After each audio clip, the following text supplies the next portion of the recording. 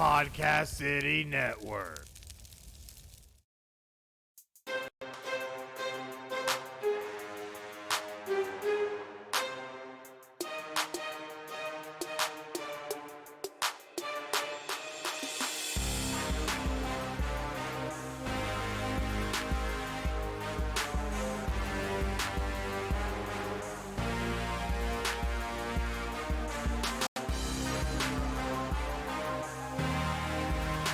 This is Final Score, your number one podcast for sports news.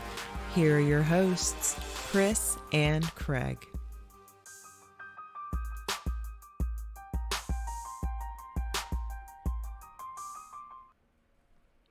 Hey guys, this is Chris, and we are back for a very special edition of Final Score here for the 2020 NFL Draft Special. And this year it's very, very different because this will be the first time ever it is going fully virtual, and it's absolutely unprecedented what we're dealing with in these times. But hey, we got to do what we got to do to be able to get a draft in, and that's why we're here, and it's going to be a great time. But of course, you can't forget sitting right here to my side, but only virtually, is my co-host Craig. How you doing, bud? I'm doing great. Hey, it feels weird to actually do a show with you and I now. Like we've been doing some awesome work with Couch Dad's Pod and Kevin Wathen doing the Rugby Report every week. It's been fun to get back to basics, man. I love the fact already that the Bud Light commercial with booing the commissioner already off to a great start. Oh, yes, off to an amazing start. And we definitely apologize to all of our listeners. We've definitely been having some difficulties here, as you see, as my cam has gone out. So, it's always something here. We can never just catch a moment to be able to breathe a little and get things going the way we would like. But, here we are. So, exciting time. But at the end of the day, it's going to be a great show, and we're going to skip a lot of our early stuff that since we got to a late start. We'll do the promotional stuff at the end, but we got to get right to things because we are literally minutes away from the first pick in the NFL draft being live. So it's going to be amazing. What are your thoughts right now? Well, I'm excited to see not only how the NFL does this and goes about doing everything virtual for the first time ever. Right. They've brought in ESPN and NFL Network to work together for the first time ever. They're doing stuff. They're doing a little bit. They're showing right now live from Vegas. So it's going to be really interesting. I'm waiting to see who's the first team to show a little bit too much. Who's the first team of coaches, of NFL players or something, who shows too much by accident? Like, who screws up their stream? I mean, the Patriots usually do that a lot anyways, whether it's going down to a nice massage parlor or to a day spa or, just deflating some balls. So, any kind of number of things could happen. Not throwing stones or casting any doubt, but, Right.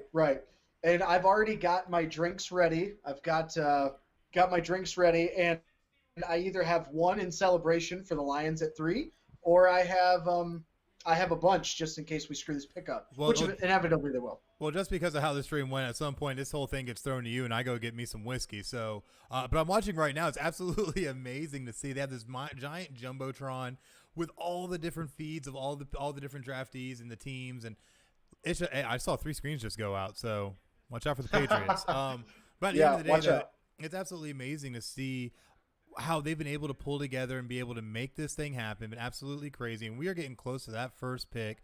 So much craziness going on. But who do you think is the most likely one of these teams to trade up?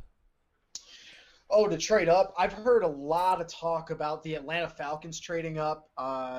They're sitting in the middle of the first round talking about trading up.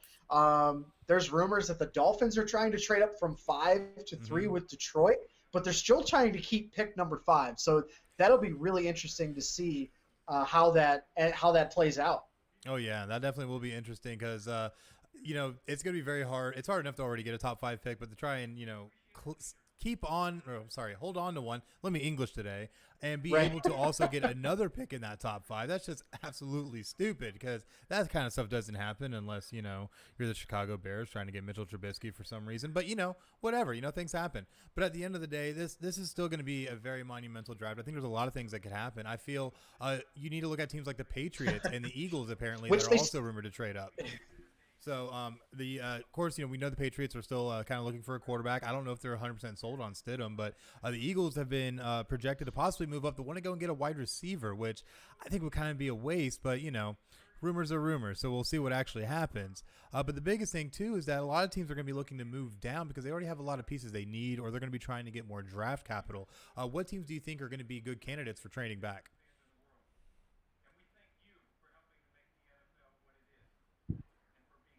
Have been huge players in talking trading back. The Redskins at 2 kind of been a little bit of rumor. I don't see any reason why they would need to trade down. You're going to get Chase Young, who's supposedly going to be a future Hall of Famer already. Guy hasn't even played it down yet. But I would really be shocked. I would really be shocked if the Lions or Giants do not trade back. The Jaguars are talking about trading either up or down to try to package Yannick Ngakoue, who's really not wanting to be in Jacksonville. There's a few players here that I'm really looking forward to seeing how they're going to play out. Oh, most definitely. Now they got Harry Connick Jr. singing the national anthem. Absolutely amazing. It's great to see what the NFL is trying to do, trying to still make sure this thing happens, and all the people that have come together to make this happen. And it's been absolutely insane this past few weeks to make sure this does still, in fact, happen. I thought that for sure that this was going to get delayed. This was going to get postponed in some kind of way. But here they are making it still happen, and it's absolutely amazing to see what they've pulled together. Now, when it comes to teams trading down, I definitely could see Detroit making that move, because the big thing is that Detroit does have a lot of holes, and they have a lot of holes that they need a plug right now if they want to try and find any kind of success. So it would be a smart move to try and trade down. Just please don't make it to the Dolphins and make them somehow get like every big pick there is, because that would just be stupid, and I don't want to see the Dolphins be successful. So at the end of the day, though, I still think that Detroit's probably one of the greatest threats to move down. I don't think the Redskins will, because I don't think you can pass on a guy like Chase Young and what he brings to a defense. We've already seen what Khalil Mack was for teams, whether it was Oakland or Chicago, and being able to show what he was able to do coming off the edge.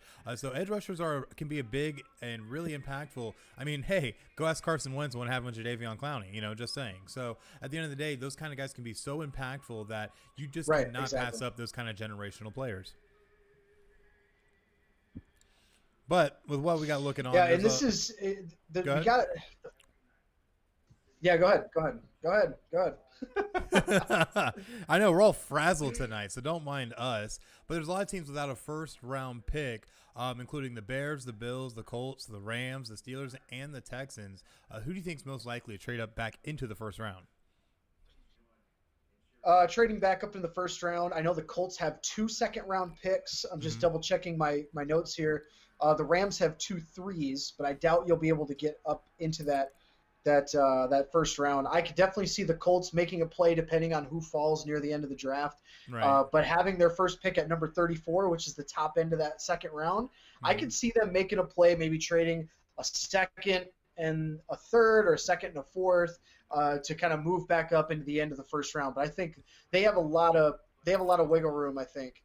The Bears also have 2 second-round picks, but they don't have another pick again until 5, and then 2 6s and 2 7s. So I don't see them trying to make a play in the first. They're still without a first-round pick because of that Mitchell Trubisky trade you talked about. And that's, first of all, it was a huge head-scratcher, but I don't think they'll be able to – they're probably going to want to sit where they're at, or maybe move back depending on how things fall. Right. And I have to agree, honestly, with that all the way through. But another team that I think, could really honestly make a play towards the first round would be the Steelers. And a lot of people are counting them out, feeling that, they're happy with what they have and things like that. But they're still going to be trying to find some type of playmaking ability. And I think, honestly, most notably, possibly a quarterback of the future. So if you see a lot of these quarterbacks that might end up dangling down to the end of the first round, the Steelers could be a team that could trade up real quick and try to scoop one of those up. So definitely watch out for the Steelers, because, as much as Big Ben wants to continue playing, he realistically only has so much tread left on those tires. So at the end of the day, they're going to need to find that replacement and need to find it soon. And I don't think they have it when it comes to ding doing dink with a helmet Mason Rudolph. So at the end of the day, they're going to have to find something. So watch out.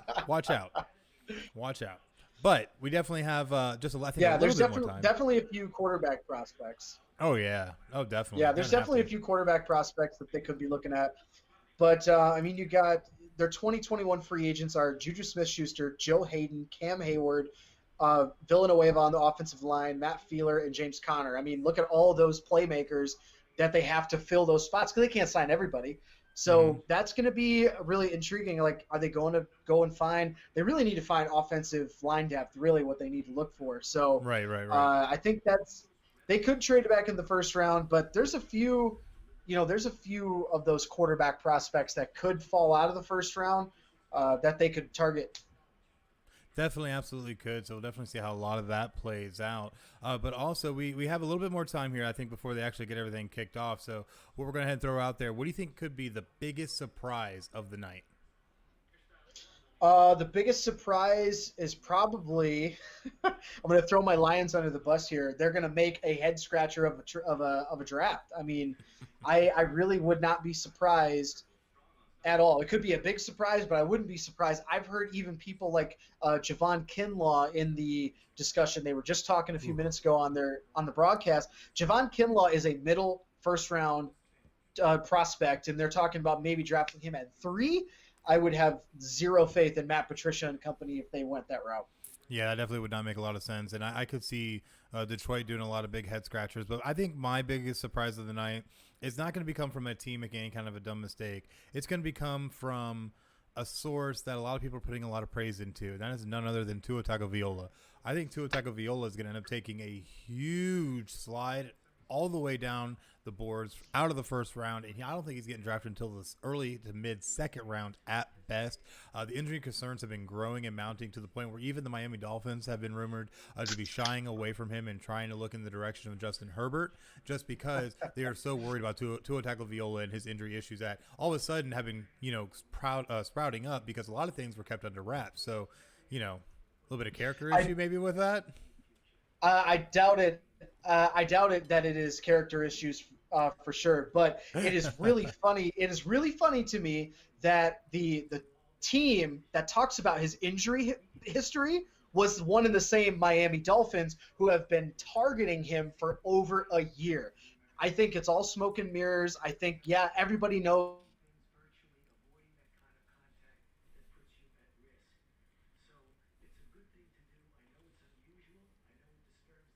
the durable team to, because they might try to trade back, or they might try to, they're sitting at 18 with the Steelers pick from the Minka Fitzpatrick trade. Maybe they're trying to draft an offensive tackle at 5 and then wait till 18, and then 18 and 26 maybe they trade back up. But Maybe. that's what I would see with Tua. I think he's going to be a Miami Dolphin before everything is said and done. But the Chargers are also in play from what I hear. Yeah, we'll definitely see how it works out. And they brought back over the big board. Looks like all the teams' feeds are actually working, so no cheating as of right now. So definitely something we will keep an eye on as the night goes on. We can't have no draft gate go on down here. So at the end of the day, though, it's definitely going to be really exciting. It's going to be a great NFL draft. They're getting ready to kick the whole thing off now. So definitely going to be really, really great. Who do you think is going to end up being the draft winner tonight? Oh, the draft winner. The Dolphins have so many draft picks. I think they have a really great opportunity to nail this night. And under their new direction, Brian Flores did a hell of a job in his first year as head coach of the Dolphins. I think they really have the potential to completely change how people perceive the Dolphins with now the Patriots not having Tom Brady or Gronkowski next Yeah. year. Yeah, it definitely makes all the difference in the world. So definitely could be, and I think the Miami Dolphins have the biggest opportunity to make the largest impact through the draft. Really, look at a lot of the moves they've made. They could possibly position themselves if they make the right moves. However, we have seen the Dolphins make a lot of boneheaded moves in the past and leave themselves in a position that they really easily could have avoided in a lot of those cases. So it's really going to be hard to say who's going to be the winner of this draft. I feel like a lot of teams could possibly be that team, but it's something that I feel like with so much pressure and so much uncertainty given how the draft process is going to work this year, it's really going to be hard to tell. But one thing I am going to miss? I'm going to miss all these What do you miss? players coming out across the stage and like taking out Roger Goodell with every happy hug, jump, and truck that they can put in on him. So definitely gonna be a part I totally miss. I remember I think it was a year or two ago when Grady got drafted by Atlanta, and he almost got completely taken out. It was amazing. The one thing I'm sad that we get to miss out on with the draft being in Las Vegas, they were supposed to have a ferry boat bring people across as they go to the podium. Mm-hmm. Yeah, I heard I, about I that as really wanted well. to see that. But you know what? One thing I was going to miss as well is Roger Goodell being booed. But he's playing into it hardcore. Just saw a clip of him looking at a TV with a bunch of fans online booing at him and him building it up. Be like, oh, come on, guys. Come on. Come on. A little more, you know? So, Yeah. really great how they're still I was playing all that in. I was really happy that they did that because I was hoping that he would lean into it. He just won a bunch of brownie points for me because that was funny as hell. It is now official. The Cincinnati Bengals are on the clock. Now, fans, as you watch the draft, as you see in our ticker, we have it all lined up with each team and their draft position. This will be updated throughout the entirety of this show. So definitely keep an eye out, and we will try to keep it, try to update it as quickly as we can as we go through the show tonight. Going to be a great time. Bengals have been playing like garbage lately and have one of the worst all-time win percentages in NFL history. So it's going to be interesting to see what the Bengals can do to try and bounce back. They are giving 10 minutes per pick in this, so something to keep in mind. I believe that is a little bit larger than normal, given everything they're now dealing with all the social distancing and, of course, having to do this completely virtual. They're now showing a clip of Joe Burrow at home, possibly awaiting that phone call from the Bengals. So definitely going to be interesting.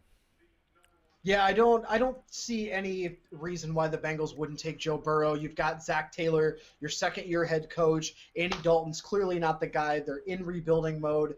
It doesn't make sense for them to go any other direction.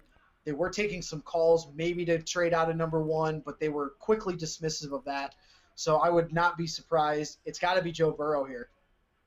Yeah, definitely. I don't see any other way that they pick anybody else up but Joe Burrow. They need the quarterback help. They're openly already shopping Andy Dalton, and you need someone to be able to throw that ball up for A.J. Green. So it only makes sense to go and get the Heisman Trophy winner, who's had probably one of the most prolific seasons in college football history down in the Bayou, and bring him on up to Cincinnati, to the state of Ohio, your favorite state. What state?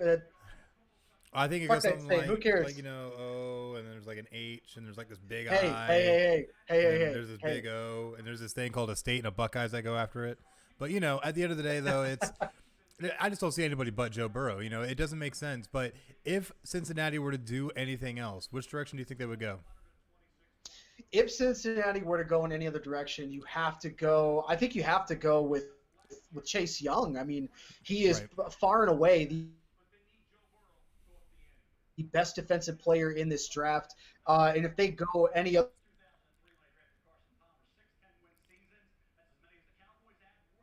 quarters of the draft already at pick number one. Mm-hmm.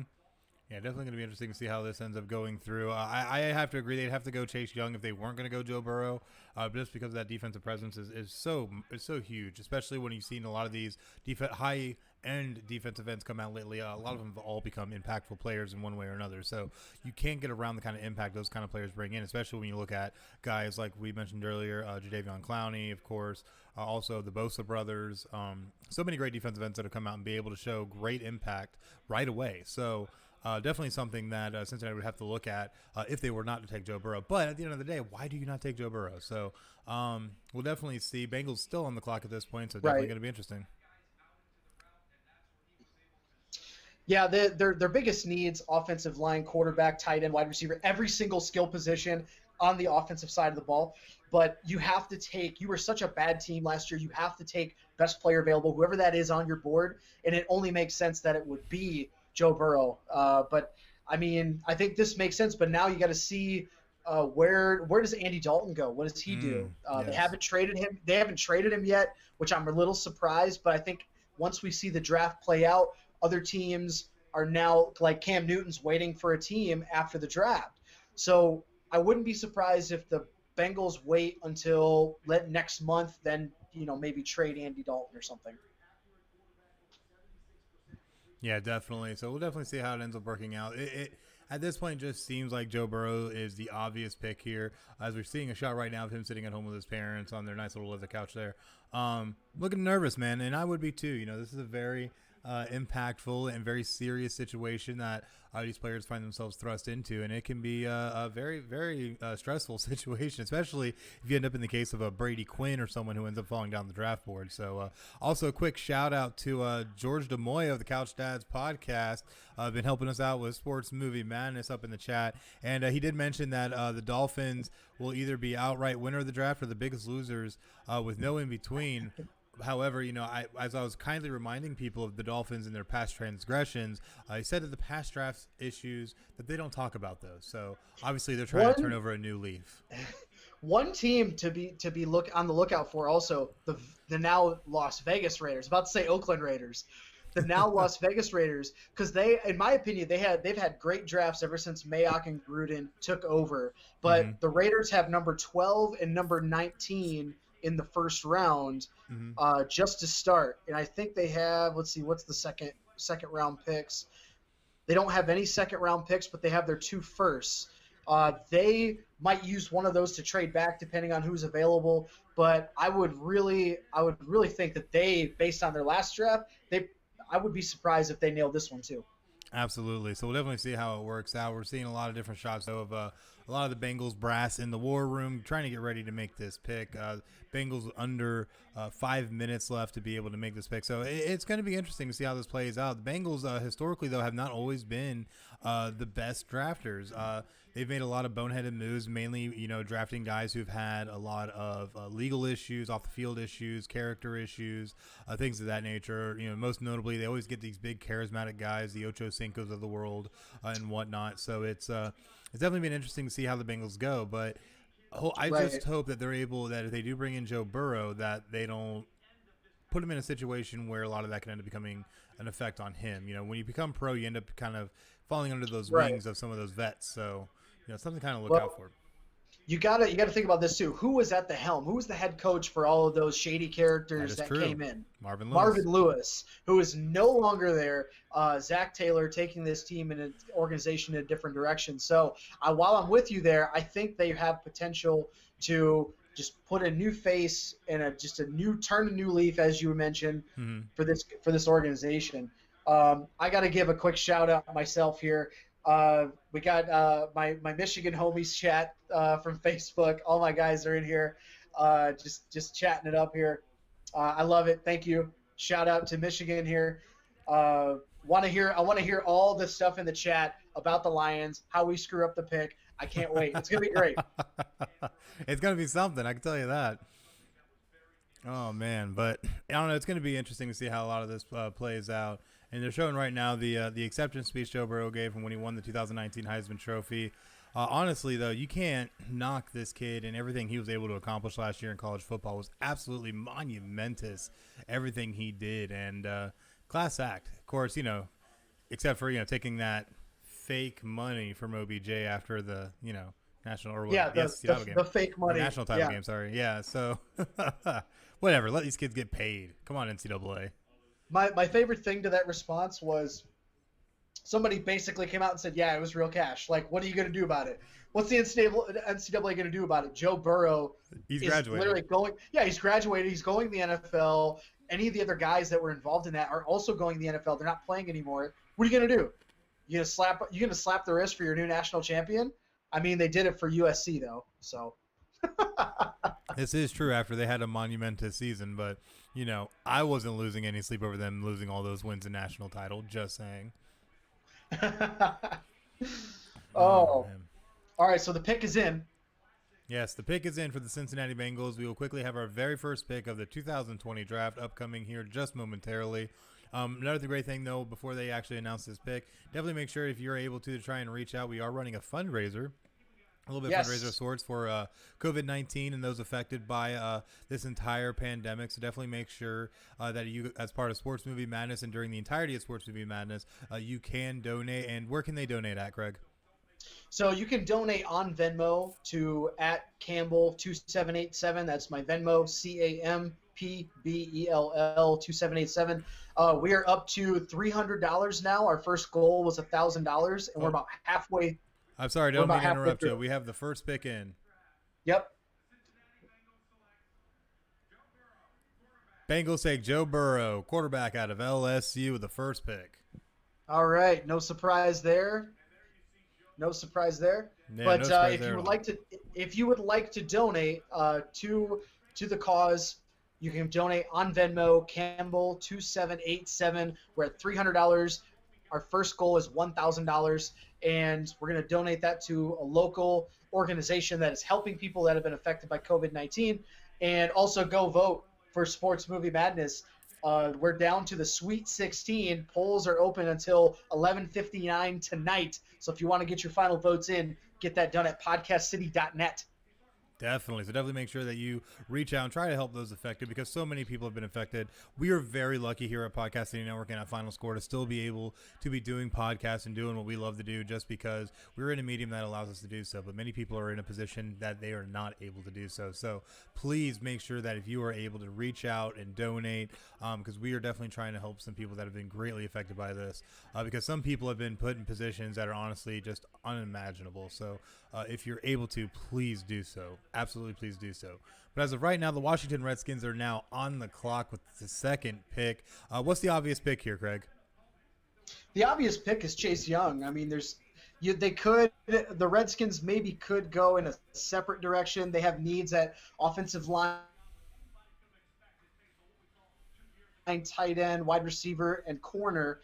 But if you're looking at, they drafted Montez Sweat last year. But if you're looking at just best possible player on the board, Chase Young has to be the pick here. Maybe they go offensive line, but even then, the offensive linemen this year are not graded nearly as high as Chase Young. Yeah, I honestly have to agree. And even though they do have Trent Williams, and they are going to be getting rid of Trent Williams supposedly in a trade, they're going to need someone at line. But you cannot pass up a generational player like Chase Young. He's another Nick and Joey Bosa. He's another Jadeveon Clowney. He's another Khalil Mack. He's another one of those game-changing defensive ends that can disrupt an offense and put you in a position to win the game. So you can't pass on a guy like that whatsoever. So if Washington does anything other than make a pick for Ohio State defensive end Chase Young, then honestly they have no business playing football next year. Just one man's opinion. Or so, a couple days that the Redskins were looking into. They're exhausting all options. They might be trading out, but I highly doubt they trade on number 2 to land a guy like Chase Young. Now, however, being a Lions fan myself, I hope the Redskins fuck this up completely and pick somebody else or trade out so someone can go pick another quarterback. I would love to see that as a Lions fan, but I highly doubt that's going to happen. You know who the Lions should go pick up? You know what you guys really need? You guys need a good punter. Go get a good punter. That way you can make sure you always pin it back deep. We got rid of Sam Martin, who's been our punter for like fucking 40 years. So you need one. I mean, why not? Let's go. Yeah, let's go full. Who did that? Tampa Bay Buccaneers did that, didn't they? They took a kicker. Oh, the Florida State kid. Yeah, Arroyo, who was a fucking bust. He was a complete bust. No, man, absolutely insane. Right now, though, the Redskins pick is in, so we should be getting that here momentarily. They're showing a lot of shots right now of Ed Orgeron and the LSU brass, and some of the Zach Cavins of the Cincinnati brass, and everybody celebrating, having a good time. Because honestly, this is a huge pick that is really going to help Cincinnati, I think, going into the future. When you have a wide receiver who's still able to play high-end ball in A.J. Green, and if you make the right moves and being able to get some more playmakers around him. Don't forget they had Tyler Eifert for years, and we saw what he was able to do when he actually had good quarterback play. So, you look at – Absolutely. Yeah, you look at the fact if they're able to get this offense together in any kind of way and be able to curtail it around Joe Burrow, you're going to see a lot of success out of this team and out of this offense specifically. Yeah, this offense, I think they still got Tyler Boyd. They got a couple other playmakers there. You still got Joe Mixon at running back, and you've got some players on that team. Now they just got to use the rest of this draft to now address the other holes on their offensive line, linebacker. They had their offensive line was 26th in the league last year, so that's got to be the second thing you address to protect your new franchise quarterback. Definitely. And if you don't keep that quarterback upright, you're not doing anything to be able to help your offense have any kind of success. So definitely I mean, something they're look going at to need to address. yeah, yeah. Look at Deshaun Watson in Houston. He's had zero offensive line help in his. He's right now in his prime, and I mean, you got him no help, and he's been sacked to the league leading. What was it, 60 some times, 62 times I think it was last year. Absolutely horrendous. Yeah.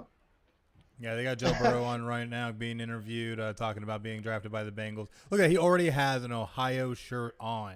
Look at this guy go.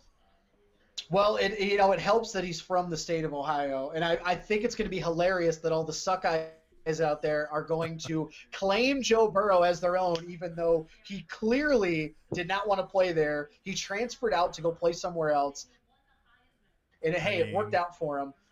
Hey, you got a Heisman Trophy, a national But that's the championship, culture and we a live in #1 college draft. sports now.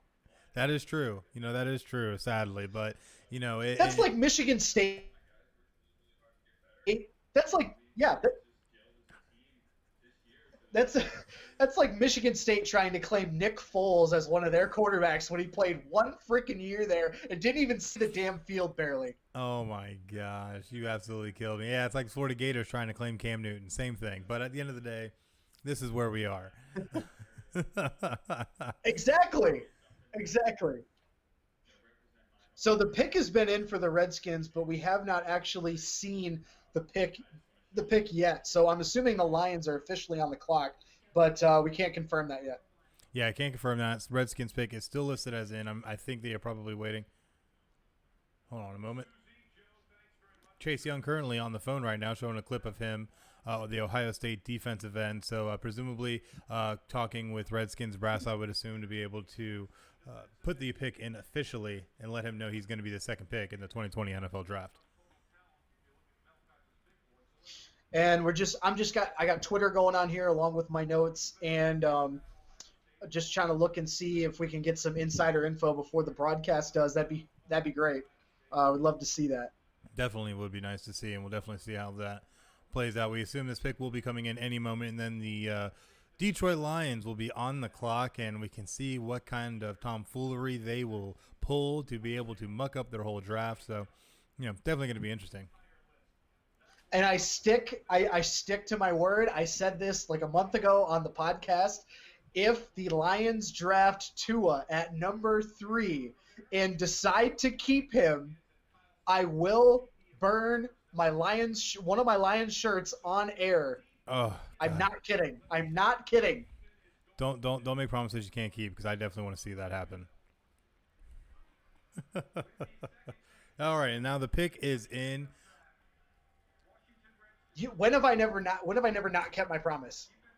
So it is now official. The Washington Redskins have selected defensive end Chase Young out of Ohio State University.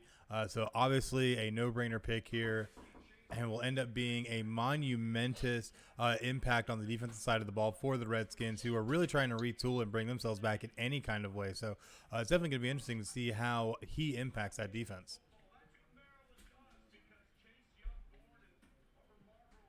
And you've also got Ryan Kerrigan. I didn't mention earlier. You got Ryan Kerrigan and Montez Sweat now for a Ron Rivera coach defense.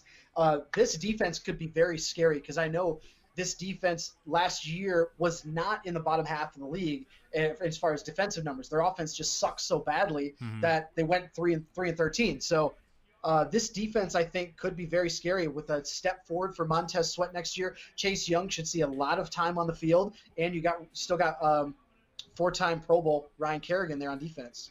Yeah, definitely. So we'll definitely see what happens. What's crazy is they're talking about Chase Young and how he grew up in the Maryland area, even played with Markelle Fultz while at his Catholic high school in that area. So definitely very interesting to see how a lot of that makeup has come to be. And looking at some of his highlights, you cannot deny how good Chase Young is, how he's able to make offensive tackles look a fool. And I'm not even talking, just whoever's. I'm talking actually NFL grade offensive tackles, guys that will make it into the league, and making them look silly like they're Pop Warner players. So this guy's has a high motor, is able to get to the quarterback, has really good hands, is able to get around offensive blockers, and can really make an impact on the defensive side of the ball. This right here, honestly, could be the one pick that could help send the Redskins into actually being a relevant team again in the next 3 to 5 years. Well, it just kind of depends on how the progress of Dwayne Haskins it will be in his second year now. Yes, very true. You got to look at all the rotating door at quarterback. Yeah, the rotating door at quarterback they had last year, and now Kyle Allen comes in, who played for Ron Rivera in Carolina. So that QB room is probably going to be wide open. So I'm not sold on Dwayne Haskins being their future quarterback for next year, just based on what was going on. But I do think it's interesting that the Redskins, for the second straight year, went with a local product out of Ohio State from Maryland to go locally. But I mean, at the point, you got to take the best players on the board. And this year, this was a no-brainer. Last year, it made sense for them to go get a quarterback. They didn't have a solid quarterback, and just so happens that they're both from Maryland. Yeah, definitely, definitely. So we'll definitely see how it goes. The Detroit Lions right now, though, are sitting with about 2 minutes left on the clock before their pick officially comes in. So we'll definitely see if what direction the Lions are going to go, and who do you think the Lions should go and pick up? Well, the Lions should, if they're not going to trade out of this pick, they need to go Jeff Okudah because you already traded Darius Slay. You had one of the worst defenses in the league. Uh, you could go Isaiah Simmons here, who's a very versatile guy in a Matt Patricia defense. He can play edge rusher, he can play safety, kind of be that extra linebacker in the box. There's talks about Derek Brown being in this conversation. And I'm a little uneasy about Derek Brown just because he just tried to overpower guys at the college level, which works at Auburn, but it's not going to work against the best offensive lines in the world. Yeah, definitely. So I don't see why they wouldn't go Jeff Okudah here or Isaiah Simmons or trade down. But if you trade down, looks like the pick just came in. But if you do decide to trade down, you better get some pretty damn good, another first round, maybe a trade back just a couple picks, pick up a second or a third, and see what happens. I really do like. We have someone in the chat, Yuri, who gave us his rendition of Dwayne Haskins, and Dwayne has been, and he's only been in the league a year, so definitely not looking too good for him right now. Oh man, this is great. So let's see what happens. There's been some conversation about. This is where the draft really begins now at 3 because there's been a lot of talk about the Lions trading out. We'll see if we can find anything. Looks like they're not making a trade according to Ian Rappaport on Twitter. So we'll see if they make a pick. Yeah, we'll definitely see. They're showing Matt Patricia and Bob Quinn right now, the head coach and executive VP and GM respectively, sitting back, kind of talking a little, but not really doing much. But the pick is in right now. So Detroit Lions select Jeff Okudah, That's a great pick. cornerback out of Ohio State. Great pickup, especially after the departure of, oh my gosh, I can't even think of his name right now, Darius Slay. He went to your Eagles. Yeah, that's right. So being able to fill that void, as well as picking up another cornerback in free agency, I think is honestly, Detroit's really trying to get that defense shored up.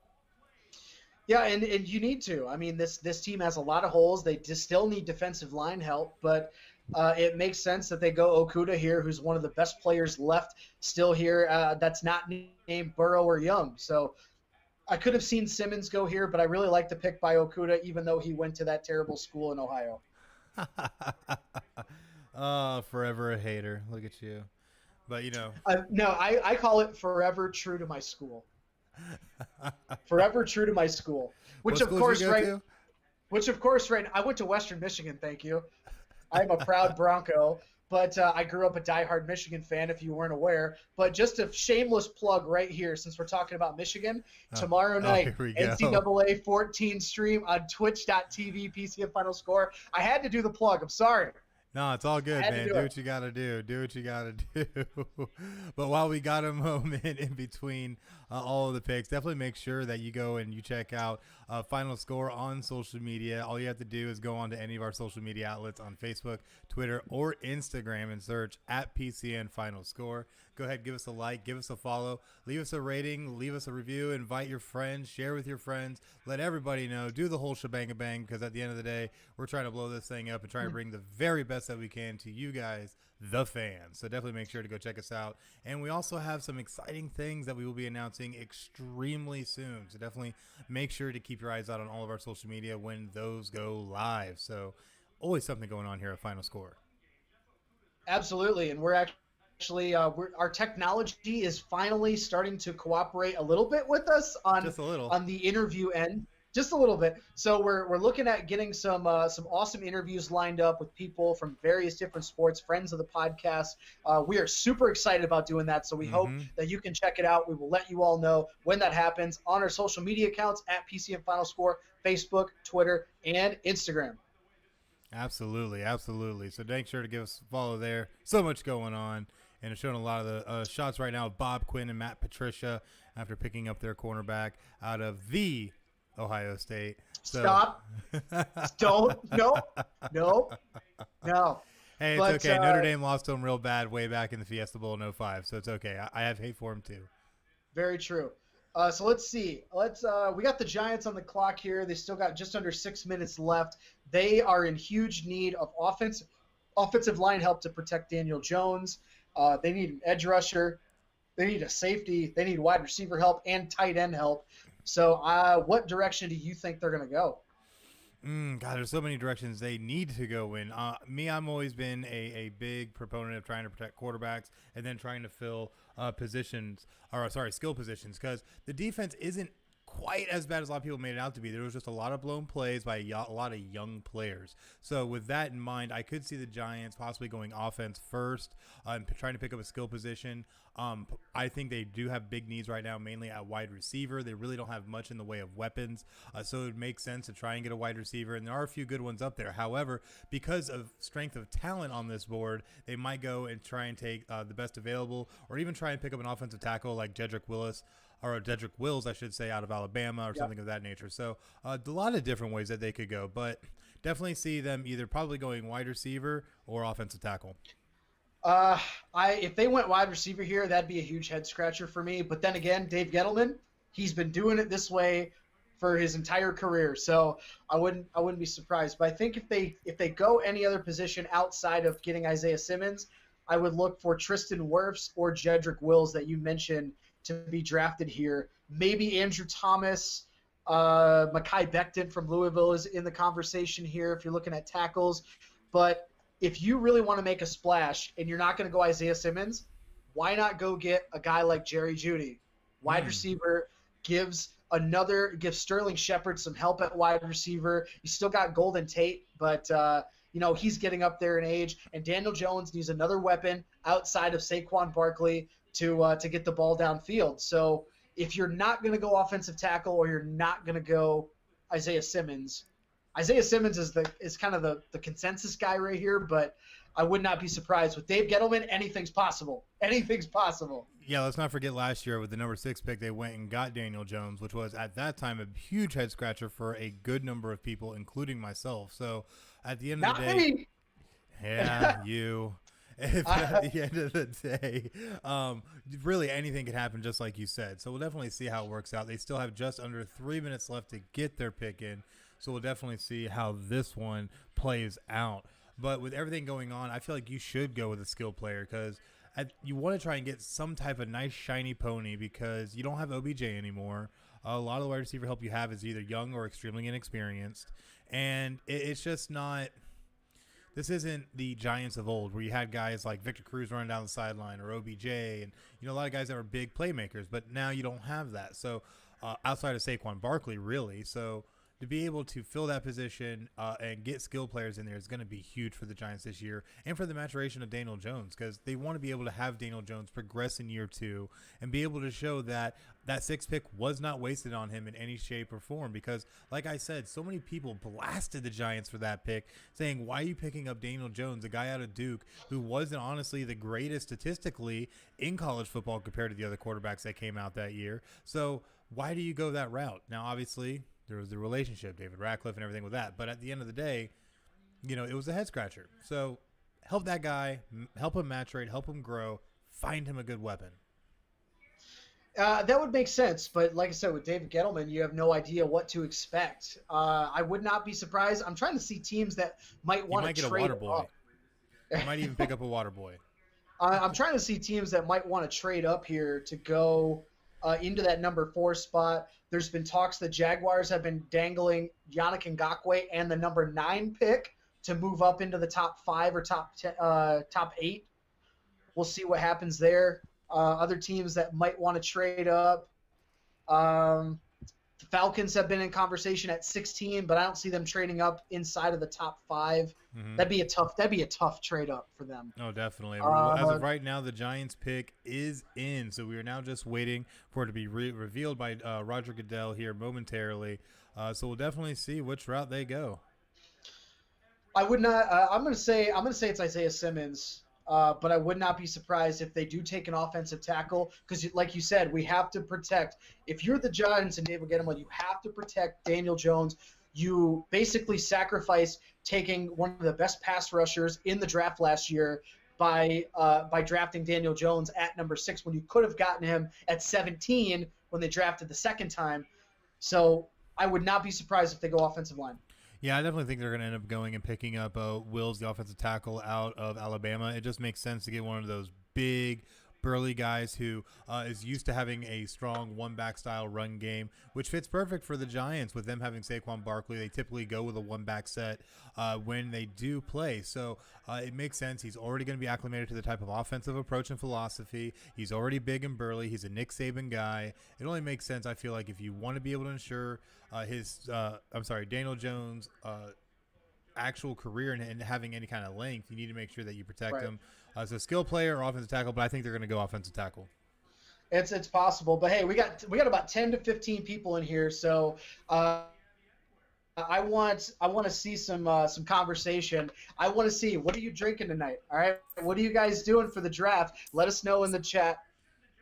Let us know what you're doing for the draft because it's so different this year than it has been the last few. Yeah, most definitely. This is absolutely unprecedented. We're looking at a shot right now of Dave Gettleman sitting in his room with giant TVs with saying New York Pride stuff all over it and all that. That's what I'm saying. This is not like how it usually is where you have everybody in their war rooms and you have the press desk for each team at the draft and all the fans. Like, none of that's there this year. It's all to the side thanks to the coronavirus and this entire pandemic. So as of right now, though, the pick is in. Roger Goodell is getting ready to announce the 4th pick of the 2020 NFL Draft. So give us just a moment, and we'll have it in for you guys. This is where the fun begins. All right, Kamish is here. Here we go.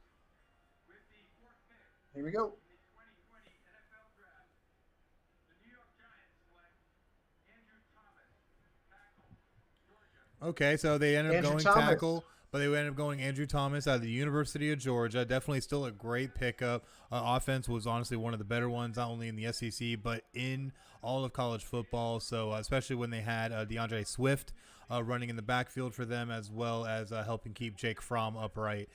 Really great player, real good hands, real good feet. Guy honestly could be a really good big game changer, no pun intended, for the Giants. I'm a little surprised here because I think you had 2 other guys that were rated higher on the tackle, the draft board in Jedrick Wills and Tristan Wirfs that you could have went after. Mm-hmm. But clearly Gettleman has a plan. He sees something in Andrew Thomas that he really liked out of Georgia. So this is it's gonna be interesting. But we got we got Adam Barnes, my buddy Adams, drinking summer shandy.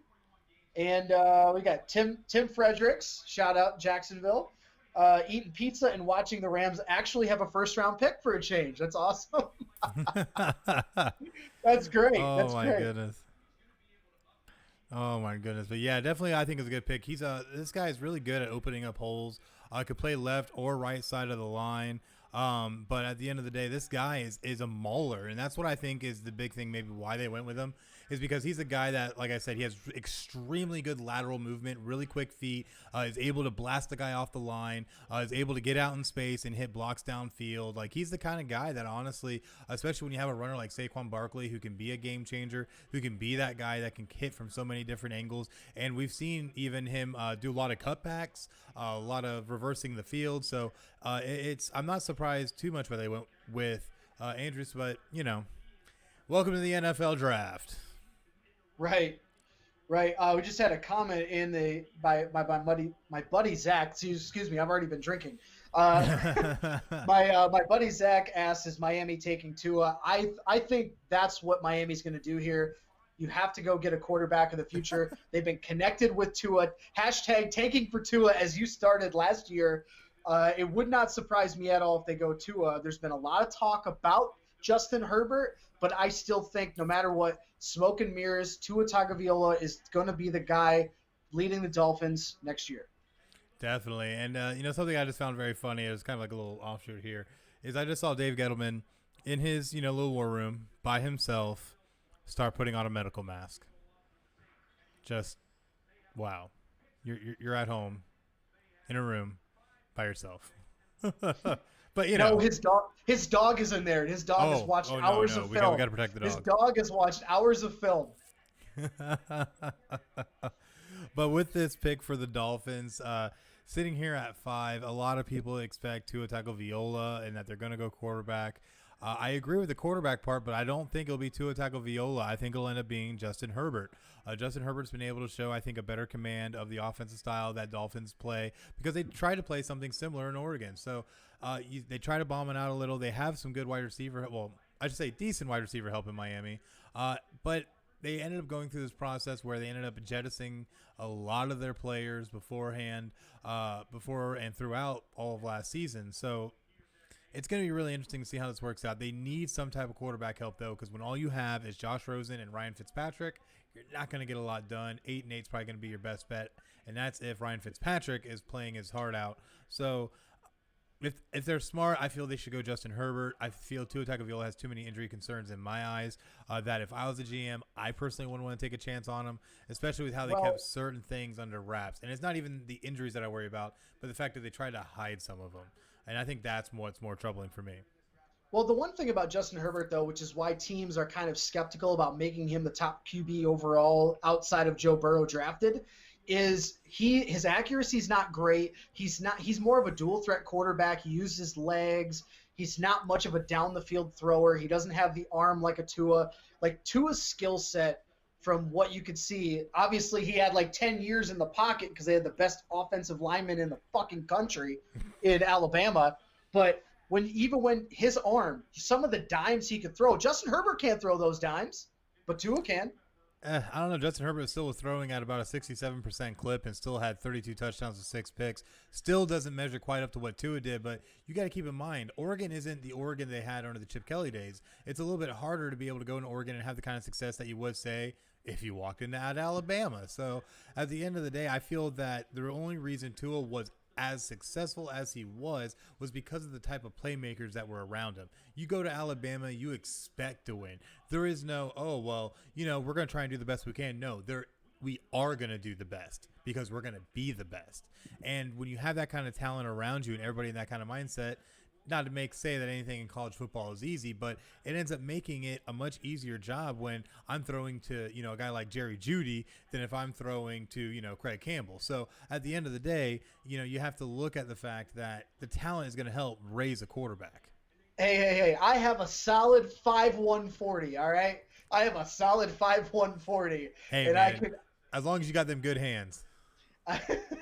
And I got range, man. I got range. Maybe not anymore, but I got range. Oh, no, man. But interesting thing here, Ian Rappaport. So we're following a few things here on Twitter. Ian Rappaport mentioned that the Dolphins had talked about trading up to 3 or 4, and they were looking at taking an offensive tackle. They were looking at taking Andrew Thomas from Georgia, but instead they have their pick now at number 5, taking either their second choice at offensive tackle, or I think they will go QB now. Yeah, I think with this pick, you end up going and getting either Wills from Alabama at offensive tackle, or you go get either Tua Tagovailoa or Justin Herbert. However, like I said with my prediction earlier, Tua Tagovailoa is going to end up falling, I think, near the bottom of the first round or completely out of the first round, which was my official prediction, and that Justin Herbert's going to be the one getting picked up at number 5 here.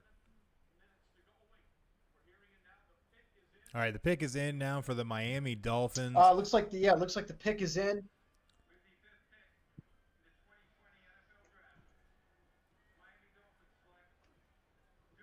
Oh, son of a! So with the 5th pick in the 2020 Tua NFL Tagovailoa, Draft, all the that smoke Dolphins and take him. mirrors. Well, I hope What Dolphins fans are happy that what did they're going to have probably another 10 years of mediocrity at best. So enjoy. You'll have a broken ankle in 3 years. the only Horrible Well, the, pick. the big thing about him is durability. Yes, that's the question. But I think if you're looking at just pure talent standpoint, this is arguably the best quarterback in the draft. Now, I don't think he's gonna be all that great, but that's what experts are saying. Oh, So-called yeah. experts But are let's saying. look. So, Sprained knee, left quad, but left but let's wrist, just right wrist. Hands, shoulders, knees, and toes. let's Knees and just let's toes. just let's just point out the fact that you have been so hard on the pedestal that there's no way he's going in the first round. And I've been telling you, it was all smoke and mirrors. Miami knew this was their guy a fucking year ago. But it's funny. I did call it a year ago that Miami was going to hashtag tank for Tua. You did call that. I will Year in give the you making. props on that. It was a year in the making. Fantastic. Oh my goodness. So yeah, you probably guys, all you Dolphins fans out there, I'll go ahead and take the blame if you hated this pick.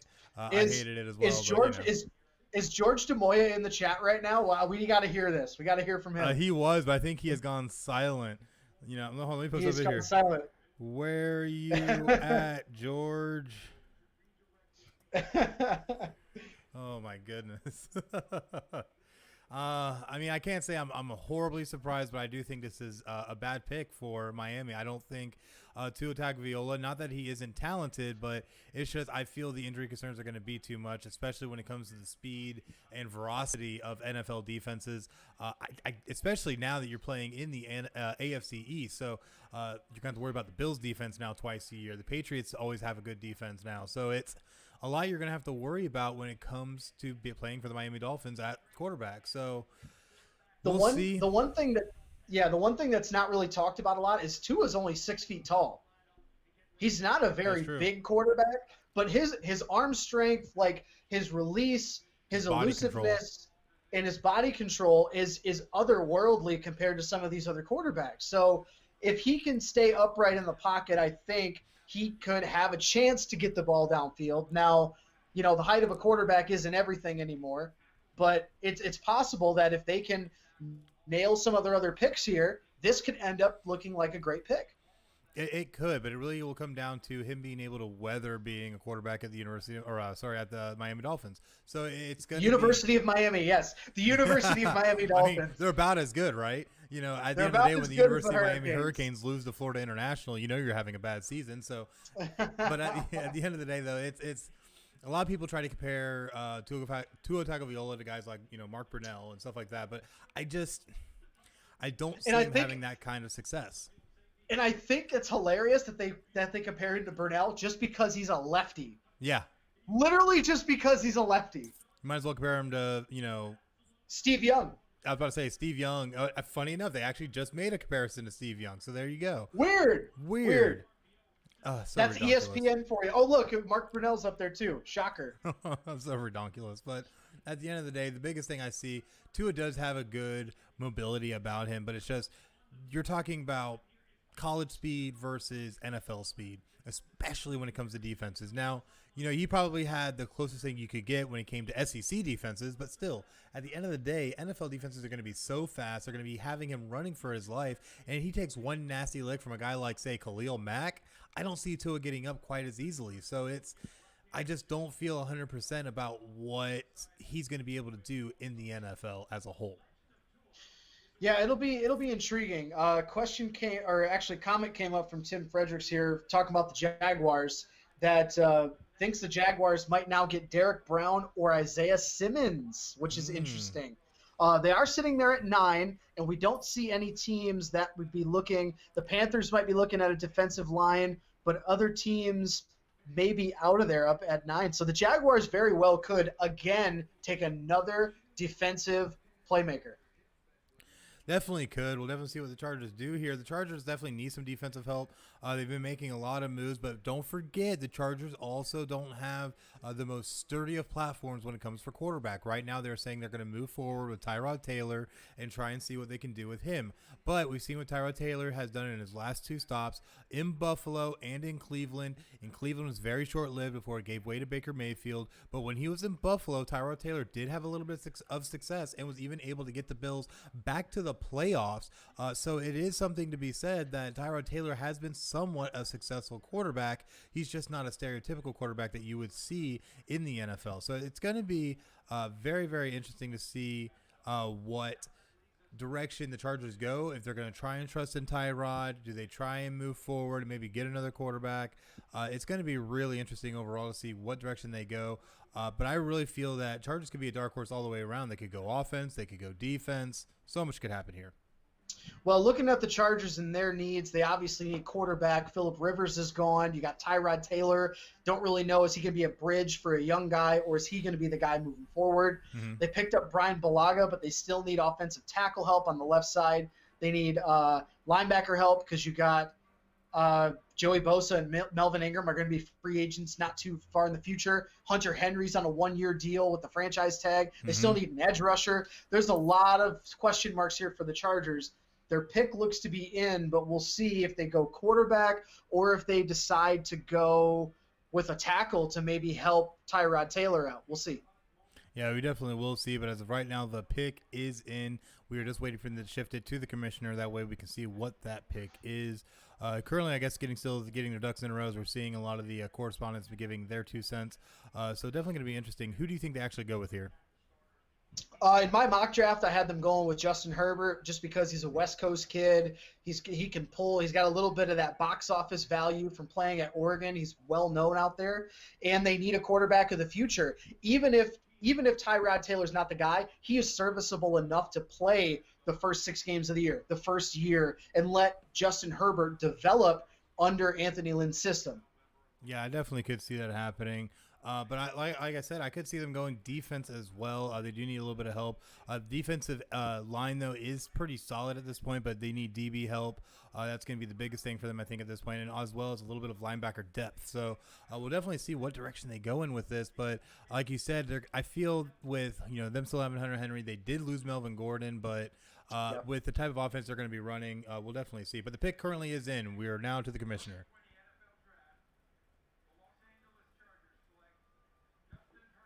Oh, Chargers go Justin Herbert, quarterback out of Oregon. Justin Herbert. Oh, man, that's a good one. That's a good one. Yeah, I figured they would have to take a guy like Justin Herbert. You need a quarterback of the future. You need a guy that's going to bring in some of that box office that I mentioned. Big arm, not really big arm, but a big kind of dual threat kind of guy. He's a winner, played in that program. You mentioned his stats earlier, 32 touchdowns, 6 interceptions, played in some big games at Oregon. They got kind of back to almost that Chip Kelly level, and they were just outside of the college football playoff. Justin Herbert led the way there. Mm-hmm. Definitely, and he played some great ball over there at the University of Oregon. Really great career that he had there, so I think this will be a great pickup. He's a really smart guy, really good at being able to get the ball where it needs to go, and is generally a very smart quarterback. He also comes from a little bit of football royalty, as a lot of his family has played football or some type of sport for a lot of different universities and in the NFL, so it's definitely going to be interesting to see if he's able to carry that lineage on. Yeah, like I'm curious now how they're going to use Justin Herbert because, like I mentioned, they could have him sit for half the year, the full year at the Chargers and kind of wait in the wings and see if he can take over for Tyrod Taylor because Tyrod Taylor is a good enough quarterback, but he's never been the guy. He's never been the guy. So it'll be interesting to see if they go with Tyrod Taylor for the first year, or if they let Justin Herbert have an open competition right away in training camp. They very well could, and it really depends upon what kind of approach they want to take with it. I have a feeling they're going to end up seeing exactly how he fits out and how he goes up at NFL speed with Tyrod Taylor and see who basically is going to coming out of training camp. They might even extend this a little bit into the preseason if they're able to. Granted that we don't end up canceling it, but at the end of the day, I could see them putting Justin Herbert in that spot if he is ready, because this is going to be their guy of the future. I'm telling you now. Yeah, it's got to be the guy of the future. You spent the sixth pick of the draft on him. You are getting your brand new stadium very soon. And, Anthony Lynn is in a make or break situation. He's got to Mm-hmm. do well in the next 2 years. So you got to hope that Justin Herbert is going to be that guy. Maybe he doesn't play the first couple of games, but he comes in game 6 and plays well and maybe takes them on a run like Drew Lock did with the Broncos. It comes in, plays well, gives the team some hope, and now Anthony Lynn still got a job next year, and maybe they take a step forward in the AFC West. Definitely could, and we'll definitely see how a lot of that will play out. Definitely a huge pick. Right now, though, the Carolina Panthers are on the clock, and as of right now, their pick is in. So we should be hearing here momentarily from Roger Goodell on who their pick is. That was a bit of a quick pick to me. I mean, I have them taking Derek Brown, defensive tackle out of Auburn. Uh, that's kind of the consensus around from what I've seen as well. But we'll see if they decide to go that route. They have big needs on the defensive line, corner, edge rusher, offensive lineman, and linebacker. So it looks like in the trenches really is the big need for first-year head coach Matt Rule. We'll see what they decide to do. Yeah, we definitely will see. And, like with them bringing in Teddy Bridgewater, which was a huge move for them, and moving on from Cam Newton, it's going to be interesting to see where they approach. But don't forget, they just threw all that money at Christian McCaffrey. So I could see them going offensive line, trying to shore up the line a little bit to make sure they can get him good and protected, as well as Teddy Bridgewater. Absolutely, and actually coming up here, I do have in my mock draft, and a lot of mock drafts out there. The offensive line run is about to come up very soon, as well as wide receiver run is probably going to happen very soon. So we'll see if the Panthers decide to go that offensive line route with Andrew Thomas already off the board.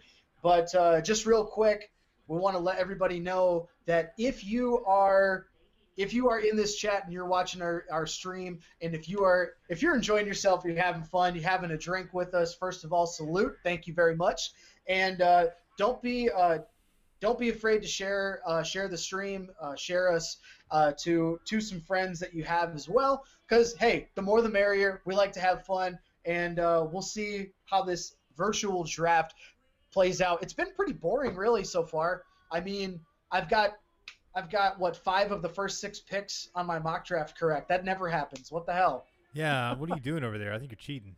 You doing something funny over there? Are you beating the Patriots right now? Hey, it might be Spygate. I don't know. And as you can definitely see in our ticker, we have been able to update some of those picks now, so you can see those. Should see those coming through, so we can try and keep up with the draft as best we can while you watch us here at Final Score. And thank you all of you for joining us for the draft special. I know a lot of people didn't know what to do with themselves. A lot of people just at home watching it or on their computer. But we thank you for making us your choice in watching the draft and enjoying the shenanigans that we like to bring out, because draft time is always fun time. Yeah, it's always fun, and we've been slowly getting more and more viewership out there, which is awesome. I mean, even if it's one person, which is our moms, it's cool. We appreciate it. Hi, Mom. How's it going? I know you're probably watching, so thank you. But but I mean, we just like to have fun. That's what it's all about, and everybody loves talking sports. And I'm really happy that the NFL decided to go around what they needed to do and to actually make this draft happen. So many people, ourselves included, we are hopefully waiting for sports to come back sometime soon. And sports does so many things for everybody. Lets us kind of all join around one thing and one common cause, and it's a lot of fun. So we enjoy doing this and enjoy having you join us. Definitely. And if you want to see a lot of the stuff that we do, make sure to check out all of our content platforms, whether it be Google Podcasts, Spotify, YouTube, TuneIn, Podbean, iHeartRadio, Stitcher, or Apple Podcast. You can go on any of those platforms, search keyword Final Score, one word, and give us a like and follow there. That way you can enjoy all the greatest content that we put out, including this one that will be released soon after we actually do this show. So definitely make sure to keep an eye out, and you can catch the 2020 NFL Draft Special. So a lot of great stuff on there, so definitely make sure to go check it out. Now we're looking at Christian McCaffrey. Look at that guy. Look like he can run a football. Looks like we are back, and the pick is still in. We're just waiting on the commissioner. Well, that or technology to catch up, one or the other. And that is one thing about this draft that we have to keep in mind, that we could experience delays. We could experience utter technological failures. A lot of different things could happen with this draft just because we're doing this in a manner that's never been done before. So definitely very interesting. And I also find it very interesting that they somehow still pulled Boogie McFarland to be a part of this in any kind of way, because Why? because Craig, when you have a draft, someone has to get selected, and then you end up playing for that team. Back to you, Craig. When Joe Burrow gets drafted number 1, he is then the first pick of the NFL draft. If you get picked first, that makes you the first pick. Well, how the fuck does Booger McFarland have a job at ESPN? Oh, because it's ESPN. No, because it's all in his name. When your name's Booger, come on now. Yeah, that's it had to be half the reason. But here we are. The commissioner has the pick, and it is in.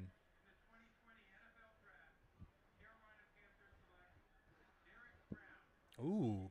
Derek Brown. Yep.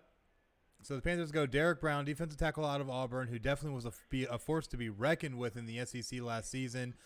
No surprise. Yeah, definitely had a nice standout season. It was probably one of the better defensive tackles on the entire board, if not the best. And now the Panthers are able to shore up a little bit of that defense after having Kuechly retire, losing a couple guys to free agency. The Panthers really needed some help on the defensive side, and this is a great way to start out with.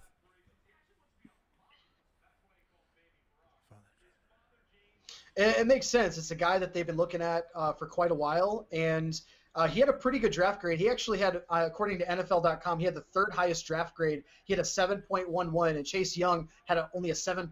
Mm-hmm. So, I mean, he had one of the higher draft grades. He's a guy that overpowered guys. He's got a little bit of speed, but you don't know how his game's going to translate to the next level. So that's going to be the big question mark there. But with Matt Rule, you got to rebuild that defensive line, and this is the way that they decide to go about it. Absolutely, and I definitely think he's going to be able to make a lot of noise. So we'll definitely see what happens, especially when you're looking at that NFC South now. There's a lot of great defensive players, but there's a lot of offenses that are going through a little bit of change now. So you could see a lot of success happen. So we'll definitely see how a lot of this plays out. I think this is a great pick by the Panthers, though. Absolutely. I had a question in the draft chat asking about an NFL comparison of Jeff Okudah. So that's where do you have any? Do you have anyone you think you'd compare him to?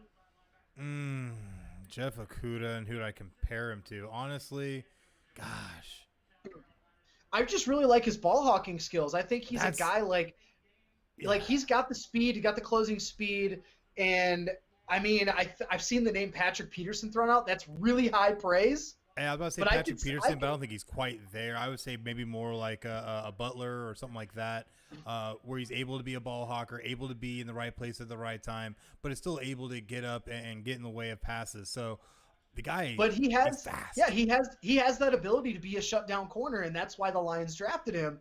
So I would not be surprised if he continues to improve, and if Matt Patricia can actually put together a defense. Mm-hmm. This kid actually could be like a Patrick Peterson type. So that's my answer, Patrick Peterson. Yeah, we'll definitely see how that plays out. It's going to be very interesting. I think he could strive, especially when you look at the quarterbacks that are in that division. He could have a lot of success against them. Aaron Rodgers gets a little ball happy. Of course, we always saw Kirk Cousins gets a little ball happy, and whether it be Nick Foles or Mitchell Trubisky, they get ball happy too. So I could see him being able to be the beneficiary of that and playing in that division against those teams twice a year, and being the kind of corner that honestly the Lions desperately need. Yeah, and we had a couple things in the chat here. My buddy Justin says, I don't think Booger can even spell ESPN, which I think is spot on. That's NPSC. NPSC. And buddy Zach says, watching the draft on mute and listening to us is far better than listening to ESPN. We appreciate that, Zach. Thank you so much. We appreciate that so much. Yeah, that's awesome. But yeah, I agree, because I wouldn't want to listen to Mel Kiper's bullshit either.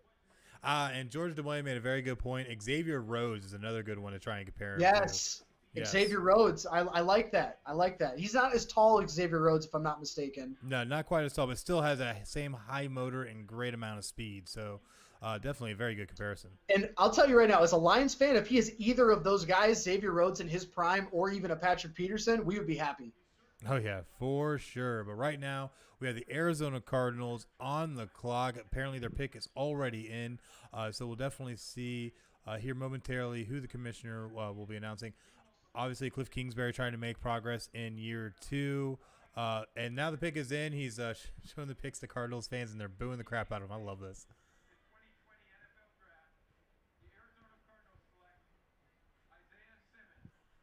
Isaiah Simmons, okay. Isaiah Simmons, great pickup by the Cardinals. It kind of makes sense here because he fell. He was supposed to go in the top 5 projected, and he falls all the way to 8. Not really surprised here. I had them taking an offensive tackle to help protect Kyler Murray, but I'm not surprised that they take Isaiah Simmons here. It's a great pick, I think. Yeah, He's definitely. Yeah, this is definitely a great pick. He's almost a near sideline to sideline style outside linebacker. Plays a real high motor. Is able to get off of blocks. Great blitzer.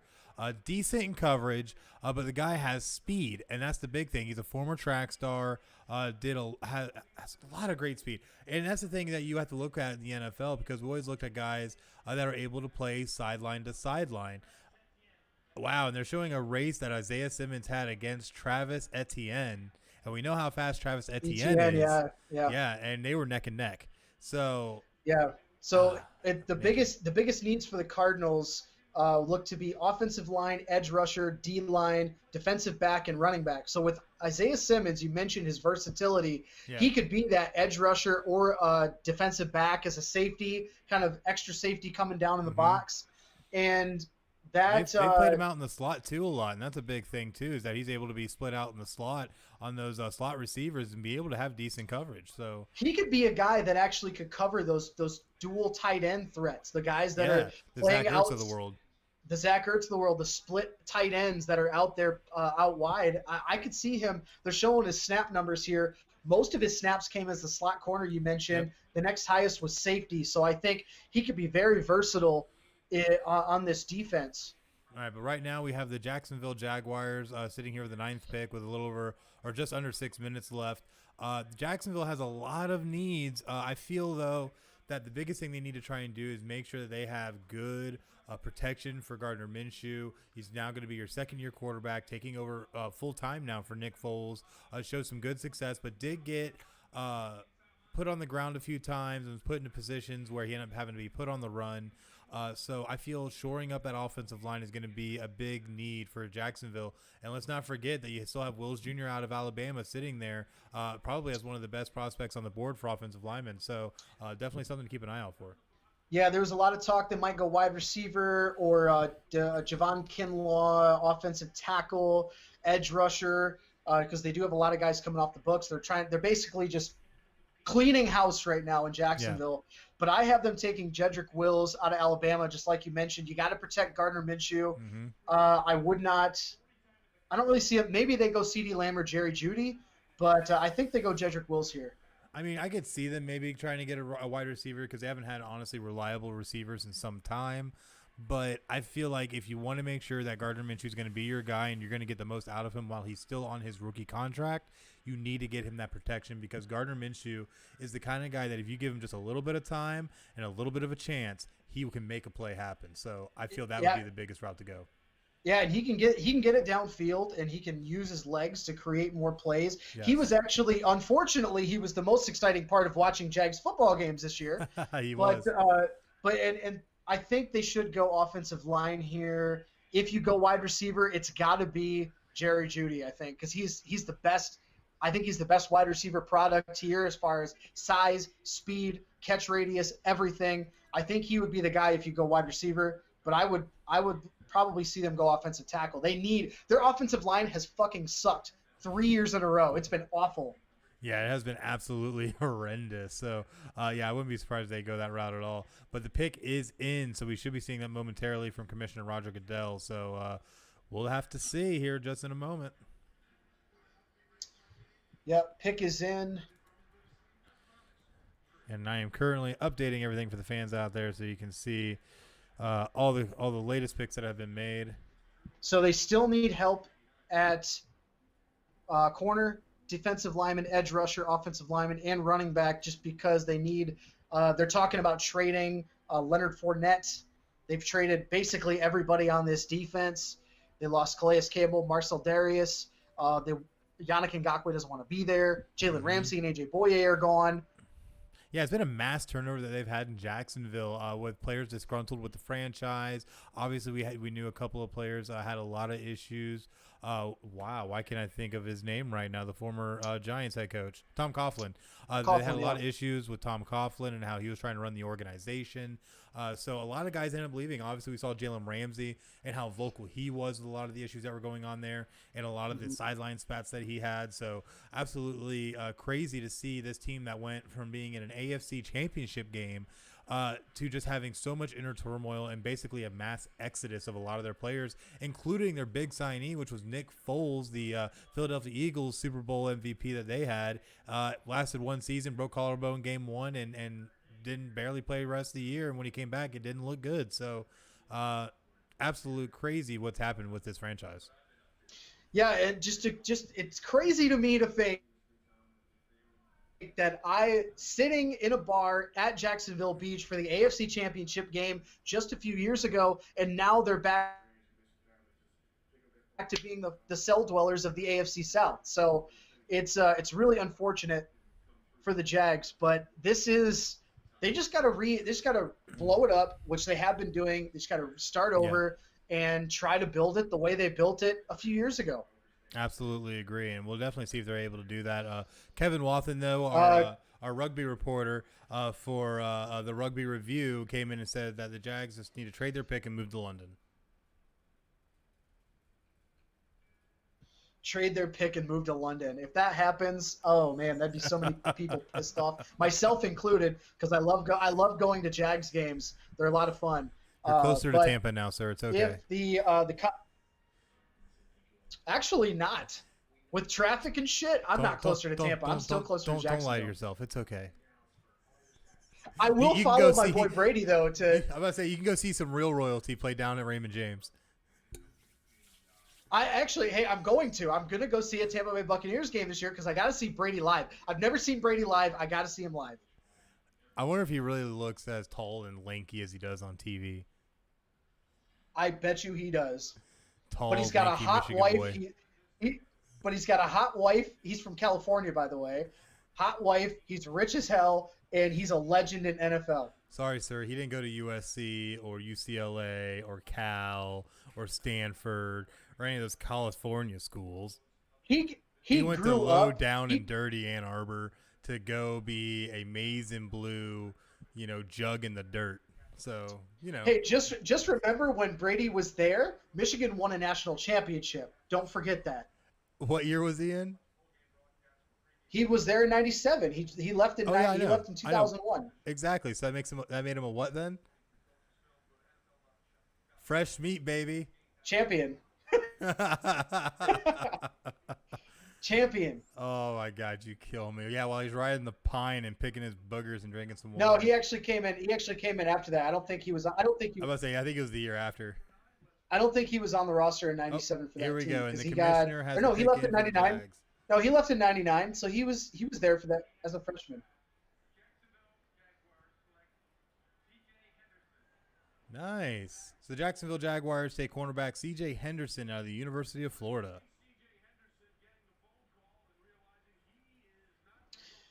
I don't hate it because he's the second best corner in the draft. Yeah. C.J. Henderson, he's been rumored to be in this position, but I think they missed out on a big opportunity here by not taking one of the top offensive tackles or taking one of the top wide receivers. You're trying to fill a hole that Jalen Ramsey left, and I don't think C.J. Henderson's the guy. You literally just gutted your whole defensive line. You got zero offensive line help, and they decided to go corner. Yeah, that one is kind of a head scratcher to me. C.J. Henderson's not really that big. He's only about 6 foot, 200 pounds. The guy, he's a good player, but at the end of the day, it just is literally a grab pick to try and fill the void that Jalen Ramsey left. You could have went so many other directions with this. I think offensive tackle was the way to go. Get that guaranteed help across the offensive line that will be there for years. Honestly, this pick was, I have to agree, was absolutely wasted. Absolutely wasted. I don't think it was absolutely wasted, but I mean, look at C.J. Henderson is probably in the top 15, 20 draft prospects on Yeah, NFL.com. I'm not trying to But make I it seem mean, like the he's a guys bad ahead of him. player, but Yeah. But I mean, it's just the Jedrick Jacks could have done Wills was better. on. He's top 10. Yeah, absolutely, they could have done better. I mean, you could have even went the next. I mean, there's the next corner draft prospect is not even. It's a fall off. I mean, there's not many after the top two corners. The rest of the corners are like second, late first round picks, second round picks. So Yeah, and I gotta say right I now, understand it. I'd say right now, Yeah, Georgia, in the chat though, I will not relax. Okay, I take my fandom seriously. I'm curious to see what your Eagles do. They need a wide receiver. Oh, we need a lot of things, and there's a lot of rumors that we might move up in the draft to try and get one as well. Some were even saying that we might come here at the number 10 slot with the Browns and try and go get Jerry Jeudy. But it really just depends upon a lot of different factors. I don't think the Eagles have enough to try and trade up right now. I think, honestly, they're going to stay put where they are and just kind of see what falls to them, honestly. That makes sense. I mean, you're looking at those three wide receivers that should be drafted pretty soon. Mm-hmm. That run on wide receivers is about to happen. It's got to start about 11 or 12. The Jets need one. Raiders need one. 49ers need one. Broncos need one at 15. There's a few teams that need it. So hold on a second. We'll see. The Browns are having one of their young fans present their pick. He's giving a small little speech right now, but they're about to have him give the Browns pick, which is currently in the number 10 pick in the 2020 NFL Draft. Oh, that's a pretty quick pick. I feel kind of bad for that kid being a Browns fan, though. It's almost as bad as being a Lions fan.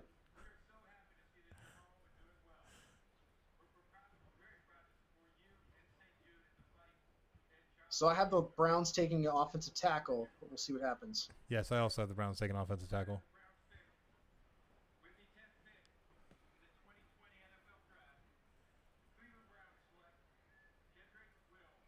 Good pick. Jedrick Wills, yeah. Good pick. Jedrick Wills, Jr., offensive tackle out of Alabama. Took a little bit of a slide, but this is the pick that I think the Browns needed. Now they're going to be able to shore up the protection for Baker Mayfield, so Baker Mayfield doesn't have to be quite on the run trying to get the ball down the field to either Jarvis Landry or to Odell Beckham Jr. I think this is a great pick, and this is a massive man. This guy is a bruiser. He will run you over like a Mack truck. This guy has really quick feet, and he's a Nick Saban guy. Like, this guy is going to be a game changer. Now, I don't think he's like a Joe Thomas, but this guy is right up there. So this guy definitely could be a good player for them for years to come. Well, he definitely could. That was their top need in this draft. Is they needed an offensive tackle. They went out in free agency and got Jack Conklin from Tennessee to play right tackle. So this kid could very well step into the tackle role. And I think the Browns are finally starting to do something right. Now they just need to win it on the field. They did it last year. They're doing it this year in the draft. I think they finally maybe will get above 500. We'll see. Maybe. We'll see. Maybe. That's a big maybe, but we'll definitely see. Definitely a great pick, though. That's a big maybe. Yeah, big maybe. But this guy definitely is a great blocker. He's really good out in space, is able to get his hands where he needs to be. And even when he makes a mistake, he's able to reinsert himself and get on his man. That way he can make sure he is blocked up enough for whatever playmaker to make the play that is necessary. So I think this is a really great pick, and this is definitely going to be, I think, going to make some heads turn. Yeah, very well could. I mean, they show him on some film. He's playing left side, playing right side on tackle. So he's one of the top rated offensive linemen in this draft class. So this could be a great pick if he pans out. And now solidifying that line, now they got to solidify the interior of that line a little bit more, which they might try to address maybe later in the draft. We'll see what happens. But now the Browns need to look at safety, linebacker, defensive line. Oh, yeah, and wide receiver, because they have maybe Odell Beckham out the door. They got Jarvis Landry, but they don't have a whole lot else. So, yeah, definitely going to be very interesting to see how a lot of that plays out. But right now we have the New York Jets on the board. Have about 4 minutes left to make their pick. The Jets have so many needs. The running game was porous. Wide receiver help was hit or miss.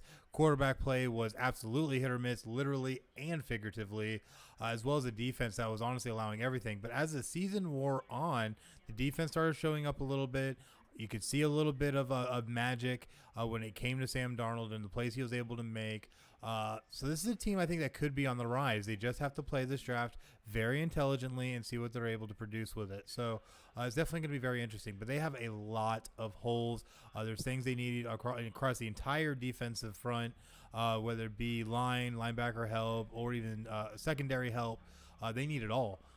When it comes to the offensive side of the ball, like I said, they did have a porous running game, but they still do have Le'Veon Bell, who's in really great shape. If they can get a little bit of offensive line help, or maybe even a good wide receiver prospect here, this could be something that could help turn the offense around a little bit and maybe have the Jets be relevant again in the AFC East.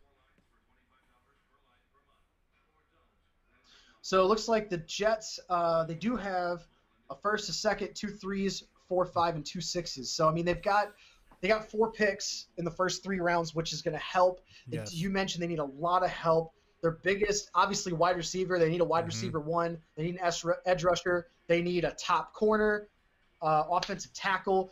I mean, they lost Robbie Anderson. You need weapons for Sam Darnold.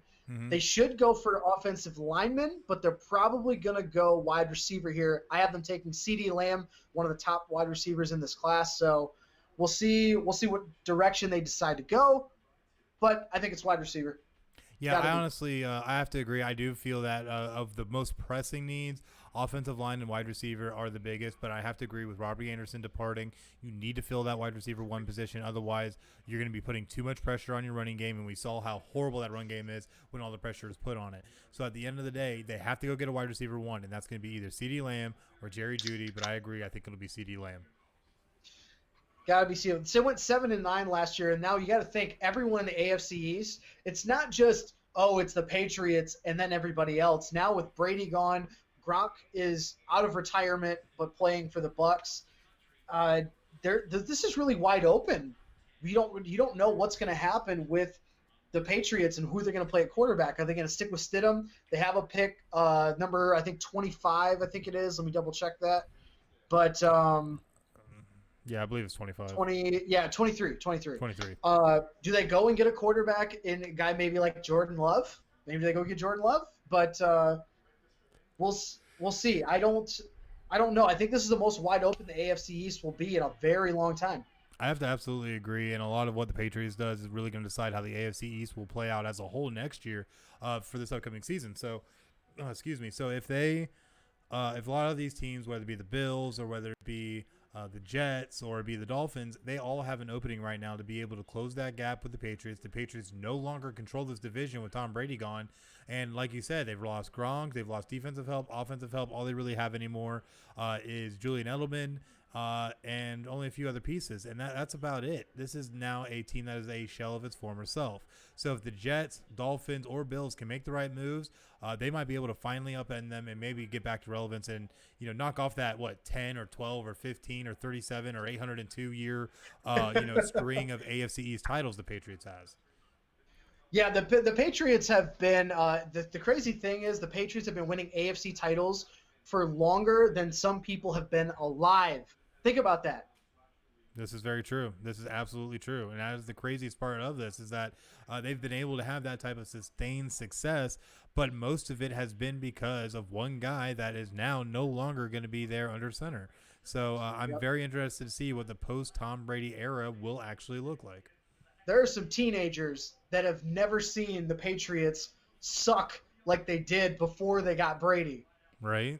You ain't lying. Now, by suck, I mean they did make the Super Bowl in the mid-'90s. Yeah, they literally sucked. I remember that Super Bowl, but I'm talking about that time when they had Brett Favre. Yeah, they lost to Brett Favre and the Packers and Desmond Howard. Go Blue! And I got to get those jabs in. Every way you can get one in, you do it. That's on right. that note, you get to take the Jets pick. I'm getting something to drink. I get the Jets pick. All right. So looking at the best available here, I mean, you got to go wide receiver. I don't see why they wouldn't. Checking some of the chatter on Twitter here. I don't see a whole lot. We were talking about some trade offers from the Cleveland Browns. Go there. But Cleveland Browns had some trade offers, but so far no trades in this draft, which is a big thing. For as not a lot of people were thinking there might be a lot of trades, and then all of a sudden it goes virtual, and there's been 0 trades so far, which is kind of surprising. Yeah, first time we've had 0 trades in the top 10 picks since 2015. So definitely something to make a note of. That year they didn't have a trade until I think around pick 15. Yeah, so definitely going to be interesting. All right, but we do have the Jets pick in.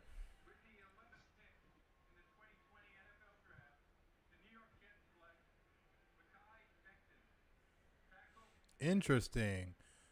So the New York Jets take offensive tackle Mekhi Becton out of Louisville.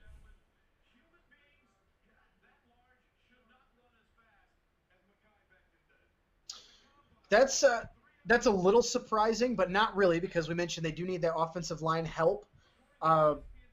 They definitely need it very badly. But Mekhi Becton's kind of a raw talent from what I've seen out of Louisville. He's got very quick feet. He can play either side of the tackles, but I don't know. It's a little.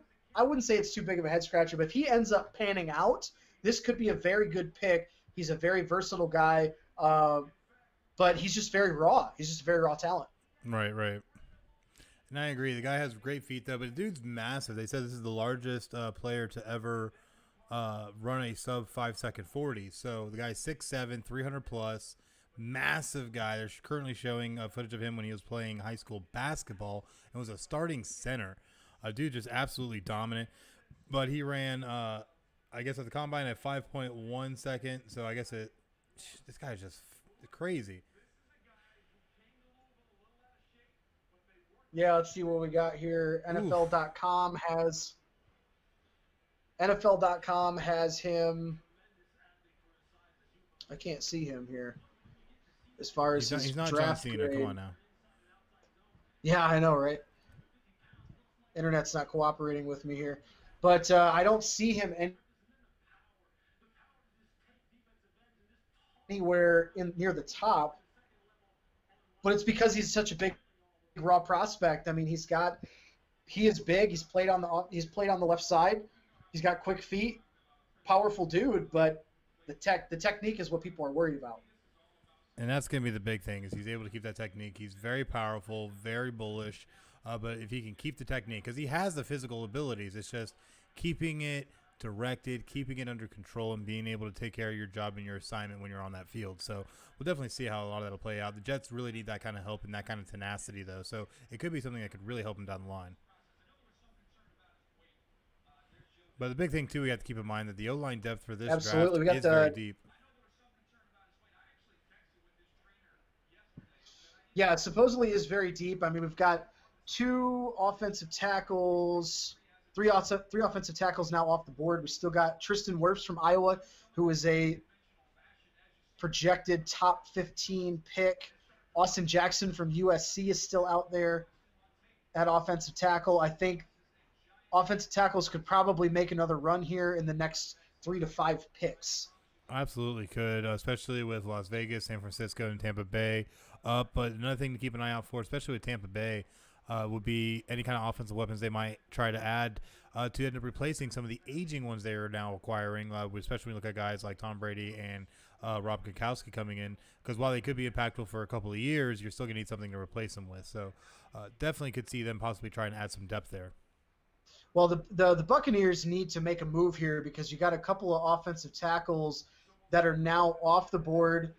I guess you could stay put, because the Raiders and 49ers probably don't want it. They're probably not going to go get offensive tackles when they need other help.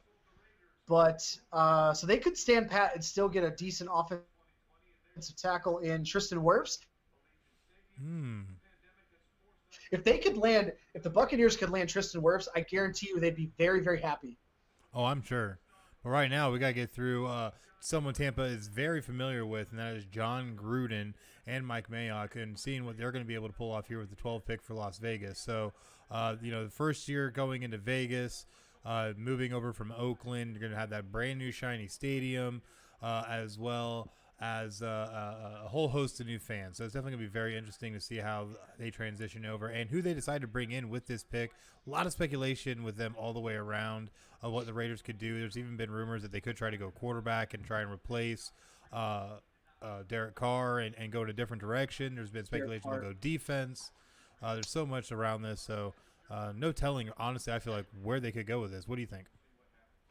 I think they're probably going to go wide receiver. You got to get Jerry Jeudy or CeeDee Lamb. You got to get a guy to help Derek Carr. If they decide to go quarterback, I could see them doing it with pick 19 a little bit later, because if you take a quarterback now, you're basically giving up the opportunity to get a top wide receiver. And when you could get the next quarterback prospect is probably Jordan Love, and he should be available till the end of the first round. So we'll see what happens in how that plays out. But I don't see them going after a quarterback. It wouldn't make any sense right now. Well, the Oakland Raiders just took Henry Ruggs, wide receiver out of Alabama. A little surprising because Henry Ruggs was not the top wide receiver at Alabama, and it was actually Jerry Jeudy. So I'm a little surprised that they went that route with CeeDee Lamb and Jerry Jeudy on the board. Yeah, he only had 98 catches while playing at the University of Alabama. 24 were for touchdowns, though. But the biggest thing is that he has flat-out speed. He runs a 40-yard dash. He ran a 40-yard dash, I should say, at the Combine. That was a 4.27 second 40. So it's the guy has straight speed. But I have to agree. I feel Jerry Jeudy probably was the better wide receiver of the two of them. And honestly, I would have taken Jerry over Henry Ruggs. But maybe there's something they saw that we didn't that they like with fits their offense, or maybe something with character. Who knows? But either way, Henry Ruggs is now a Las Vegas Raider. If they're going for flat-out speed, I'm surprised they didn't go for CeeDee Lamb, who's also a speedster in his own right. So, but maybe it's that old Al Davis memory they got. They just want the flat-out speed guy and one of the fastest guys in the Combine, Henry Ruggs III. So that would not surprise me. But if they wanted a top number one wide receiver, Jerry Jeudy should have been the guy. Now the question is, do the Broncos try to trade up a pick or two to get a wide receiver, which they desperately need? This is playing out very well for the Broncos because CeeDee Lamb and Jerry Jeudy are both on the board, ideally, when they get to 15. Yeah, we'll definitely see how it works out. I feel still with this pick, though, the Raiders really needed that kind of speed. They needed somebody to be able to go up and get it, and he's the kind of guy that can. And the thing is that he's the kind of playmaker that's able to put himself in positions to just flat out outrun defenders, and that's something you don't see quite in the NFL as much anymore. But he's a guy who might be able to actually do that. But it's definitely going to be very interesting how he's going to be able to acclimate into that offense. I don't think he's capable of being a wide receiver one quite yet. Definitely maybe a slot guy. Maybe kind of do maybe like what Nelson Aguilar did when he was with Philadelphia and end up as a decent number two until they can find another number two. But I don't think he's a guy who can be a top flight number one in that Raiders offense. And it's going to be intriguing because the way Mayock and Gruden have been running this organization, they go for the character guys. They go for guys that they like to fit their system. So maybe, like you said, maybe they do see something in Ruggs that they liked and pushed him ahead of Jeudy or CeeDee Lamb. But I'm a little surprised. So now the 49ers are here next, and they have just under 5 minutes left on their pick, and they are getting this pick from the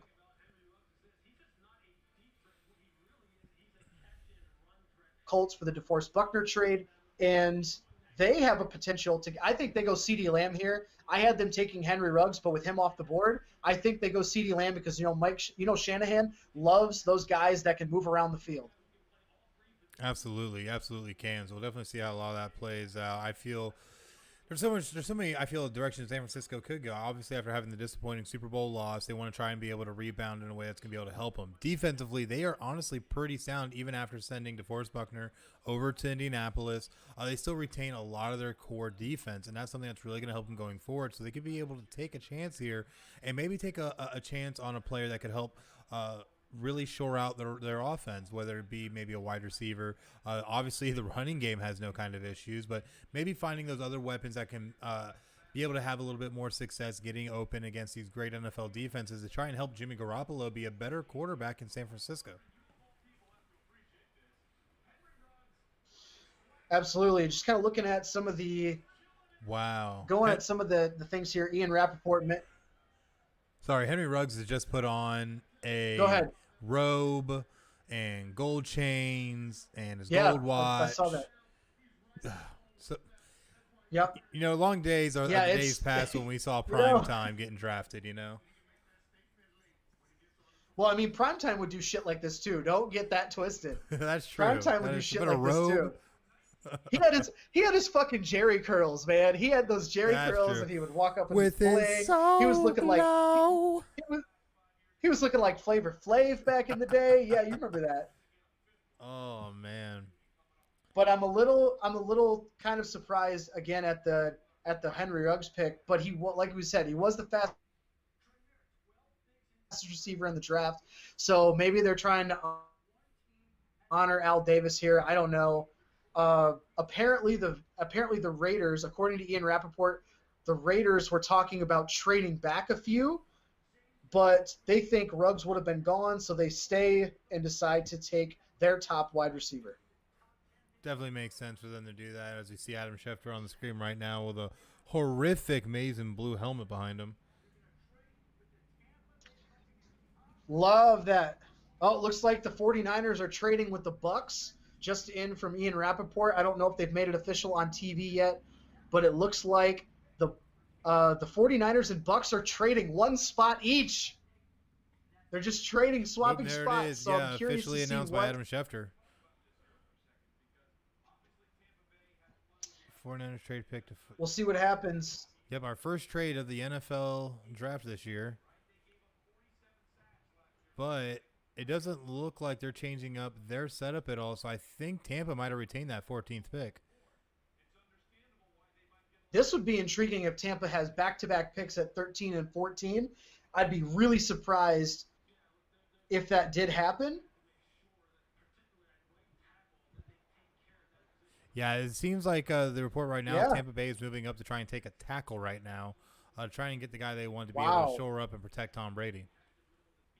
So it looks like if they get back-to-back picks, they have to go Tristan Wirfs here for the first pick, and the second pick is probably going to be, I don't know. Let's see what other help do they need? Running back, defensive line.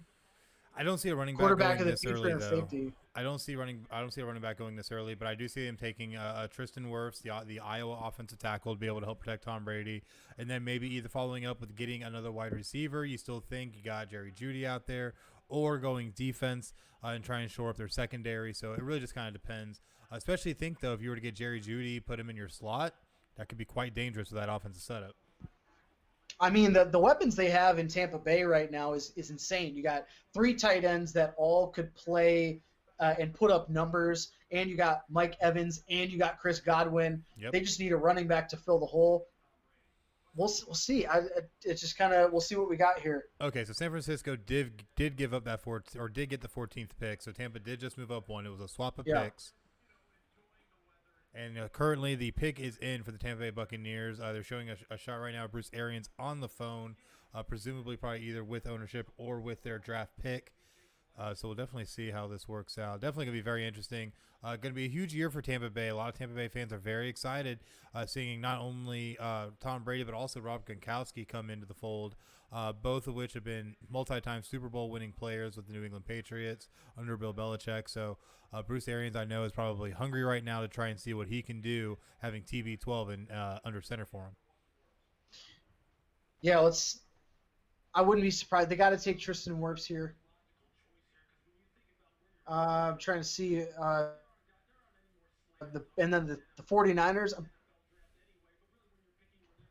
I'm curious to see what the 49ers got if they traded back one pick. The Buccaneers had to have traded. Let's see, they got a kind of picks do they got here. The Bucks. Well, the Bucks still they don't have any more picks in this first round. Pick number 45. Yeah, so that'll be in the beginning of the second round. No.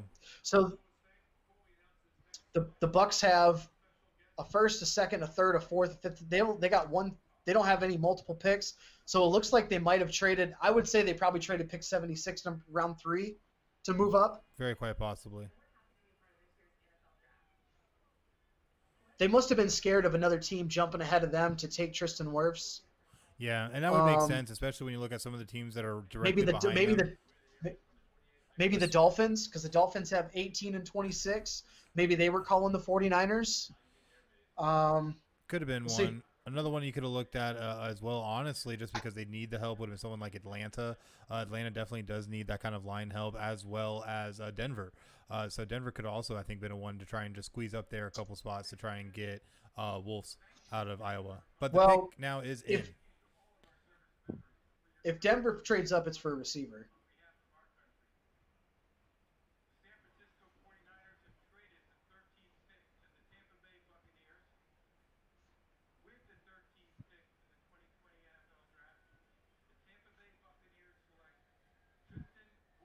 So as expected, Tampa Bay takes Tristan Wirfs out of Iowa. So definitely not a surprise there. Try and shore up that offensive line to help Tom Brady.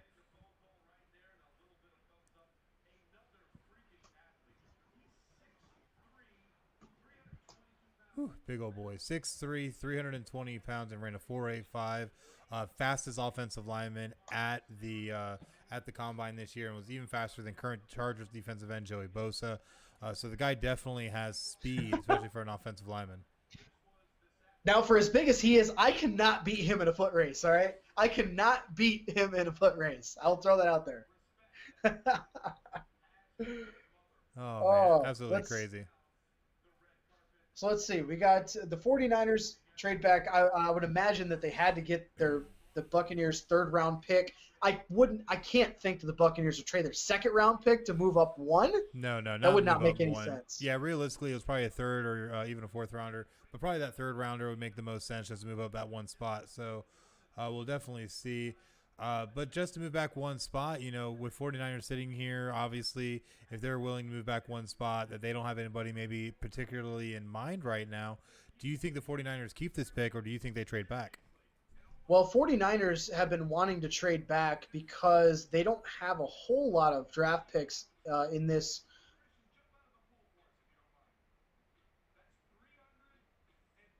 2020 draft. They had 2 ones, but then they had 2 5s, a 6, and 2 7s. So I would imagine that they probably will try to trade back again, if possible, depending on what they got from the Bucs. If they got a third-round pick from the Bucs, I think their phone lines have to be open, because you got teams that are looking maybe at getting a Jerry Jeudy or an Austin Jackson at tackle.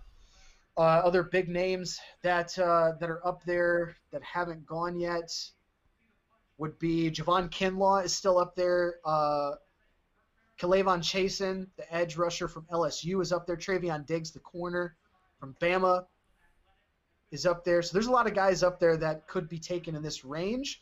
I think the 49ers probably trade back again, and somebody trades up to get Jerry Jeudy. I could see that. If they were to pick up anybody right now, I really feel like it'd be to maybe shore out their safety position a little bit, maybe go get Xavier McKinney or something. But I have to agree. I think they're going to end up trading back here. They don't have any real pressing needs. And with the fact that they don't have that many picks in this draft, trading back would be the ideal situation. Trade back to the back end of the first round, maybe in the beginning of the second. But I would say stay in the the tail end of the first round, and be able to get one of those guys that drops. So I think they definitely could use this to their advantage and be able to acquire some more picks.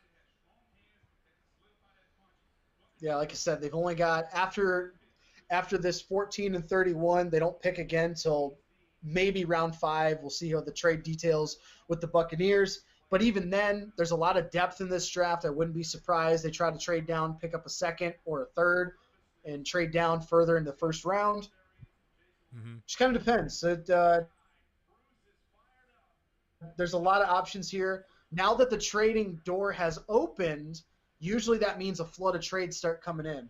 Yeah, and I think we're going to end up seeing the next one here. You could see San Francisco possibly move down, because I could see Denver possibly trying to move up a spot, or even Atlanta move up a couple of spots to try and go get their guy. You know, with the guys sitting out there with Jerry Jeudy and C.D. Lamb, even Justin Jefferson is still out there as well. That both those teams would probably try and make a play for. So definitely going to be interesting how a lot of this is going to play out. But I think you're right. I think we're going to end up seeing our next trade here soon. And if you think about it, the 49ers have technically been on the clock for 8 minutes already. That's true.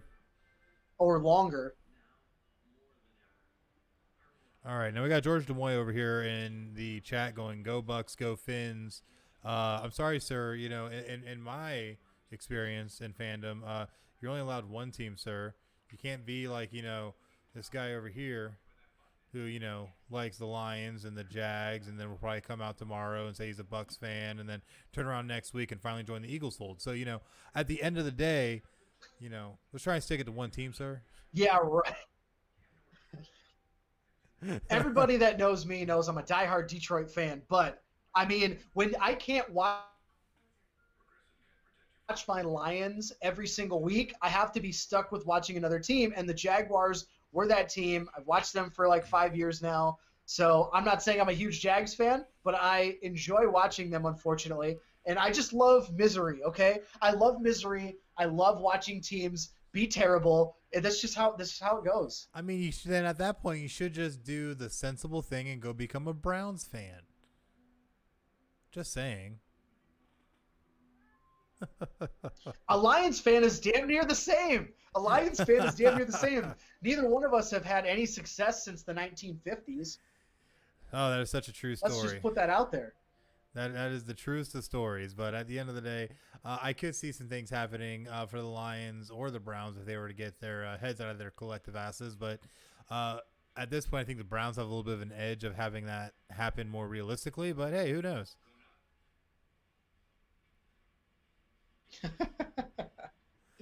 Gotta love let's see. The pick is still not in yet. We're just under 2 minutes left on the.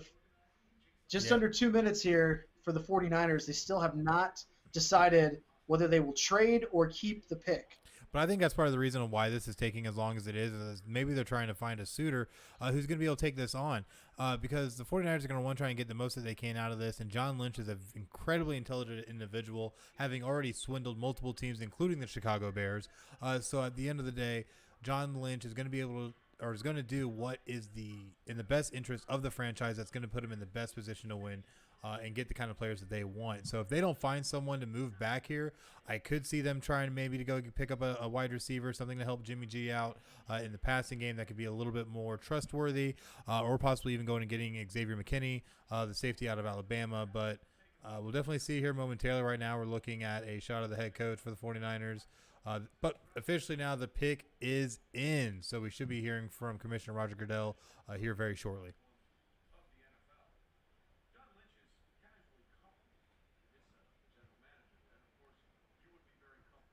And of course, showing a shot of John Lynch right now, looking all smiles. So maybe they got something up their sleeve here. Of course, we have Yuri in the chat saying bad clock management. I have to agree. I feel there's bad clock management so far in this NFL draft.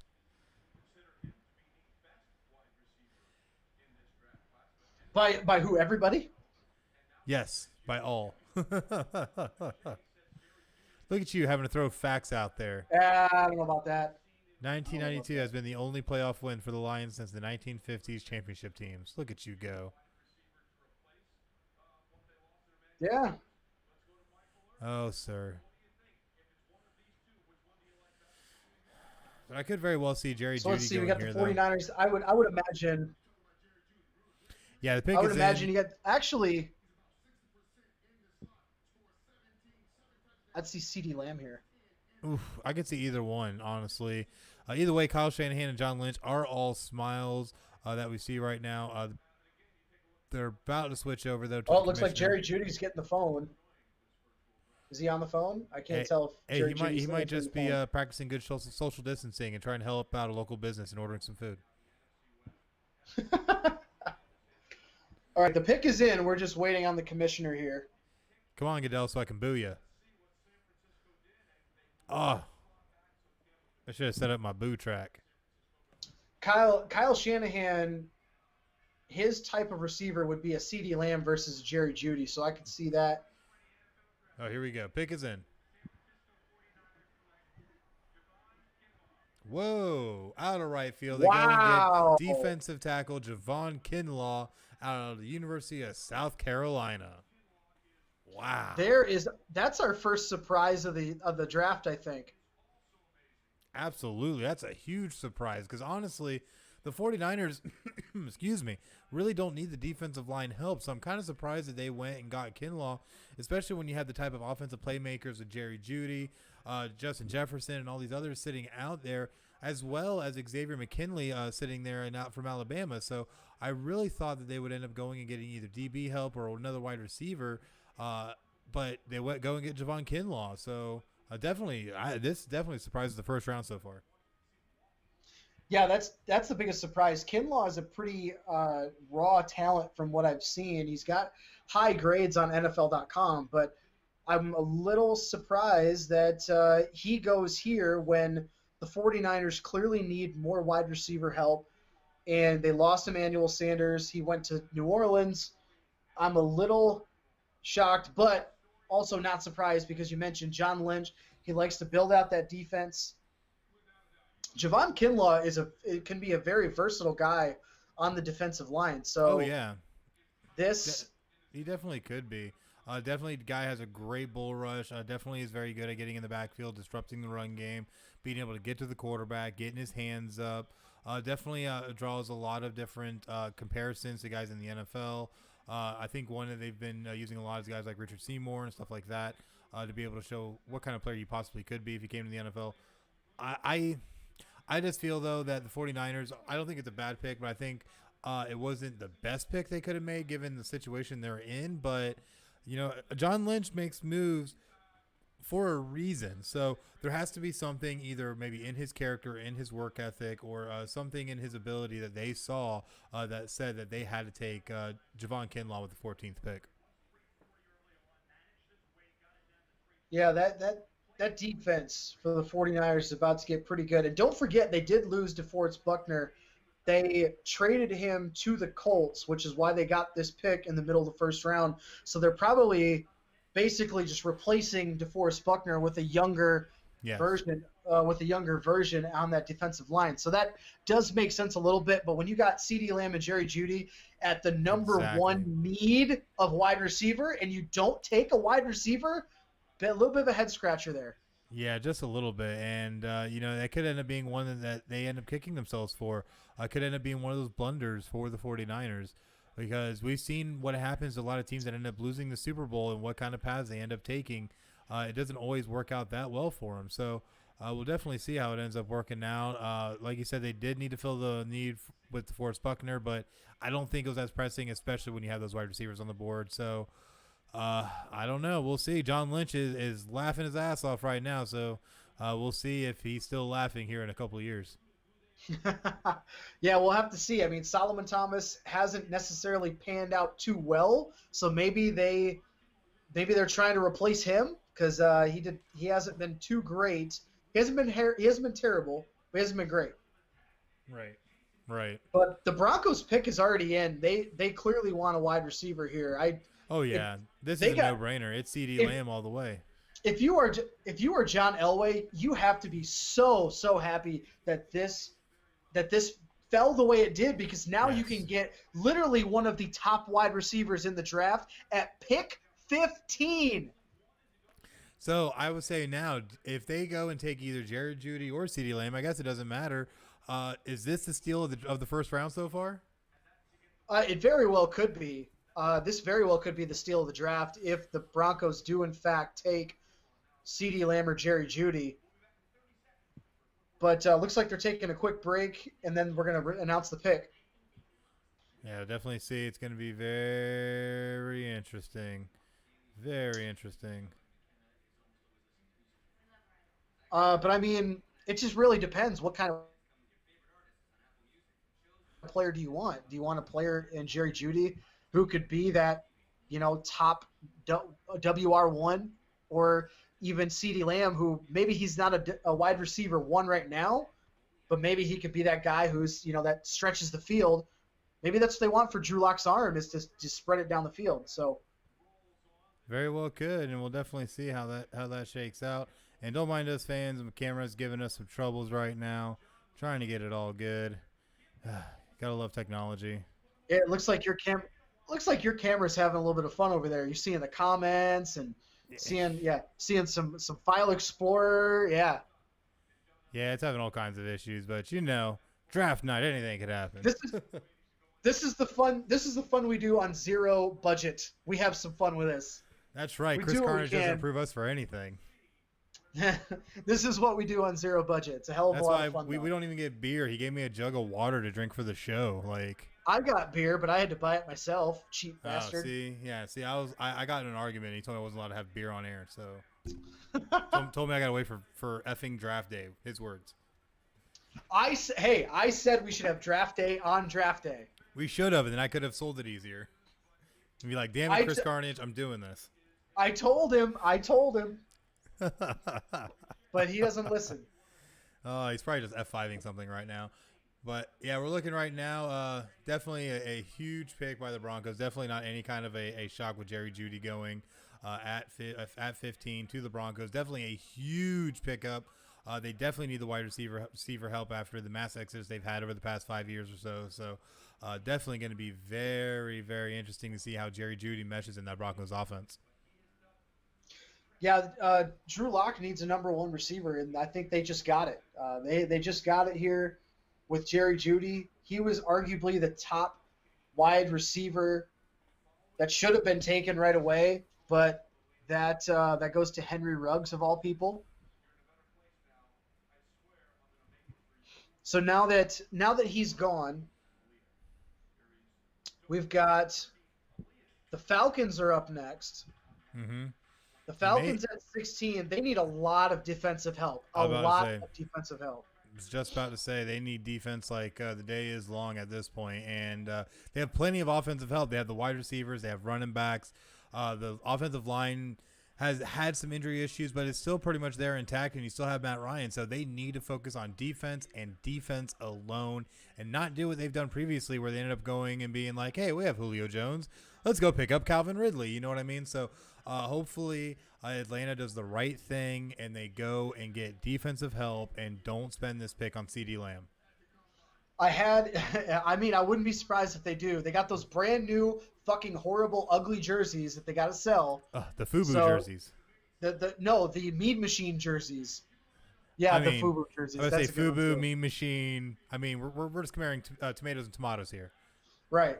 But I could see I had the Falcons taking C.J. Henderson from Florida, but with him already gone to the Jags, I could see Kalavon Chasen, the edge rusher from LSU, because they really need an edge rusher. They lost Vic Beasley. He went to Tennessee. The Falcons had one of the worst pass rushes in the league last year.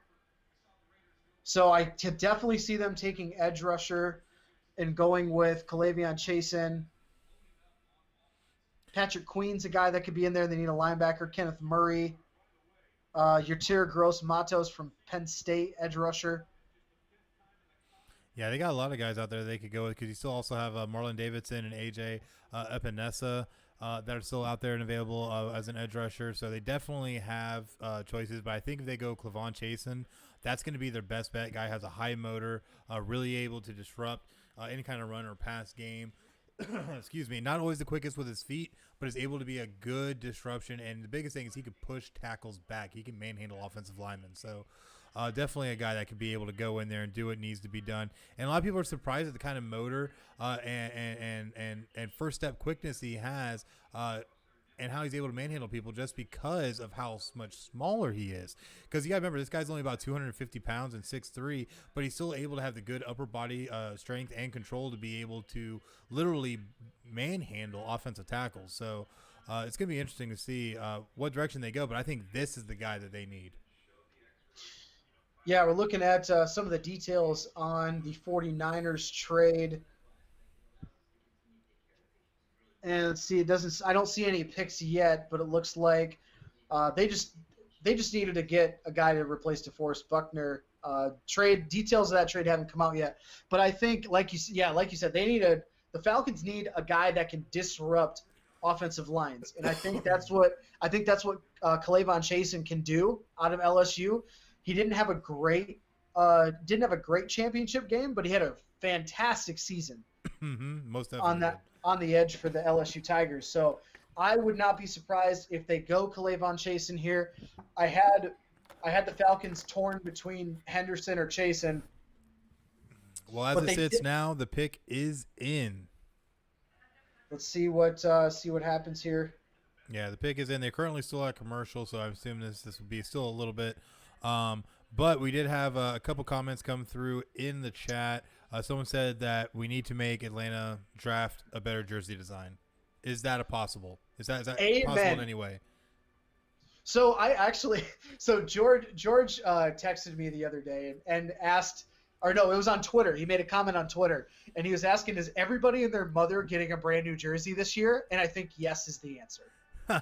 It seems like it. It's like Nike's being Oprah about it. You get a jersey. You get a jersey. Everybody gets new jerseys. Until they find out they got to pay the taxes on those. The ugliest thing about the Falcons jerseys is that ATL right here on the chest. Oh, it's like how I can see that about it. Oh my goodness! It's Atlanta. That's why. Yeah, but it's not FUBU for Atlanta by Atlanta. It's I guess it'd be FABA. it'd be FABA. Yeah. All right, now anybody listening, do not steal that. That is now the property and intellectual property of Final Score and Podcast City Network. FABA coming to a store near you. But still, though, it's the Falcons are in a position though where they're trying to reinvent themselves. They're trying to break off this stigma of the 28-3. They're trying to show that Matt Ryan is one of those super elite quarterbacks that can win the big one. But they've always fallen short for whatever reason. And part of it is the fact that they're in the NFC South. I'm sorry. You have to play against New Orleans year in and year out with Drew Brees and all the amazing players they have. But now you have Tom Brady in your division as well. And, oh, yeah, let's not forget that Drew Brees' backup, Teddy Bridgewater, is now the lead quarterback in Carolina. So this division is just so stacked that the Falcons need to do whatever they need to be able to stay in the battle. They need to make, which the only way they can is by staying smart with their draft picks, staying smart in free agency, and keeping guys upright and healthy. So the biggest thing here is please do not draft CeeDee Lamb. I know it sounds enticing. I know it looks great, but you have Julio Jones and you have Calvin Ridley. You have wide receiver help. You need to go and focus on that defense that was horrific. And, oh, my gosh, this is horrible. They're showing Arthur Blank right now, though, in his home. Him and the people around him are all wearing the new jerseys, and they look horrendous. Absolutely horrendous. Oh, gosh, that's so horrible. It's really bad. It's so bad. I could also see the Falcons taking Xavier McKinney out of Alabama. I know Mel Kiper just put his best available on the board. Xavier McKinney is a guy that playing as safety. Yeah, those are ugly. I'm seeing it also on my screen again. Yeah, for a second time. So ugly. Yeah, but looking at the best available, like you were saying, Xavier McKinney definitely could be a guy that I think could step in and be a huge contributor for this team, especially when you keep in mind that Trufant ended up leaving and going to Detroit. So, but now the pick is in.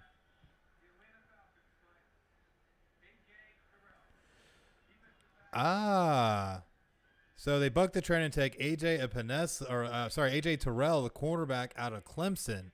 Definitely probably a pick to try and fill the void with Trufant leaving. So definitely not a bad pick. I'm a little surprised. I did have them taking corner because that corner position is so bad for the Falcons this last year. But I'm a little surprised because, I'm actually AJ Terrell and Trayvon Diggs and Christian Fulton are all like lumped together in that cornerback spot after Okudah and CJ Henderson. Like, yes. There's not like the next corner is not very highly rated out of those guys. So that's the guy that they felt the best about. AJ Terrell, I saw him going as early as 19 to the Raiders. So I'm not really surprised. He's also a hometown kid from Atlanta, Georgia. So that's a fun little story for them. Well, I still think there's still some decent cornerbacks still left available, especially when you look at Trevon Diggs, the corner out of Alabama, Jeff Gladney, the cornerback out of TCU. And you could even throw Jalen Johnson in there out of Utah, or even Damon Arnett out of Ohio State. There's still guys that I think could be serviceable. Damon Arnett kind of is the beginning of where the rest of it kind of is, more mediocre. But still, when it comes to Trevon Diggs, Jeff Gladney, and Jalen Johnson, those are guys that are going to be not only contributors, but big playmakers, I feel like, on the NFL level. So, but once you get beyond that, there's really not much of anything else. Even when I look down the list, they even have Troy Pride Jr., who came out of Notre Dame. Guy is a decent quarter, but he's still not going to be an NFL playmaker. So the class this year was very, very thin.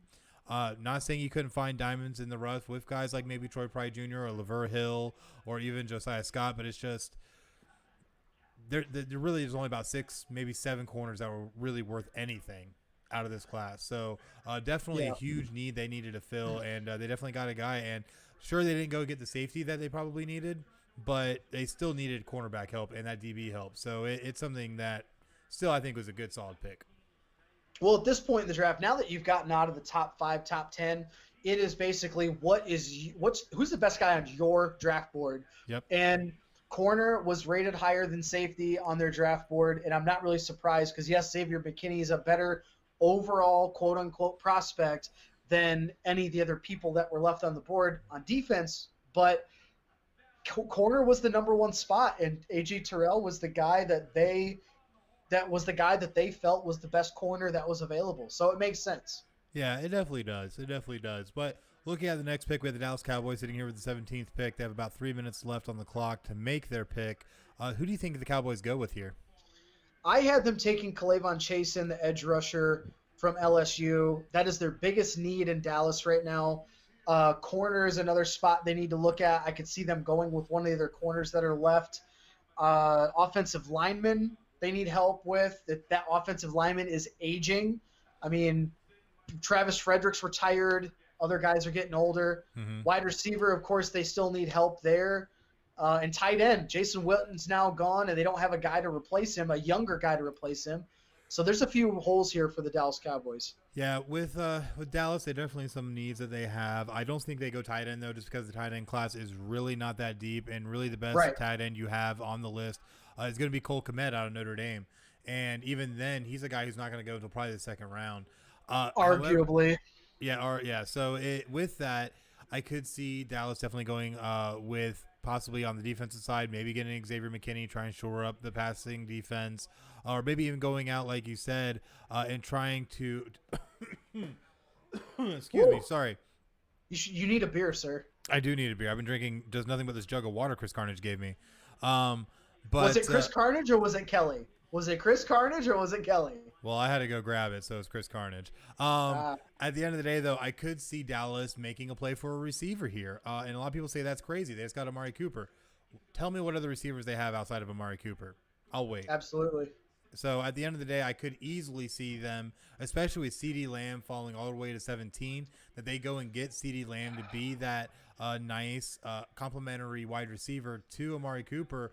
Or if they end up moving Amari Cooper and find that they have the talent in CeeDee Lamb, move Amari Cooper, now you have the money opened up to try and pay Dak Prescott. So there's a lot of ways that this could go. But I have a really strong feeling Jerry Jones and the Dallas Cowboys are going to go wide receiver. And it would be really funny if they decided to go wide receiver or an offensive skill position that kind of puts a slap in the face to – Dak Prescott or Amari Cooper, because that's a very Jerry Jones move. Yeah, for sure. And right now the pick is in, and they're been looking in at a lot of the Dallas brass with Mike McCarthy and CeeDee Lamb as well. But the pick is in, and we should be getting that pick here momentarily from Commissioner Roger Goodell. I wouldn't be surprised if they go receiver because CeeDee Lamb's there, and Mike McCarthy in his offensive mind, it makes sense. It really does.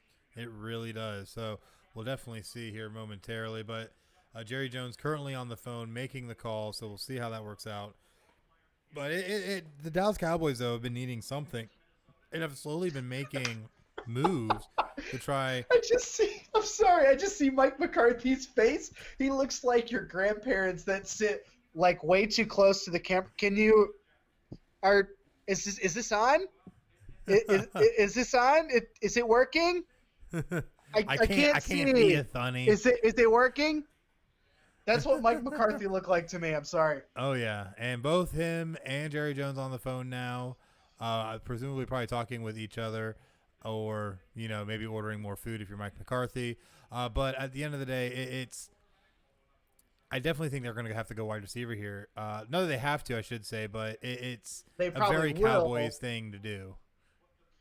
I think they should go K'Lavon Chasen from LSU. That's who I have them drafting. One of the best players available at the biggest need. Right. We'll see. The pick is in. Let's hear it. Called it. There it is. Called it.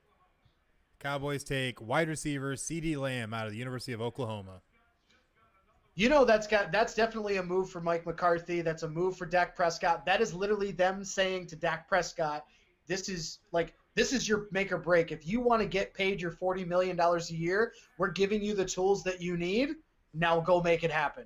Exactly. So now that you have Amari Cooper on one side, CeeDee Lamb on the other, Ezekiel Elliott in the backfield, and Dak Prescott under center, you have no excuse with a Mike McCarthy-led offense to find success, not only in the NFC and the NFC East, but in the NFL as a whole. So I think that this is definitely a not a surprising pick in my eyes. You want to try and get a nice new shiny weapon. And especially, like I said earlier, if things were to break down with Amari Cooper, or they just need the money and want to move Amari Cooper, at least now you should have a guy that could step in eventually to be your wide receiver number one and be able to fill that void for you. So definitely I think a good pick by Dallas Cowboys. Oh, that tasted dirty coming out of my mouth. I mean, I don't think it was a smart decision, but I mean, when CeeDee Lamb, who's supposed to be a top 10, top 15 pick, falls to you at number 17, what are you supposed to do? Pass on him? Exactly. That doesn't make sense. So yeah, it doesn't make sense when they pass on CeeDee Lamb when he's there. It wasn't the smartest move because they really need edge rusher help. But I mean, well, to be fair, though, there is a lot of edge rushers, I feel like, in this draft. So if they were to wait until later rounds, I think they might be able to get away with taking a CeeDee Lamb here, especially when you're showing like what he is right here, where he's making one-handed catches, jumping at the peak of his jump height. Like, come on, you can't pass on talent like that. And we know how much Jerry Jones loves his fast, charismatic wide receivers, and CeeDee Lamb's that guy. He just loves characters. We'll put it that way. He loves people that are out there like him. And so now the Cowboys, they now have to wait till pick 51 in round 2. They have a 2, a 3, a 4, 2 5s, and a 7 left. So they better hope that the edge rusher position is as deep as everyone says it is, because now they don't pick again until pick 51 unless they try to package and move back in higher in the second round if somebody's there tomorrow night. But I think they really put themselves in a tough position now, not drafting an edge rusher that they desperately needed, but going with offense instead. Definitely. But now we have the Miami Dolphins back on the clock with the 18th pick. I think they will take this pick if they are smart. I think they need to try and protect Tua Tagovailoa as best they can. And right now the best offensive lineman you have on the board is Ezra Cleveland out of Boise State. So if they are smart, they'll go and pick him up. What are your thoughts? Austin Jackson out of USC. No. Austin Jackson out of USC is the guy I've been seeing that goes up. I haven't even heard the Boise State's guy's name. He's the 8th best on the board right now. What you talking about? You need to do some research, sir. He's currently listed as the best. I'm talking about Austin Jackson, who... By who? What'd you say? I don't even see an Austin Jackson on my list. Where's he at? Austin Jackson on NFL.com is right behind Josh Jones and Tristan Wirfs up there on the top tackles. Ezra Cleveland of Boise State is number 8, 9, 10 on the list. That's funny because according to ESPN, Ezra Cleveland's number 1 left. That's also fucking ESPN, which is fucking political. Yeah, and NFL ain't too much better. So welcome to the party, sir. NFL ain't too much better. At least they know what they're doing. They don't have Mel fucking Kiper running the show. That could be left up to a lot of debate. Oh, Mel Kiper. Either way, though, there's still a lot of Good great Lord. options here because that's the thing is that while a lot of people think there might not be a lot of high-end depth when it comes to the offensive line position, there actually is a lot of depth when it comes to the offensive line position. I don't know if it's just been sports media as a whole trying to downplay the position this year, but honestly, there's a lot of great picks. So it doesn't really whether it's Austin Jackson, Ezra Cleveland, Isaiah Wilson, Josh Jones. Hell, it could be freaking we can go way down the bottom list. It could be Simon Stepaniak out of Indiana, and I bet you he'd still probably play better than a lot of these freaking offensive linemen. So we have a lot of depth. Even your guy John Runyon has a shot. He actually is not a bad tackle himself. So there's a lot that can be said about this offensive line class. And looking at this is the pick that the Dolphins got from the Minkah Fitzpatrick trade for the Steelers. And we both have them going offensive tackle. It only makes sense because you went up and you got Tua Tagovailoa at number 5. But I have seen the name Xavier McKinney, the safety from Alabama, thrown out a lot here in this position. So I could see them going out because they just got Byron Jones. Was it Byron Jones, the corner that they signed? They have 2 corners that they're paying top money to. It would make sense to go get another playmaker in that defense in Xavier McKinney. But I'm with you. I think they should draft offensive line, but I wouldn't be surprised if Xavier McKinney comes off the board here at 18.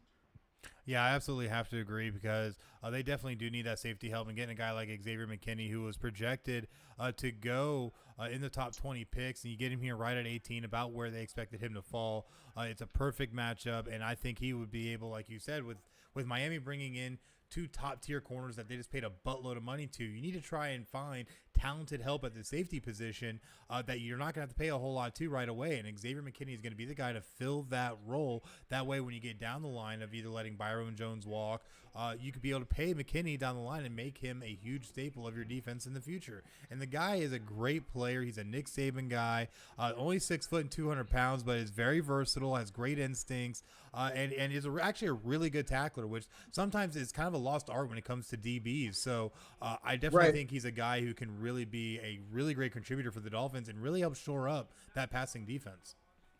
Now, here's another thought too. We were debating offensive tackles, right? We just spent 2-3 minutes debating offensive tackles.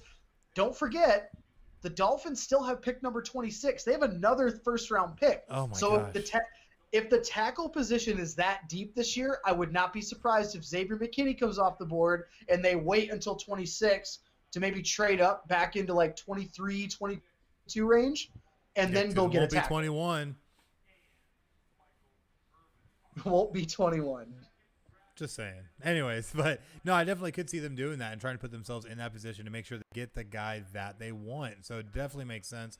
But as of right now, the pick for the Miami Dolphins is in. We are seeing shots right now of Chris Greer, the general manager, on the phone, and Brian Flores also on the phone and talking with his kids, getting ready hopefully to make this pick. Now remember, this pick came as part of the Minkah Fitzpatrick trade when they sent safety Minkah Fitzpatrick to the Pittsburgh Steelers in exchange for this year's first round and a 5th and 6th round pick from this year.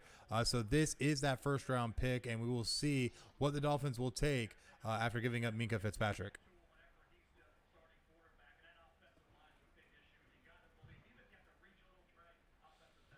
See, this is the only thing I think I hate about the NFL and why they make this such a show is that the pick can be in for 20 minutes before you see it, and presumably the next thing's supposed to be on the clock.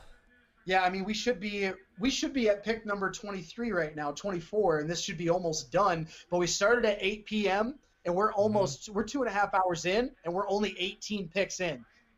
All right, so the Dolphins take Austin Jackson, offensive tackle, USC. You called it, sir. That's who I had them taking in my mock draft out of USC. He's this whole tackle class that you mentioned is pretty deep. But I mean, Austin Jackson's a guy that I saw on mock drafts way up, like 15, 14, 13 even. I've even seen him as high as 9 to the Jags, and I've seen him in the 2nd and 3rd rounds. So it just kind of depends. He was all over the place, but seeing him, that's a guy that the Dolphins can put in there to protect Tua Tagovailoa at quarterback. And now they have another pick in the first round at 26. I have them taking a running back at that pick, but we'll see what's available. Absolutely crazy. And we got George DeMoya right now. He's been booing in our chat now. I'm assuming either at the length or the pick. If George is smart though, he knows. Oh yeah, he's screaming for O-line help. So it must be just the fact that this is taking so long with the NFL draft. Like you said, this kicked off at 8:00. We're now at 10:30 Eastern time, and we're only to pick 19. This could be a byproduct though of. Communication, possibly. Yeah, communication, technological breakdowns. This is a first time ever of something we're having to deal with. But a lot of interesting things still could happen in this draft. So, definitely try and stick with us if you can. We have Las Vegas right now on the clock. But remember last year they started the first round, if I'm not mistaken, about 7-8 o'clock, and they went to midnight. Yeah, just because of all the fanfare, and they had all the guest presenters and all the crazy stuff they did when they had it in Nashville. So, yeah, I'm not too shocked, but I feel like with the virtual nature of this, that this is something that could move a little bit quicker than it is. Even with each team getting roughly 10 minutes, and they obviously do lower the time as rounds go on, but given the amount of time a lot of these teams have. And the nature of where we're at, a lot of people already kind of had an idea of who they wanted.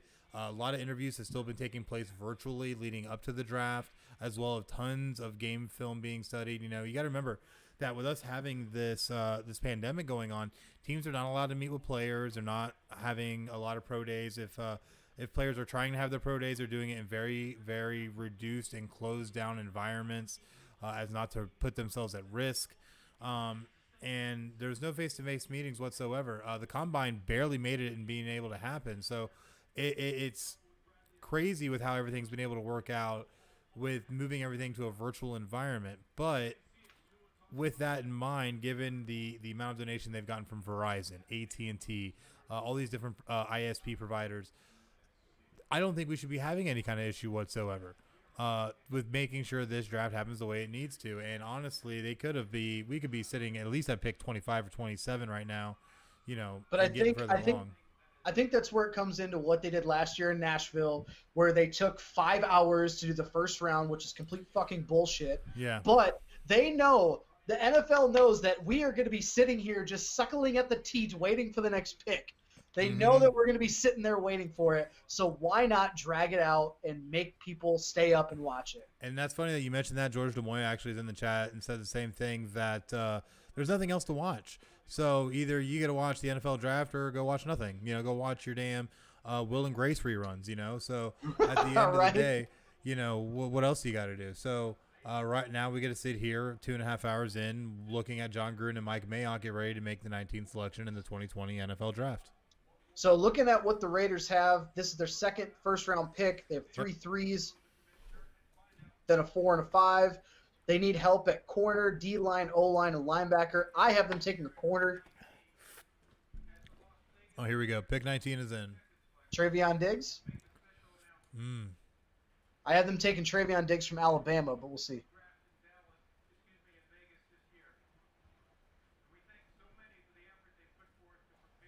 They're making an announcement about Vegas. Uh-oh.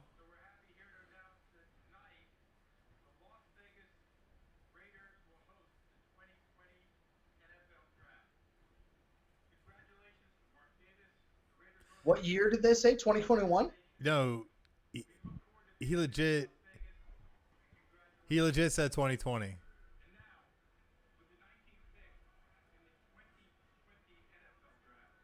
I think John Gruden, wow. Well, look, I screwed up just as bad as he did. Interesting. The Raiders take Damon Arnett, cornerback out of Ohio State, to help try and shore up the cornerback position a little bit, which they definitely do need the cornerback help. But given you still have guys like Xavier McKinney sitting out there, very surprised he went off the board just now.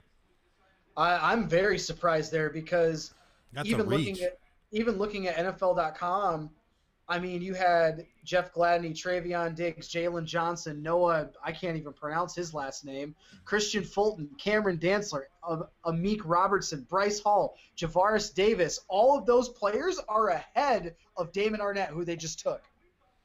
What Mm. the fuck? That I think is the biggest. That's the biggest surprise to me. Not Kinlaw, not that. This is the biggest surprise to me. But they also did the same thing last year when they took the kid from Clemson in the first round when everyone had him as a second and third round pick. Yeah, well, it's even like earlier when I was talking about the corners that they had available. You still have Trevon Diggs. You still have Jeff Gladney, Jalen Johnson out of Utah, even Noah Igbenogone out of Auburn. That's the one I'm not going to pronounce. Yeah, that I took a stab at it. I do apologize if I butchered it. I'm very good at butchering names. We've proven in the past, but still, there's still so many good corners out there that I felt could have definitely went before we saw Arnett come off the board. So definitely, I think kind of a surprising pick, but maybe it's just something that they saw in him. But I don't see it. Well, clearly Mike Mayock and John Gruden have a plan of what they want to go with because they did this last year. They took some question marks. They had some head scratchers drafting, but they've turned out pretty well. So that's probably just another thing going on here. They did go corner, which they desperately needed help with, so I figured they would go that route. But I was very surprised that it was Damon Arnett, who was maybe the, oh goodness, 15th best corner on the board. Exactly. So it's very surprising that they stretched that far to try and get him of all people. So I don't know, man. This one I think was a bad pick.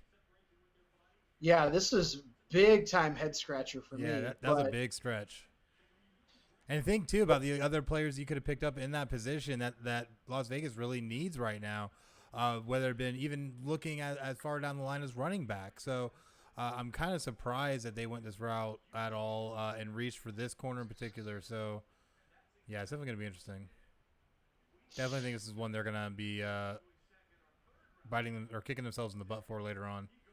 Potentially, I mean, this is a guy that, this is a guy that they apparently very much. But yeah, I'm really surprised that they could have waited until, I wouldn't say round 3, but they could have used 2 of their 3 round picks. Mm-hmm. And they probably could have traded up in the second round to get this guy. So yeah, I'm easily surprised that they went with Arnett when they had so many other better corners and even Xavier McKinney on the board in the defensive backfield. So, but like I said, this is exactly right up the alley of the new look Las Vegas Raiders.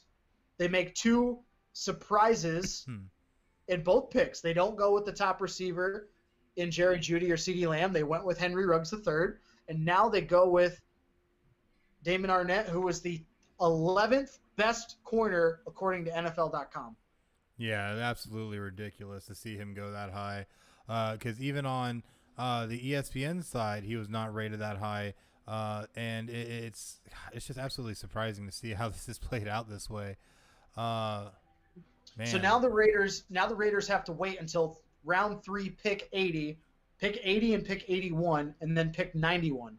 So they have 3 round 3 picks. I would not be surprised if they package 2 of those to move up into the second round tomorrow night. We'll see. But they still need some help on the defensive line, offensive line, and at linebacker. So we'll see. But their night is done. The Raiders are done for the night. They did get 2 positions that they really wanted. Mm-hmm. Just 2 guys that not everyone thought they were going to get. Yeah, definitely. And that's the thing, is that they got the positions, like you said, but just not the ones we thought. And that's the thing, is that maybe this has to come down to either some type of philosophical approach or a game theory, something to be able to try and justify why they decided not to take the best players at those positions that clearly have better speed or have better abilities in certain areas of their position. So to see them take this type of stance and take this type of move, it's kind of surprising, really. But as of right now, the Jacksonville Jaguars have been on the clock with the 20th pick, and the pick is in. So we should be seeing that pick presented momentarily by Commissioner Roger Goodell. So their biggest needs were corner, D-line, edge rusher, O-line, and running back. Corner they obviously already addressed with their first pick. being, I get his name here, C.J. Henderson, sorry. But I have them taking Xavier McKinney here out of Alabama, but I also had them taking offensive tackle with their first pick. So I would not be surprised if they go Xavier McKinney. I wouldn't be surprised if they went Justin Jefferson or T. Higgins, wide receivers. Mm-hmm. Yeah, I definitely could see those going down. I could see Jacksonville. If Jacksonville's smart, they'll go and get the wide receiver help that they need. But it really just depends. You know, they went up going and getting a quarterback to try and fill the void of Jalen Ramsey. Not that it was a bad pick, but not necessarily, I think, the pick they could have taken at the time. But if you look at the best available, definitely a lot of players that could fill the void that they need. If they're looking to truly move on from Leonard Fournette, you still have to look at guys that are running backs that are even out there, like DeAndre Swift, now that we're starting to get to the back end of the first round. But I think the smart move would be to try and take Xavier McKinney. Make sure to try and shore up that defense. That's been one of their weak points outside of the quarterback position up until now the discovery of Gardner Minshew this past season. So if they go and get Xavier McKinney, it'll help shore up that defense. But again, like you've been mentioning, they could go wide receiver. They could they could go and get that kind of help to be able to shore up their passing game, give weapons to Gardner Minshew. That way they can actually try and have some type of an offense to take pressure off the running game, which is the main reason why Fournette's been having issues recently. So definitely a lot at play here. Personally, though, I think they'll end up either taking Xavier McKinney or Justin Jefferson out of LSU. Yeah, I wouldn't be surprised. I want to point something out very quickly. DeAndre Swift is a back end first round pick, and I have him going to the Dolphins at 26. However, with all the major talks that the Jaguars have been having with Leonard Fournette trading him, I would not be shocked if they took a running back here, and that would tell Leonard Fournette that he is basically out the door. Right, and then and I can see them going right on the heels of that and try and move him during this draft, and I am not kidding when I say that. You could see someone actually try and make a play and then go and try and move him after they draft him. I also think, too, we talked about them excuse me. I'm all over the place right now. Talking about them taking DeAndre Swift, but let's also remember that they also have some other wide receivers running backs out there that could be really great fill-ins, whether it be J.K. Dobbins, Jonathan Taylor, guys that could be really huge contributors. However, the Jacksonville Jaguars take Clavon Chasen, outside linebacker out of LSU. That does not surprise me. I had Clavon Chasen going earlier to the Dallas Cowboys, so I had him going a lot earlier than 20, just a few picks. But it makes sense. Clavon Chasen, he had a dominant year at LSU, and this is a guy they're trying to rebuild that defense again. And you see it now in back-to-back picks. They went corner and now edge rusher. They're trying to rebuild that defense. They got rid of Jalen Ramsey. They're trying to get rid of Yannick Ngakoue. They're trying to get rid of a lot of guys. So makes sense they're trying to rebuild that defense now. Yeah, definitely. They definitely need to if they want to try to make any kind of noise. But currently we have the Philadelphia Eagles on the clock. My Dirty Birds have about 3.5 minutes to figure out what direction we're going to go. Obviously, the big expectation is that we are going to go wide receiver. There's already been news that the Eagles have been trying to move Alshon Jeffrey after not being able to produce much of last year, and obviously trying to give us some type of wide receiver depth, given the myriad of injuries we had, having the first NFL quarterback to be able to throw for over 4,000 yards, but have no receiver no receiver over 800 yards. So it's definitely going to be interesting. I think that the Eagles will end up either going with Justin Jefferson or even T. Higgins out of Clemson, but I really don't see them going any other direction. They do need a little bit of safety help. They do have an aging defense. They did recently move one of the corners to safety after Malcolm Jenkins left, so they might try and shore up the corner position a little, but I have a real good feeling Eagles are going to go wide receiver here. Yeah, I'm with you. I have them taking Justin Jefferson. I think he's the best available guy for them right now. Yes. Or T. Higgins. I've seen T. Higgins' name thrown out there. But T. Higgins or Justin Jefferson, those two guys make a lot of sense here. As you mentioned, they do need corner help. That is one of their big holes. Offensive line, they need to get younger there. Yes. Especially after all the linebacker, injuries last season. Yeah, and I've seen names like this.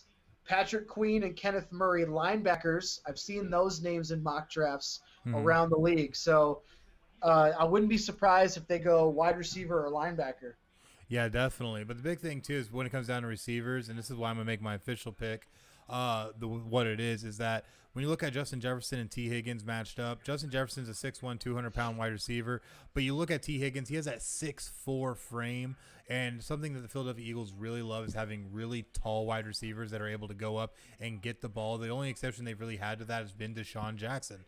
So they like to have guys at least be a 6'1", 6'2" wide receiver or taller to be able to really get up there and catch those Carson Wentz balls. So in that respect, T. Higgins has the upside to Justin Jefferson, but Justin Jefferson is such a playmaker and is able to be extremely versatile, has great length, great body control, and is able to catch just about anything in stride. So it's definitely going to be very interesting. And right now they're covering the Eagles wide receiver depth chart and how many receptions that they had in the last 4 games of 2019. Greg Ward Jr. having 21 of those. The other 7 went to J.J. Arcega-Whiteside, which was last year's wide receiver pick in the draft, Deontay Burnett and Robert Davis, all names that nobody really knows because we literally were decimated at the wide receiver position last season. Well, I think it's a huge disappointment that Arcega-Whiteside only had 4 catches. He's been it's only 1 year, I understand, but he's been a fucking Well, that was bust so only in the far. last 4 games, so Exactly. that wasn't for the whole season. But the When you point had is so- with when him you had being so that many pick. you had so many injuries and the guy can't even get on the field. What does Yeah. that say about his talent? Well, the thing is, he was on the field, but it's just you got to think with the type of protection issues that the Eagles were having, with Lane Johnson in and out of the lineup with injury, with their other tackle in and out of the lineup with injury, with their center in and out of the lineup with injury. They weren't able to keep a healthy line all year long and ended up starting the most offensive linemen throughout the season in the NFL. So with the Eagles being able to do what they did, I'm not too surprised that J.J. Arcega-Whiteside didn't get the ball because at that point you have Carson Wentz on the run trying to just get rid of the ball, whether it be to Zach Ertz, whether it be to Dallas Goedert, whether it be to Greg Ward Jr., or whether it be to one of the myriad of running backs. So it was one of those, flying by the seat of your pants kind of situations last season. Right. Yeah, and I wouldn't be surprised they try to go offensive lineman then here because you still got that Could depth. see that. But it looks like Jefferson. He's been on the phone. You see that. Mm-hmm. I wouldn't be surprised if it's Jefferson. They need that wide receiver help. But when you got Greg Ward Jr., who's a former quarterback playing wide receiver, and Arcega-Whiteside only getting 4 catches, I don't care how little time you get. You should get more than 4 catches. Oh, I You agree. should get more than 4 catches. So he hasn't really produced, and I know it's only been a year, but he hasn't really produced the way that they needed him to. So I think Justin Jefferson's got to be the pick here. Yeah, I have to absolutely agree, and we'll definitely see that pick in. Right now they're saying that the pick is in by the Philadelphia Eagles as we look on to Doug Peterson and Howie Roseman, both on their phones, making some type of contact. So I think they know who they want, and I think we're going to see that pick come through just soon. And again, we're waiting on NFL. They could have made the pick already 2 minutes ago. Minnesota should be on the clock here. Their pick from the Bills. This is part of the Stephon Diggs trade. We'll see what they decide to go. I had them going corner as well because it's a big need for the. Here we go. Philadelphia Eagles pick is in.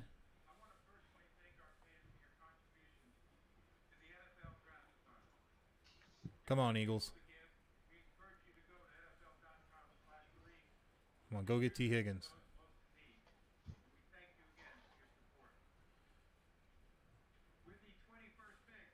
I'm going to laugh so hard if it's a linebacker. Oh, I'll be mad.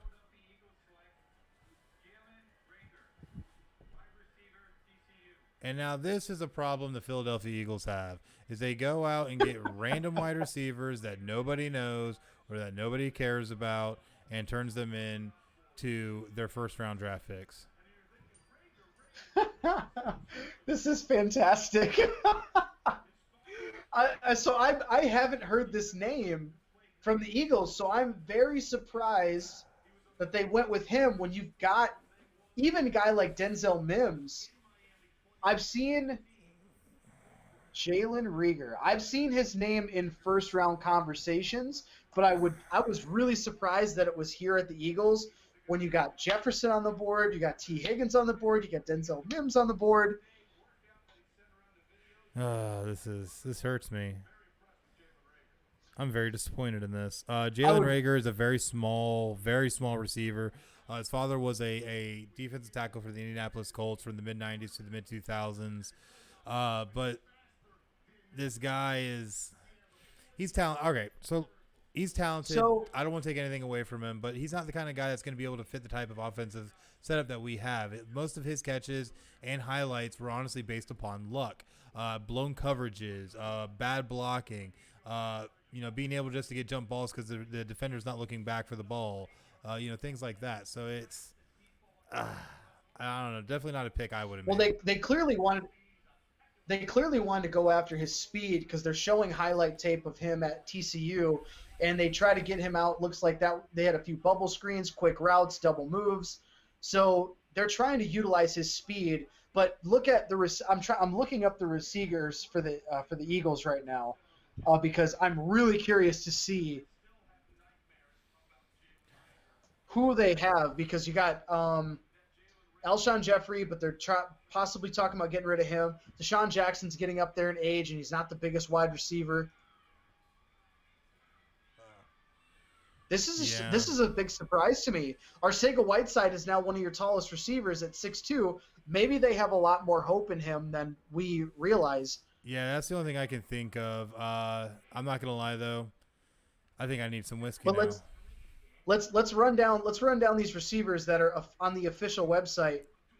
5'11", 6'3", 5'10", 5'8", 5'11", 6'3", 6 foot, 6 foot, 6'2", and now 5'10". And most all the starters are 6 foot and above. Well, no, not even. So Greg Ward. He's not a starter. Been a starter. He's been a starter. He's a slot receiver. Well, I'm talking about our legitimate starters we're going to have going into the season. That's Greg only Ward two. is not going to be on the field. No. NFL runs 3 receivers to start nowadays. Greg Ward's and slot Greg receiver. Ward is not number 3, and will not be. Who's your number 3? Just give me a minute. It's not Alshon Jeffrey and Deshaun Jackson's 1 and 2. The next guy you have is it's going to be J.J. Arcega-Whiteside because that's who they've been running as the number 3 all year. That's who they ran as number 3 all year last year. So at the end of the day, it's still going to be J.J. Arcega-Whiteside because they spent such a high draft pick on him. They're not going to put Greg Ward there just because that's not going to make sense. Sure, he's a feel-good story. Don't get me wrong. Yeah, he could be a great contributor. But sorry, it's not going to be Greg Ward. Had more catches last year. In the last 4 games, yeah, just because that's how it worked out. But at the end of the day, he's not a guy that's going to be able to be a long-standing wide receiver threat in the NFL. Or he would have been already. I'm just saying, guys like Greg Ward have better chances to stick than Arcega-Whiteside. I don't know. We'll see who's still in the NFL after next year. That is true. You're very true. Not gonna lie. Because we've seen how quickly things can turn on their head. Because remember, Antonio Brown's still not in the NFL. Right. So that's true. So Jalen Reagor is a big surprise here. 5'10" receiver out of TCU, but they're clearly going for speed. I'm not really sure what direction they're going with there, but now the Vikings are on the clock. The pick is in. We're just waiting on a commercial break. But this is the pick. This is the pick from the Stephon Diggs trade. The top need for the Vikings is a corner. The second top need is a wide receiver. The third top need is an edge rusher. Yes, and especially with the departure of Stephon Diggs, they're definitely going to need to make sure they're going to try and replace him in some kind of way. So definitely expect at some point in this draft that they are going to pick up a wide receiver. But I ain't going to lie, yeah, I'm hurting over this pick. I need to go get some whiskey. So now with here, I would think they would go wide receiver, but now I think they would go corner because you have a few corners that are still out there. Trayvon Diggs, Christian Fulton out there. But now with wide receivers being available, Justin Jefferson you think would be gone. T. Higgins may or may not have been gone at this point. So now those guys are there. Adam Thielen's got no help. So do you go after and get help for him and replace Stephon Diggs? Do you take the Stephon Diggs trade that you traded away your wide receiver to get this pick to get another wide receiver at a much cheaper rate? I think they do. I actually think they go wide receiver. I think they go T. Higgins. I've seen that name a lot. T. Higgins' name in a few of the mock drafts, conducting my research over the last couple of weeks. But I think T. Higgins probably would be the guy if they decide to go wide receiver. If they go corner, I have them taking Christian Fulton from LSU. But just like the Raiders have shown us, and the Eagles have just shown us, it doesn't matter what the boards say. It matters what the team's board says. So we'll see how it is. So looks like we're coming back from break.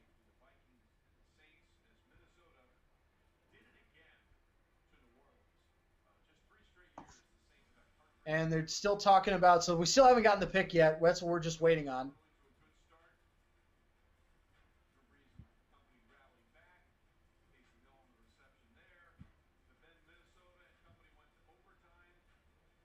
So again, Minnesota's biggest needs, wide receiver, corner. So corner was their top. Wide receiver is their number 2. Edge rusher's number 3. Everson Griffin is gone. They need to add interior offensive line depth.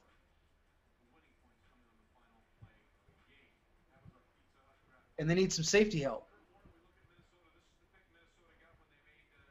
So we're still, unfortunately, still waiting. They could have done this shit 5 minutes ago. But hey, if you're still watching, give us a comment down below. Let us know you're still here. And of course, if you're enjoying an adult beverage with us, please let me know what you're drinking. We'll give you cheers on air. I'm covering the chat for Podcast City Network stream. Chris is covering the chat for the official Final Score stream.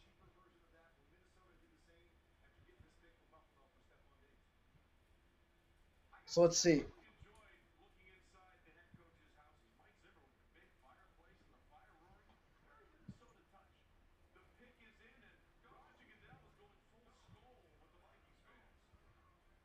And here we go. This is hilarious what Roger Goodell's doing, by the way.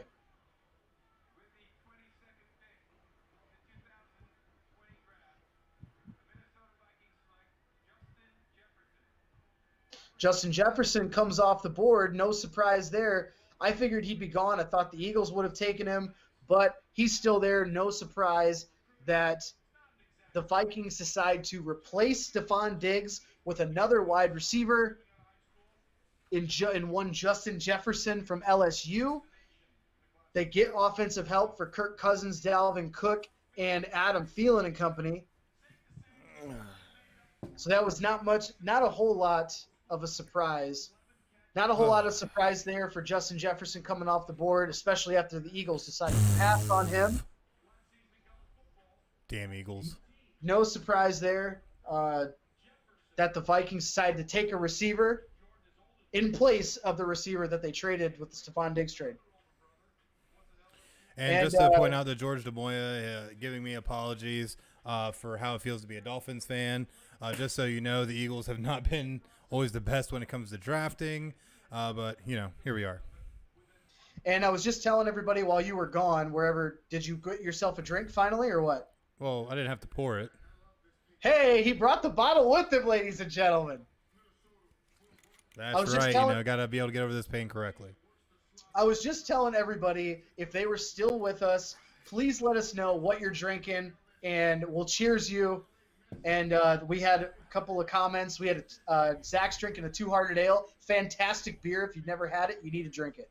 Yeah, definitely. Definitely a good one. So, definitely give us a shout-out. Let us know what you're drinking, what you're eating, what you're doing for your drill draft party, seeing how we are supposed to be staying at home and trying to make sure we're not passing around coronavirus.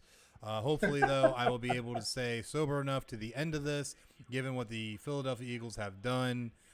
This guy better be the next coming of damn Michael Irvin or, Deshaun Jackson 2.0. But I love how your first comparison was a famous Cowboys receiver. Damn it, man. Damn it! I just caught you on your shit. This is what this does to me. This is what this does to me. Damn it! I'm never gonna hear the end of that. Hopefully, there's no Cowboys fans watching. So we got 9 picks left, and it looks like they're gonna wait and last a whole hour out of it. They're gonna make it stretch a whole hour. If they make it stretch an hour, I'm gonna kick him in the nuts. So we got a trade. The Chargers traded up back into the first round, and they traded with the Patriots, and the Chargers pick is in. I was wondering what the Patriots were going to do. It's not surprised that they trade down. That's what they love to do. Well, and given that obviously Joe Burrow and Tua Tagovailoa being off the board and Justin Herbert probably made some type of impact on what the Patriots were going to do, given that they more than likely were probably going to try and go quarterback in some type of way. The big thing I look at is the only quarterback you really have left that I think is of any notoriety is really Justin Love. So with that, I think that the Patriots knew they could probably get him at a lower round, maybe in the second round or back end of the first round, and be able to possibly still get him. So with this trade, though, Chargers get the 23rd overall pick. The Patriots get the 2020 second and third round picks from the Chargers. So putting themselves in a position possibly to pick up Justin Love in the beginning of the second round. Jordan Love, by the way. Or Jordan out Love, of Utah sorry. State. Yep. Don't mind but me. Those two picks that you mentioned are pick number 37 and 71. So the 37th pick is not right away in the second round. So we'll see if they do decide to take a – I had them taking a quarterback, but I also was not assuming any trades here. So Yeah. I'm assuming that if they do have Jordan Love still on the board at, 37? 37, then I imagine pick they're 5 probably of going the to take a second round. quarterback here. Yeah, definitely, and I have to agree with that. I don't think as I look at it now, I don't see any of these teams outside of maybe New Orleans taking a quarterback, just because New Orleans with Drew Brees, you can see Drew Brees possibly retire, and now they no longer have Teddy Bridgewater as a failsafe, but they do still have Taysom Hill, so there is that, the enigma known as Taysom Hill.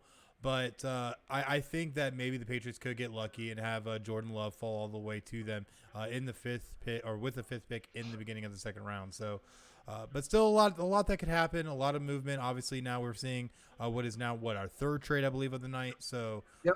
A lot still could happen. A lot of moves here that the Chargers can make. I'm curious why they're trading up. Let me double check. There has to be someone that they're looking for in particular. Yeah, let me double check their needs here. They need offensive tackle, linebacker, edge rusher. So it looks like I would imagine they're trading up for a tackle. Well, we're about to find out right now. I was about to give my prognostication, but with the 23rd pick in the 2020 NFL Draft, the LA Chargers select. Come on, Goodell. Kenneth Murray, inside linebacker, Oklahoma. Not a surprise here. I had him going a few picks later to the Ravens in the first round, but I figured if the Chargers were trading up for a pick, it had to be offensive tackle or linebacker. Two of their biggest needs. They already addressed the top need in quarterback at pick number 6. Absolutely, I have to agree. They had a huge need at inside linebacker, being able to shore up the interior of that defense.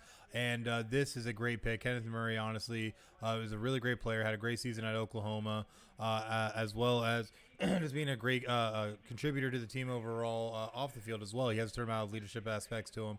So I definitely think he could be a great fit with the Chargers. The Chargers now trying to go for this whole new look, moving on from the Phillip Rivers era. So changing every aspect and bringing in a lot of new talent like this is really going to help with that, especially a guy like this.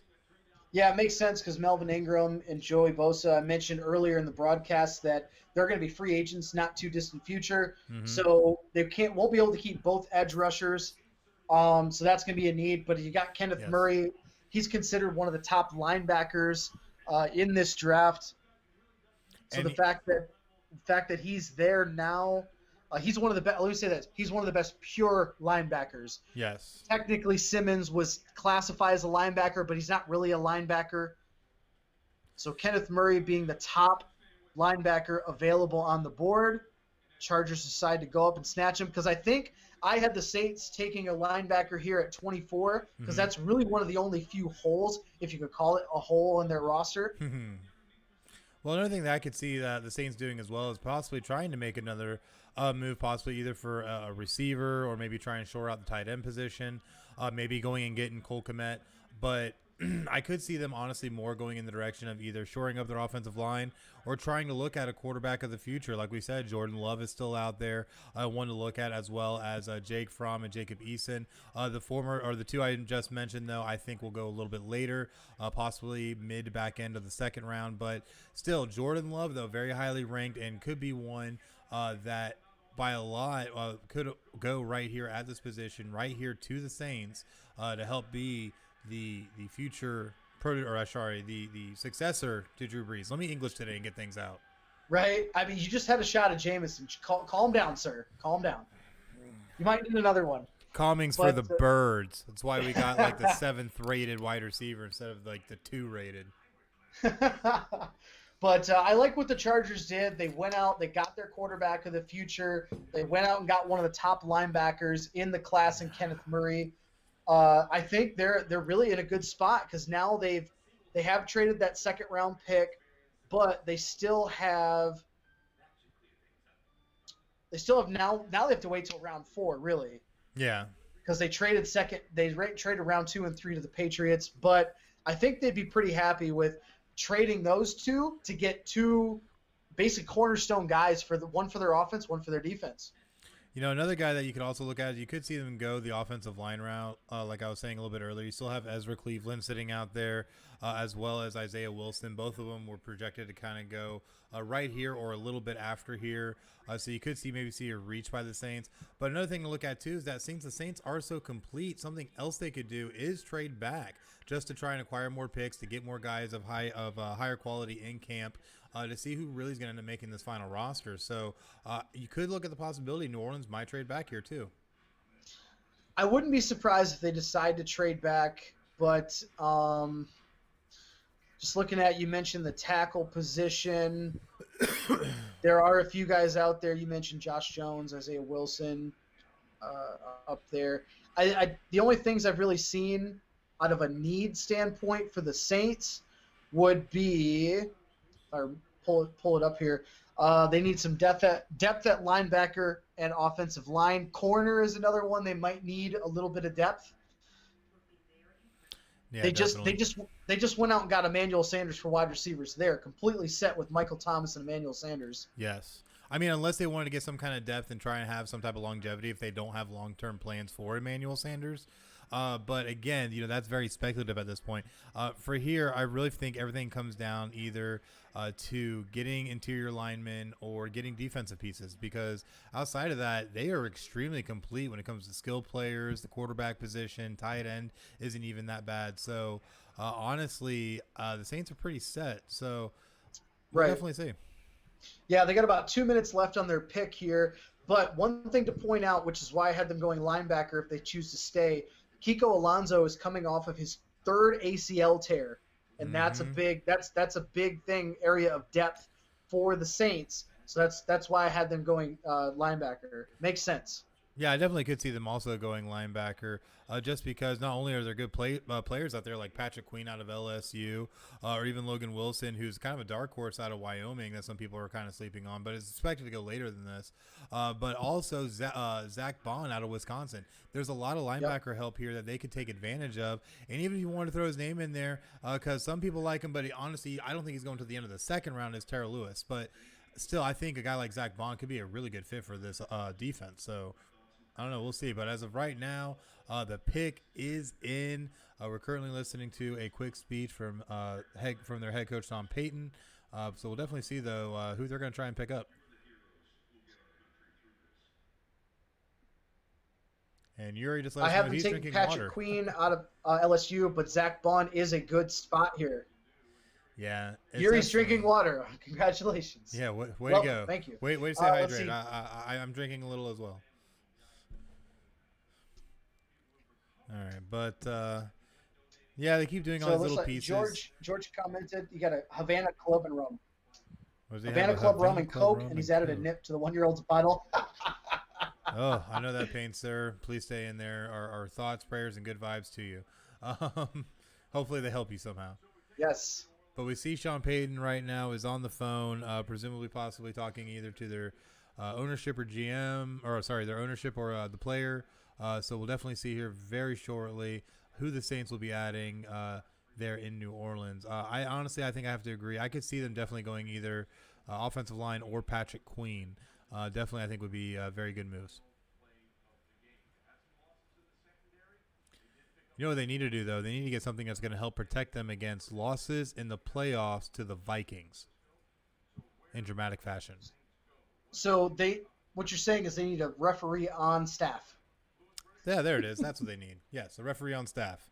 I mean, I'm sure they could probably call the Patriots or even Tampa Bay now for some of those, you know. Because I don't know if you knew, Tampa Bay. This is breaking news as well. Tampa Bay had signed the entire officiating crew for the New England Patriots, all now living in Tampa, getting ready all to of set them. up shop. Okay. Yeah, all of them getting ready to set them up at Raymond James.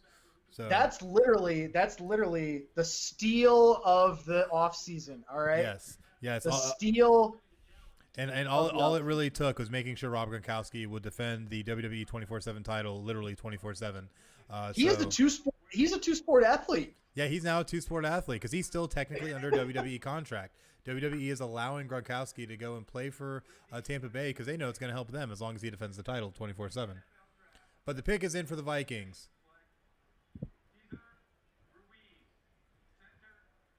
So the Vikings take a center in this position. Very interesting they went that route, given that they picked up offensive linemen in last year's draft to try and shore up a lot of these positions. So they go center. Didn't catch his name. It looks like they're still trying to get a graphic up.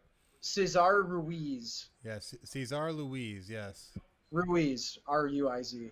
Guard Ruiz. out of Michigan. Gotcha. Yeah, guard out of Michigan. I'm a little surprised, but they also went receiver. They need some corner help, but they did want to take the best guard in the draft. Well, they got a center, so at least that's something. Well, he's a center. He played mostly guard, but he's considered an interior lineman. I got you. He played center and guard at Michigan because they needed so much offensive line help because they're terrible. Oh, yeah, they definitely needed the help. But they had picked up some offensive linemen in last year's draft that were supposed to pan out and be real big contributors for them. So, obviously, that didn't pan out quite as well as they wanted to. So, Yuri just asked if Rob Gronkowski can get pinned mid-game for the WWE 24/7 title. I am here to tell you that, yes, it is confirmed. I literally was about to say that till that pick comes in. I think that was hilarious. I think it'd be a great PR stunt for the WWE. Oh, you're going to see it at some point, either in a post game or, after scoring a touchdown. He's going to lose the title to one of his teammates, and then he's going to win it back later on because it's a 24/7 title. So, yes. But to answer your question, Yuri, yes, WWE has said that one stipulation of him going, at least publicly, is that he must always defend the 24/7 title, even after Tom Brady throws a touchdown pass. So there's confusion here because it says the Vikings are on the clock, but the Saints actually drafted Cesar Ruiz, not the Vikings. Okay. So there was confusion here.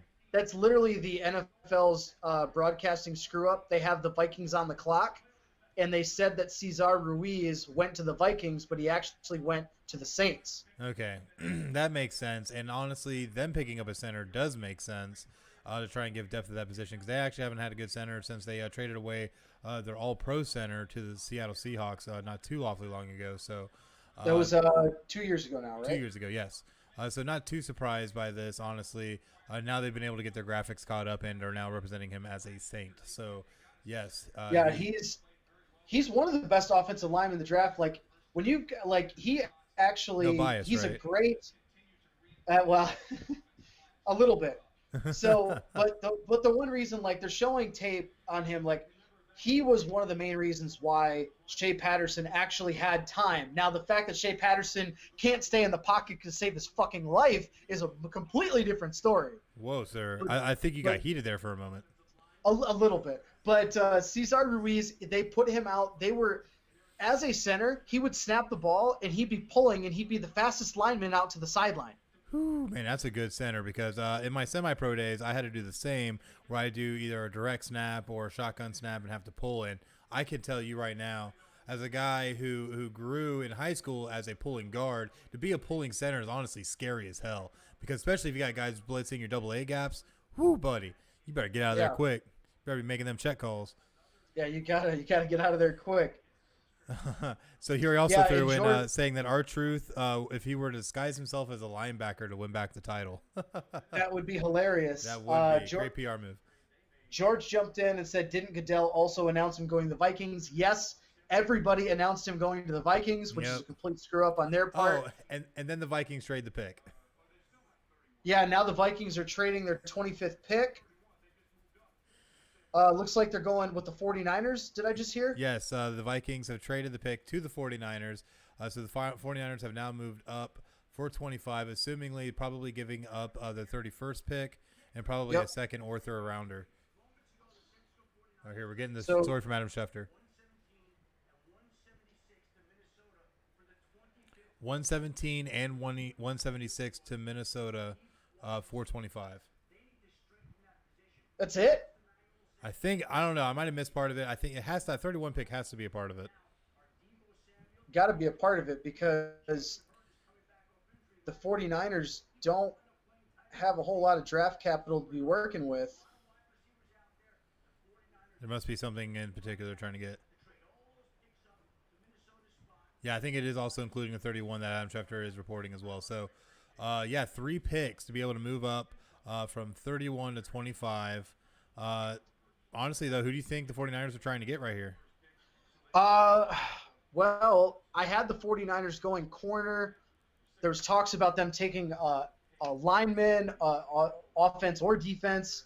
Maybe they're getting a linebacker here because Patrick Queen's still available. AJ, I forget his name. It's Epinesa. AJ Epinesa out of Iowa. Out of Iowa. Maybe they get him, but they just got a D lineman earlier in the draft. So they got Kinlaw. Oh, Xavier McKinney is still out there. I completely forgot. Yeah, I was about to say Xavier McKinney, DeAndre Swift are still out there. But I feel Patrick Queen is going to be the guy here. They're trying to go and get. But the pick is in. Roger Goodell now on the screen.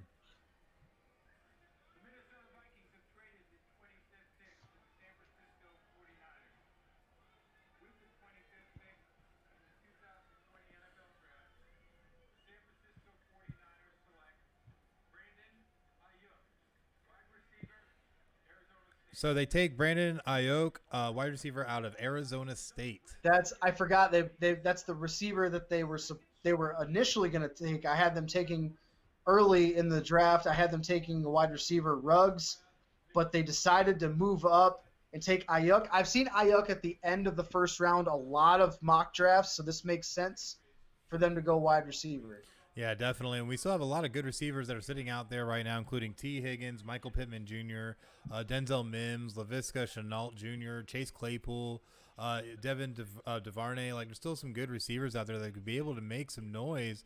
But it's just, I think, interesting. They kind of ended up just moving up just to get another receiver. But I guess, at the end of the day, they do need that help for Jimmy G. So making sure to go up and get him before a team like the Dolphins, who were sitting in that 26th spot, maybe the Dolphins had some type of plan to take Brandon Ayuk at this point. So who knows? Always a chess match during the draft. Well, the 49ers' biggest need was a wide receiver coming into this draft because they lost a lot of help there. They definitely needed that as that's their number one spot. So This makes sense that they're trading back up to get a wide receiver. I thought they would have taken a guy like Ruggs or Judy or Lamb in the middle of the first round. But now they trade back up to get Brandon Ayuk. He's a guy that I've seen a lot in the first round. He's a bigger receiver than what they're showing film on him right now. And he's a great return man. Yes, that's a big thing too. Shanahan is going to utilize him, I think, very well with him and who's the kid from South Carolina they just got last year? Oh, my gosh. I can't even think of it right now.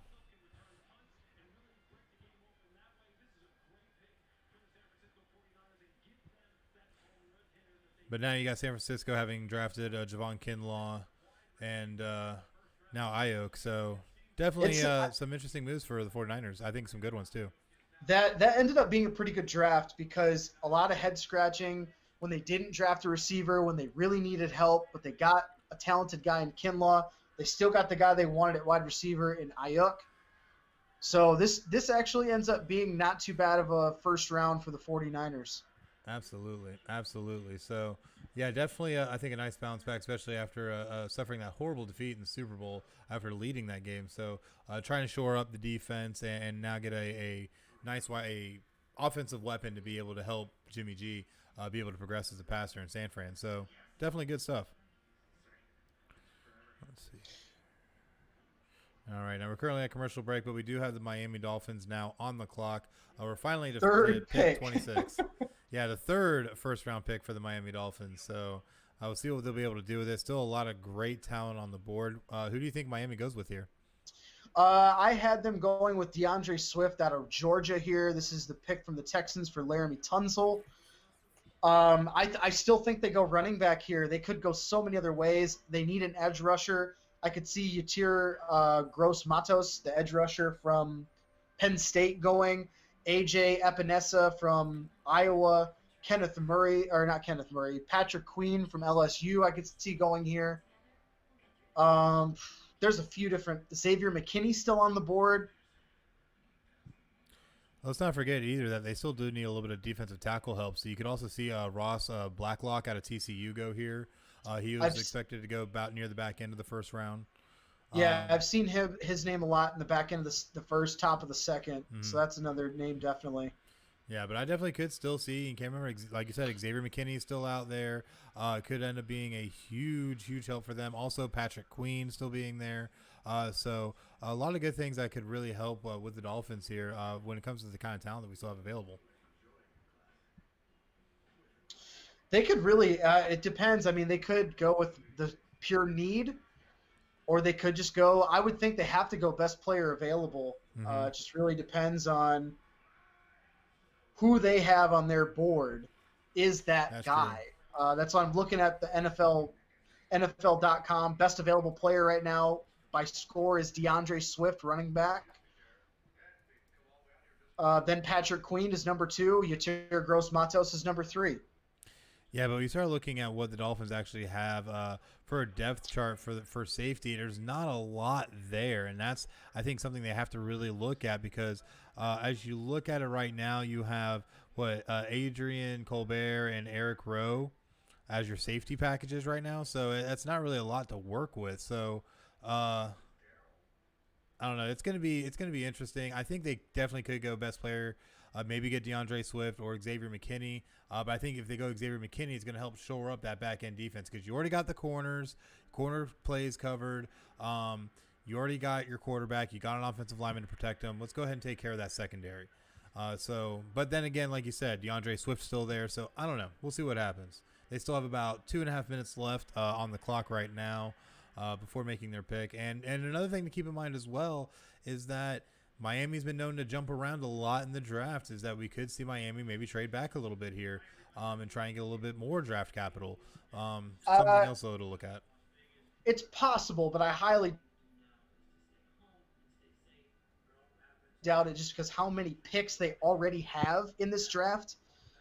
They have, what's the number? They had 3 firsts, 2 seconds, a third, a fourth, 3 fifths, a 6, and 3 sevens. Mm-hmm. So I don't think they're going to trade back here because they need, like you mentioned, they need a lot of help. I could definitely see Xavier McKinney, the safety, coming off the board here. There's a lot of different options, but they got about 2 minutes left on their pick. We're coming back from a commercial break, and I believe the pick should be in very soon. Absolutely. We'll definitely see as we now look at a shot of Las Vegas, Nevada, a live shot of the new stadium for the Las Vegas Raiders. Still kind of weird to say that, having been used to them either being in LA or Oakland, more notably recently. So definitely going to be weird seeing them play in Vegas. Yeah, it's going to be really weird to see that. But George made a comment here in the chat. He said Swift a better running back than Jonathan Taylor with a bunch of question marks. That is what all the draft experts are saying. Not saying that I agree with it, but I think just based on a talent perspective, DeAndre Swift is probably better. He's got a lot less mileage on him. Yeah, but the thing I look at is that you're looking at 2 different running styles too, because when you look at DeAndre Swift, he's just more of a speed back who's able to get those good one cuts and just beat you to the edge, while you look at a guy like Jonathan Taylor who's more of a bruising back. He's going to run through you rather than around you, but still has that speed to be able to break away to the edge. So there's a lot of interesting aspects with it. So it really just depends. But did they even show the pick? No, they traded. Not yet. They're trading. Hey, funny somebody called that possibly happening. To the Packers. Interesting. The Packers, their big needs. Let's take a look. Yeah, Packers need a wide receiver, tight end, offensive tackle, inside linebacker, defensive end, corner. I would not be surprised if they if they trade up here to take a linebacker because Maybe Patrick Queen is, Queen. Queen is still available here. They tight end. You can't find a good tight end this I mean, far in the draft right unless they now. really love Cole Kmet, but I don't see any tight end going before round 2. It'd be really stupid if they drafted one right now. I don't know. Then again, we've thought there's been a lot of dumb moves that worked out pretty well before, so let's not count our chickens before they hatch. But I know you just want him to go because he's a Notre Dame guy. So come on. I'm just trying to be supportive of the tight end position and the true universities that are able to turn out great tight ends, such as the University of Notre Dame. So, All right, but right now it says that the pick is in. The Packers not wasting any time getting that pick in with the 26th pick in the draft. So we should be seeing Roger Goodell here momentarily. I'm going to call it right now and say that they're moving up to try and get the best current linebacker available, and that is Patrick Queen. I've also seen Denzel Mims from Baylor, wide receiver here.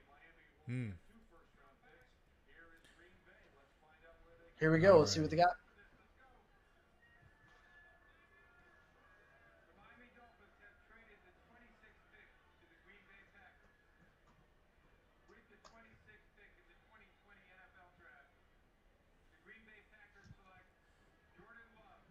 Jordan Love, quarterback out of Utah State, Wow, going to Green Bay. That's an interesting pick here. I have seen a little bit of mock drafts saying that the Packers could go quarterback, but it's very surprising to me because you still got Aaron Rodgers, getting up there. But if you've got a guy in Aaron Rodgers who they need to win now while he's still got him, this doesn't make sense to go quarterback. Well, what's funny they just made mention is that Aaron Rodgers, they said, is at the same age that Brett Favre was when the Packers drafted Aaron Rodgers. So you could see Jordan Love possibly being used as a protege and might sit a couple of years behind Aaron Rodgers, and it might kind of be giving away maybe the Green Bay Packers' hand as well. But let's not be shocked, that this is maybe just more of you just want a high-end backup that's able to step in if needed, because let's not forget Green Bay's made moves for quarterbacks before, and not saying that, they were to a talent level of a Jordan Love, but still were there to try and be a notable backup like the Deshaun Kaisers of the world. But at the end of the day, I think Jordan Love's being brought in to possibly be a protege. He has a great frame. He has a good arm, good accuracy, has a real good deep ball. So you be able to see his mechanics and what he can do. He's real smart, real calm in the pocket. I think he's a guy that could end up being the next franchise quarterback for the Green Bay Packers.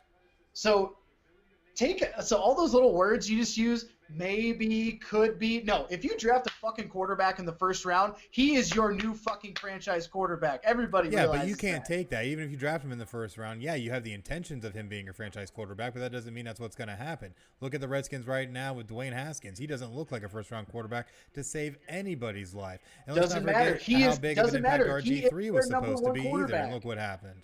I'm just injury derailed him. That's not his fault. I'm just the person. I'm not going to count my eggs before they hatch. You can only speculate as to how a guy is until he steps on the field. Yeah, but why would you draft a quarterback in the first round then if you don't think he's going to take over for Aaron Rodgers at some point? Well, because at the end of the day, everybody's going to be more of an opportunist than they are going to be when it comes to being a realist or a pessimist. So when you look at the reality of it, you're always going to hope that they're going to play great because that's why you're spending the pick on them. But hey, everybody thought Ryan Leaf was a great quarterback at one point and thought that there was no way he'd be bad in the NFL. And look at where we're at. That's not true. That's not true. And what Ryan Leaf do? That was a head scratcher of a pick, if you remember going back to that draft. He was not a shoe-in. He was not a shoe-in at number. No, he was not. Sorry. It was him and Peyton Manning. Sorry, another legendary quarterback. Peyton Manning was supposed to be the number one pick. Your race was Peyton Manning and Ryan Leaf, and what happened? Ryan Leaf goes number one in the worst pick ever in NFL history. No, Jamarcus Russell was probably up. No, you're right. That was the worst pick in NFL history. Jamarcus Russell right behind Trent Richardson, awful. right in front of Trent Richardson. Yeah, Jamarcus Russell was terrible. But what's funny? I was so hyped for that draft because Brady Quinn was going in that too, and I was like, "Oh man, how'd that work out for Russell." Him? How'd that work Yeah, and look for what him? happened to him. Drops to 22 and only plays a few years and sucks anyways. It's okay. He's got a great gig at CBS Sports. I'm really jealous. Oh, and he's very charismatic. I love watching him.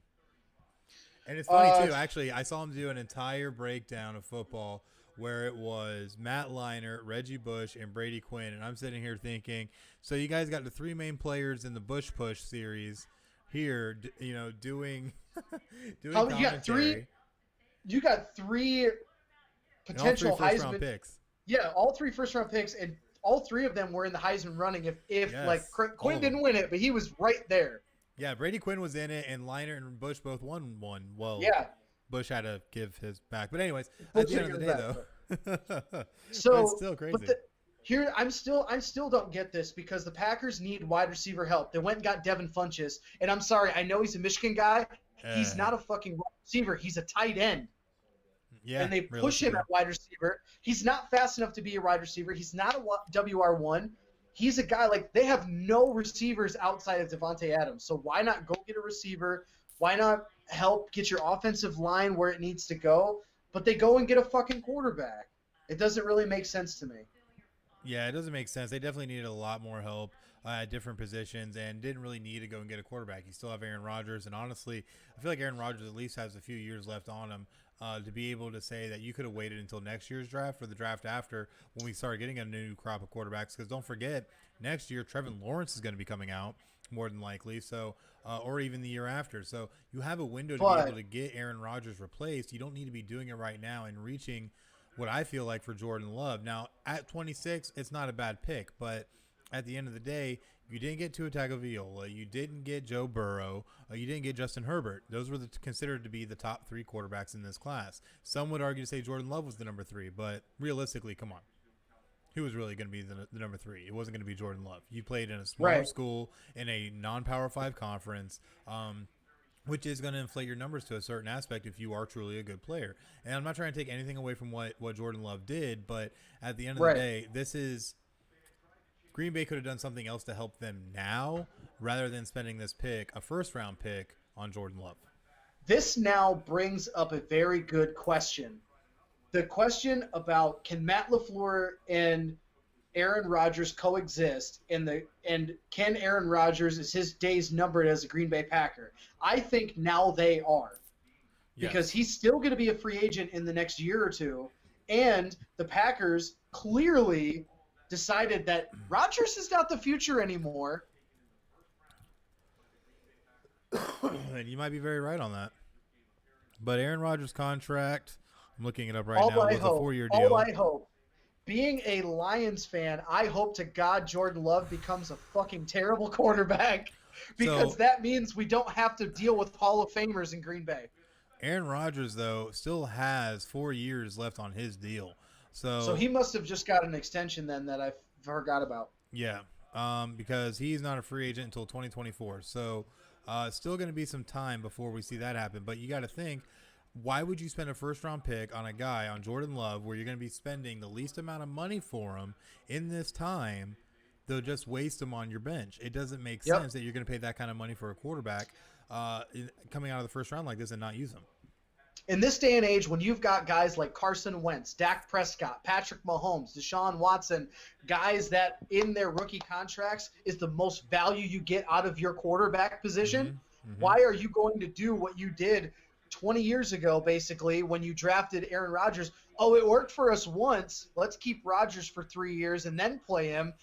Let's do it again with Jordan Love. That's not how it works. No, it's definitely not how it works. But the only thing I can think changed. of. The only thing I can think of is that they see something in Jordan Love that he possibly could be a future franchise quarterback for him. That's the only thing I can think of. And maybe he could be, but we'll definitely see as it moves on. But right now, the Seattle Seahawks were on the clock, but now their pick is in. We are currently waiting for their pick to come in from Roger Goodell as we are currently looking at Trey Wingo. But as we wait for that, we're going to go real quick and remind all of you that we are on PodChaser. So you can go find Final Score on PodChaser by going to podchaser.com and searching keyword Final Score, one word. And you can go onto our page and give us a follow, give us a rating, and more importantly, leave us a review. Let us know how we're doing, and it's one of our ways that we can interact with you on PodChaser and be able to really see and answer your questions, anything you might have. And at the end of the day, PodChaser is like the Internet Movie Database of podcasting. So if you want to find out more about Final Score, PodChaser is a good place to go for it. Yeah, PodChaser is they're your daily source for podcast discovery. They're basically like they're trying to become the next Apple Podcast when it comes to review. Right now, ratings and reviews for podcasts all go through Apple. That is Yes. not the case anymore. Podchaser is becoming a very, very credible source and place to rate and review podcasts. You can follow creators, browse every podcast ever, and then rate and review episodes. So we have a great relationship with Podchaser. Yes. We love the guys that work there. We met them at our podcast conference last month, and a lot of fun. So we're looking forward to working with them a little bit more. And Definitely. go check out Podchaser. You can find out every podcast ever made, and it's kind of like Facebook for podcasts. All right, but we have the 27th pick in for the Seattle Seahawks. With the 27th pick in the 2020 NFL Draft, they select Jordan Brooks, inside linebacker from Texas Tech. And what's interesting about this is that they take him Wow. while you still have Patrick Queen available on the board.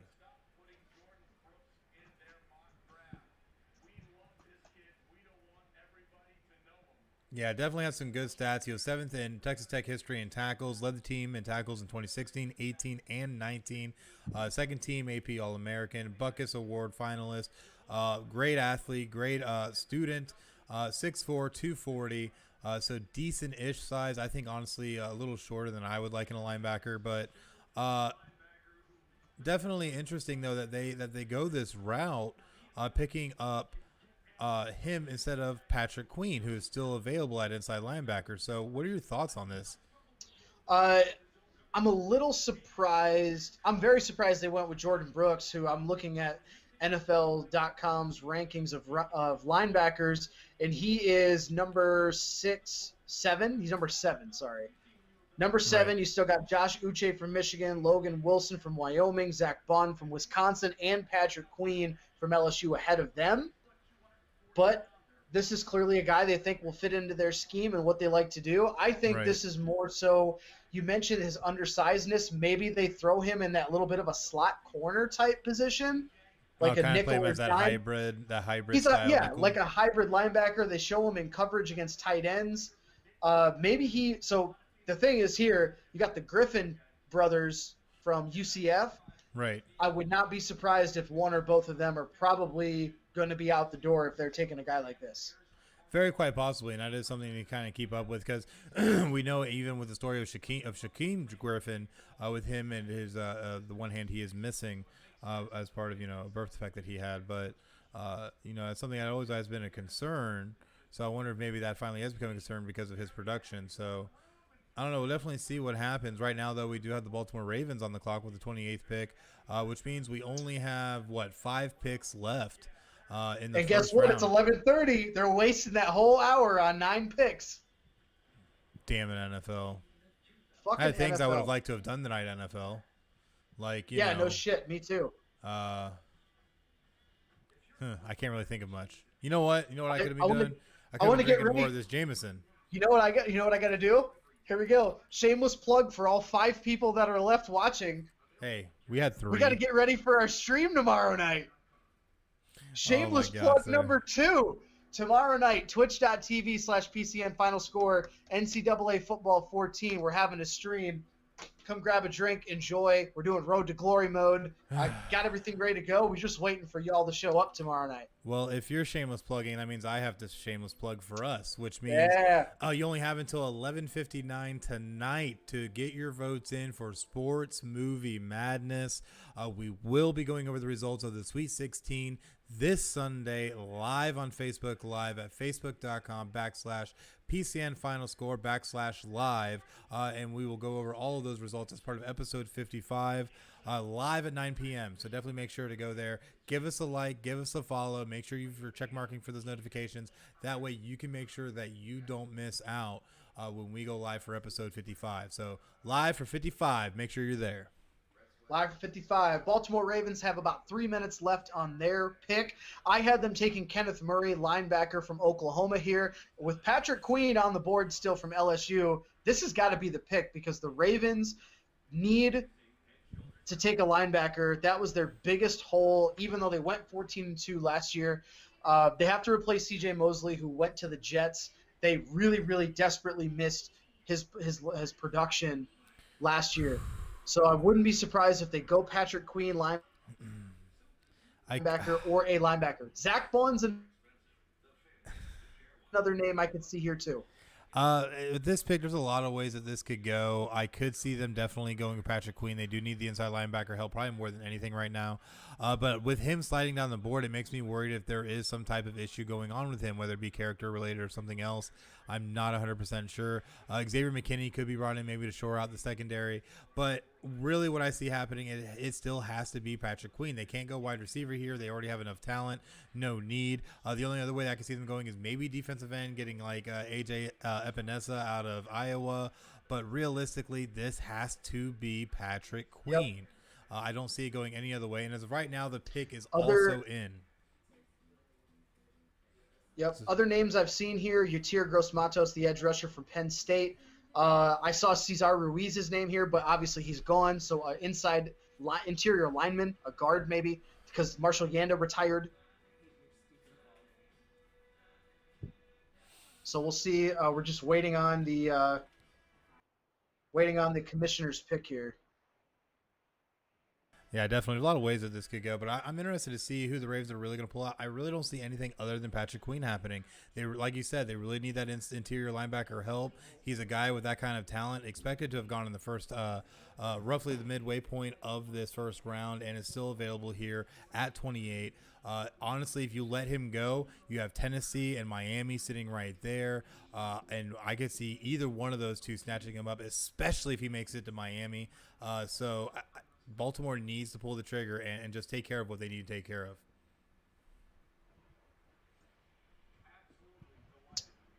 Absolutely. We're waiting on still waiting. We got another commercial coming through. Yep, the pick is saying it is in. They're showing right now shots of some of the players that are still available, including Antoine Winfield Jr., the Minnesota defensive back, that is also still available. So we'll definitely see how a lot of this shakes out. But 20 minutes to do 5 picks. That's exactly what their plan was. Punch these guys. We're doing this. We're doing this for the second year till fucking midnight. Thanks, NFL. Yeah, well, guess what? Next year we're hiring interns to do this. Oh man! So if anyone's interested in doing draft coverage for us next year. Nah, I enjoy this. I really do. No, next year though, hopefully we'll be doing it not in quarantine. Can do it in studio and have some burrs like we used to. Yes, absolutely. That'd be fantastic. Why am I still looking at Trey Wingo? Stop hiding. Because they got to show all the players, and then they got to talk to the analysts about what they think is going to happen. Oh yeah, and then talk to Slice Campbell, their new defensive end, and be like, "Yeah, you're the NFL Man of the Year. What's up?"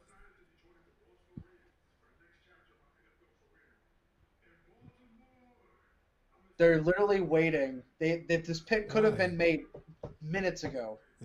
We could have been through the whole first round 3 hours ago. It should, yeah. We started at 8. This thing should have been done at 10. Hell, we could have been done at 9. Come on, let's be fair here. Give everybody 2 minutes. Get your picks in. Let's be done. Hey, that's how round 5, 6, and 7 go. Yeah, right. Until you get a mystery relevant, and then they'll stop for like 5 minutes to hand you a mystery relevant jersey with 3 numbers on it, and call it a day. All right, but the pick is officially in finally. And finally, the Ravens take inside linebacker Patrick Queen with the 28th pick in the 2020 draft, bringing an end a first-round slide that a lot of people thought wasn't going to happen. But honestly, think about it. Patrick Queen ends up coming into a defense that was absolutely amazing last year and comes from football lineage himself. This guy, I think, is going to end up having a great career in Baltimore. Very well. I mean, you got big shoes to fill there, but Patrick Queen slips right into a really great scheme, a really great defense. Coach Harbaugh always has some stout defensive players, and they got Calais Campbell. That's going to help Patrick Queen be able to make plays from sideline to sideline. Mm-hmm. Absolutely. And the guy has decent size. He's still a 6-foot linebacker, which me, I like my taller linebackers, but the guy has a motor. The guy can hit. The guy can cover sideline to sideline. He has great vision and is able to get in the backfield and disrupt runs like no tomorrow. He's able to tip passes, able to play decent zone coverage, is able to keep flow of defense, really good at blowing up all different types of play types. Like, the dude is a great player. So we'll definitely see what he's able to bring, especially once he has all that talent around him in Baltimore. So I think, like I said, I think he's going to have a really great career. Yep, so looking at some of the picks that the Ravens now have, they have 2 picks in the second round. Tomorrow night, 2 picks in the third round. Yeah, we'll definitely see and now how the it Titans, works out. Yep, now the Titans are officially on the clock at pick 29. Their top 3 needs are edge rusher, defensive lineman, and offensive lineman. So they went out. They lost Jack Conklin. He went to the Browns. Logan Ryan still is a free agent on the market at corner. Vic Beasley they picked up from Atlanta, but they lost Jarrell Casey. I have them taking an edge rusher. I have them taking Uchir Gross-Matos, the edge rusher from Penn State. But there's a few different routes they could go here. I honestly think they could either go offensive line or outside linebacker. You don't forget you still have Ezra Cleveland out of Boise State and Isaiah Wilson still sitting there. Offensive tackles definitely could be great contributors for this team, and Titans do need a little bit of tackle help. But if you also look at outside linebacker, you still have Zach Bond out of Wisconsin sitting there. I think he's really the only one, especially with Patrick Queen now off the board. He's the only linebacker I think that the Titans would be interested in at this juncture. But definitely they could consider taking Zach Bond. Yeah, I've seen some mock drafts have the Titans take a corner even here in the first round, depending on who was available. Just taking a look at the available corners based on NFL.com. We still have Jeff Gladney from TCU, Trevon Diggs from Alabama, Jalen Johnson from Utah, Christian Fulton from LSU. A few guys that are still out there at the corner position if they decide to go that route. And it would make sense if they want to go as the corner because the style of defense that they play, they got to replace Logan Ryan. Definitely. We'll definitely see how a lot of this works out. Tennessee right now has a lot of options. You know, we've seen a lot of guys already take that first round slide. I think the only thing we definitely can say at this point is that they're not going quarterback and they're not going running back. But beyond that, I feel that this is wide open. So it's really funny because actually one of their needs on the back end, one of their bottom needs is a running back because you do have – They got Derrick Henry. They don't need anything. But he's franchise tagged. Doesn't mean he's there long term. Oh, he'll sign long term if they actually win something next year. And that's the thing is that Derrick Henry wants to win. I don't think he cares too much about making stupid amounts of money. The guy just wants to win. And if he feels that he's in a good situation, I think he could stay there. Possibly. We'll see what happens. They got just under 3 minutes left on their pick. I swear, I'm seeing like the weirdest things when they're showing these in-house angles of these coaches and ownership. When you see a guy looking like he's in like a Tennessee Titans Power Ranger uniform, like, what are you supposed to do with that? That's it. No more virtual drafts. We're canceling virtual drafts from now on. Next thing you know, we're going to see a guy eating a freaking pound of ham sitting there in his underwear with a cowboy hat on. I was really, really hoping to see Bill Belichick and see the inside of his house. He has barely a webcam that shows just his face, just so you know he's not cheating. It's like this. It's just this. Yeah, exactly.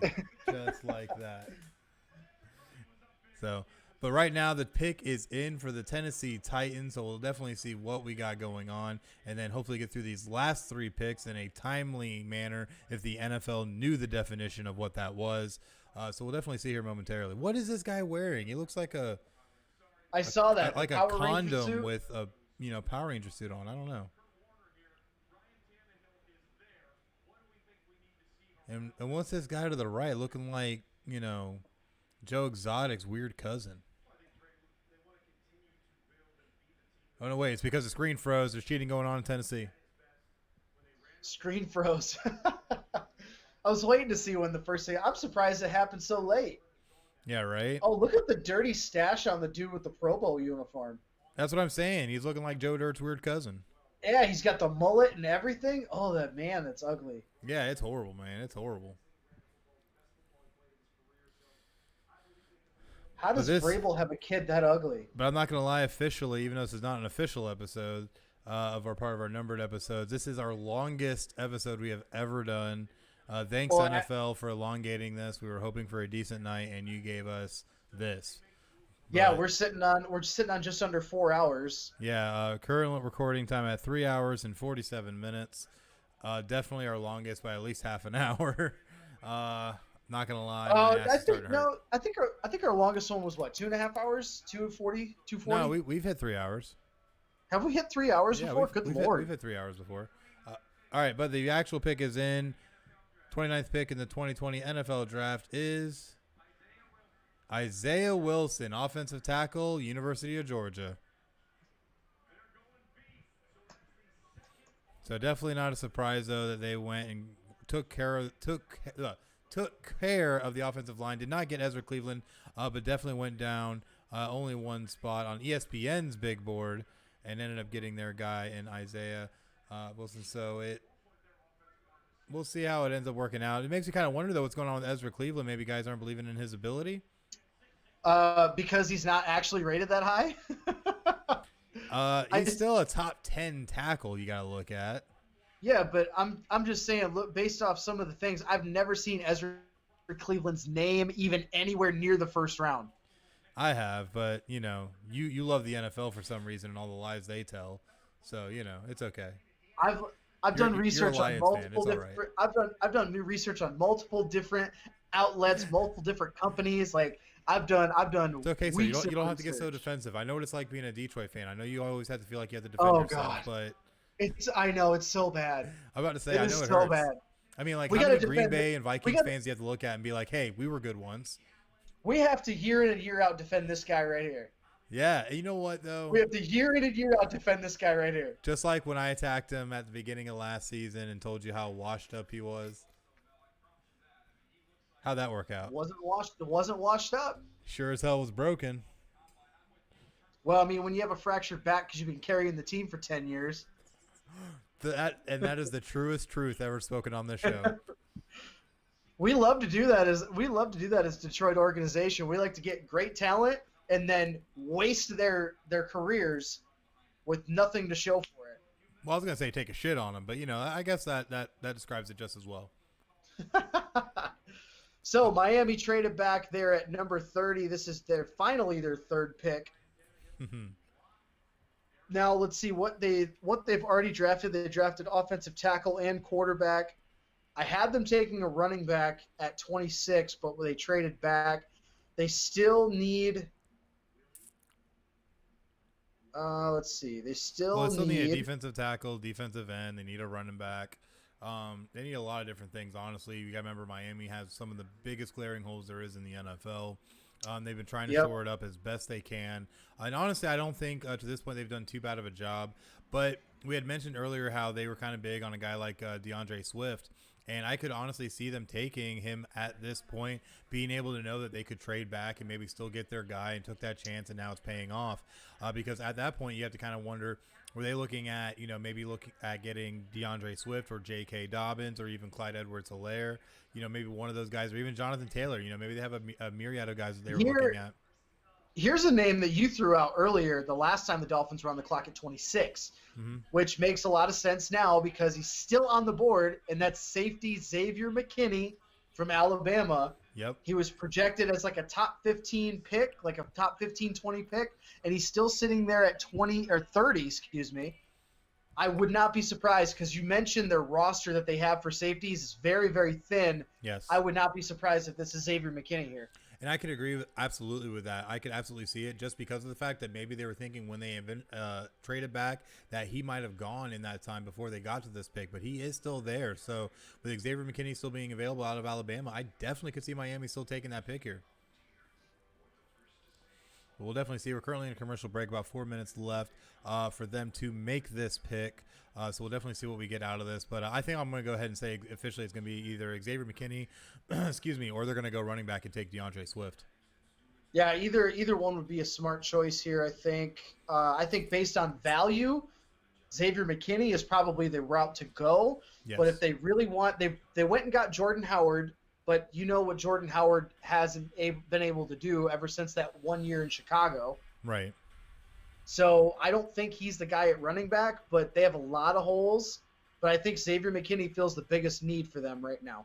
Absolutely, and he's a guy that you could plug in day one and he could be a starter for you more than likely. So, barring anything crazy with him, I think he's going to end up being that guy to fill that void for them. And you got to think, like we were talking about earlier, with how much they're having to pay their cornerbacks, they're going to have to try and find money to save on the defensive side. So being able to go and get a guy like this that you can put on a 4-year rookie contract, save that money and get some really good years out of him, I think is going to be the smartest choice they can make. Absolutely. So we'll see. We're just waiting. About 3.5 minutes left. God, I wish I could waste time like the NFL.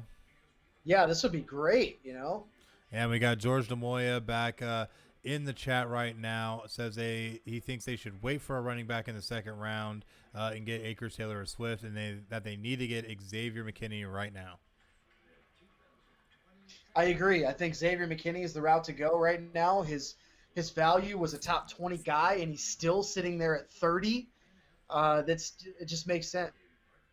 Definitely. So we'll definitely see what they end up coming up with. As of right now, though, the pick is in, so we should be getting here soon with Commissioner Roger Goodell and be able to see what that pick is.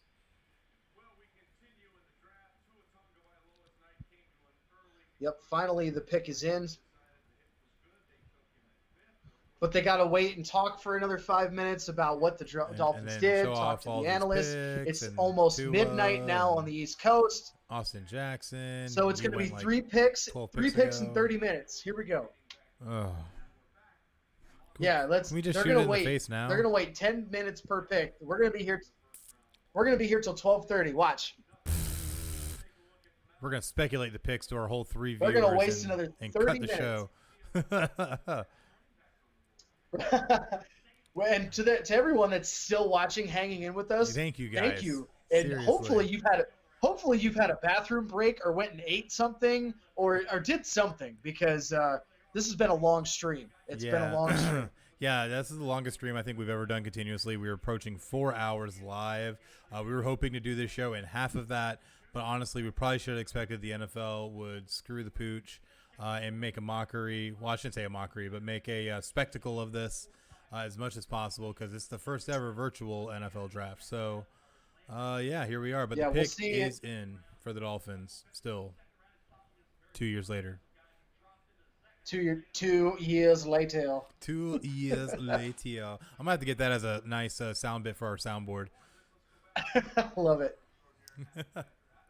I think next year, if they decide to take 5 hours again for this draft, we're going to have to just do like a 2-hour stream and call it good. Nah, we'll just go ahead and contract with somebody and do it live somewhere so they can just keep us drunk the whole time. Hey, that's a good idea. Now you're thinking. Every now and then. It's the Jameson, I promise. You think City Limits would host us for draft next year? Ooh, it might. They might. He would love that. I'll have to go talk to Jimbo.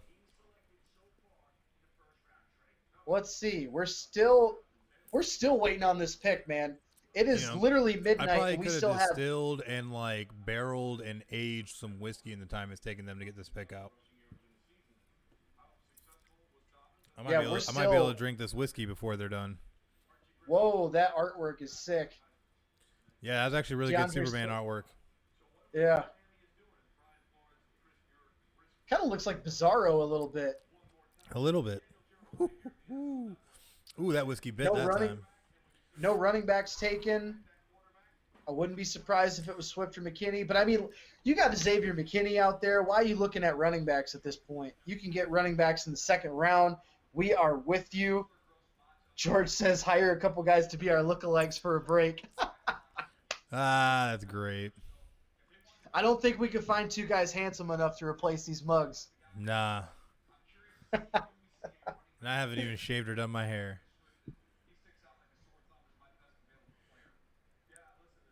Come on, Dolphins. Make the pick. You've had the pick in for 20 minutes They've now. already made it. It's the NFL. It's the NFL we're waiting on. I mean, we got 2 picks left. What are they going to do? Stretch them out 15 minutes each? Come on, we got to do post-game analysis. They got to bang this out. Told you 12:30. You know what's funny though is I shouldn't complain because it's all we have right now. You know, amid this horrible pandemic that we're having to deal with everybody having to stay at home and You're not being able right. to work in a lot of cases like us, except on our day job or our night jobs, which is this. But at the end of the day, Which has now become our day job, by it the has way. become our day job. But I'm not complaining. Hey, neither am I. But at the end of the day, it we shouldn't complain. We've been able to have the NFL somehow pull this off in conjunction with many entities to make sure that the NFL draft still happens, which is honestly amazing. But we officially finally have the Miami Dolphins pick in, and we're now with Roger Goodell.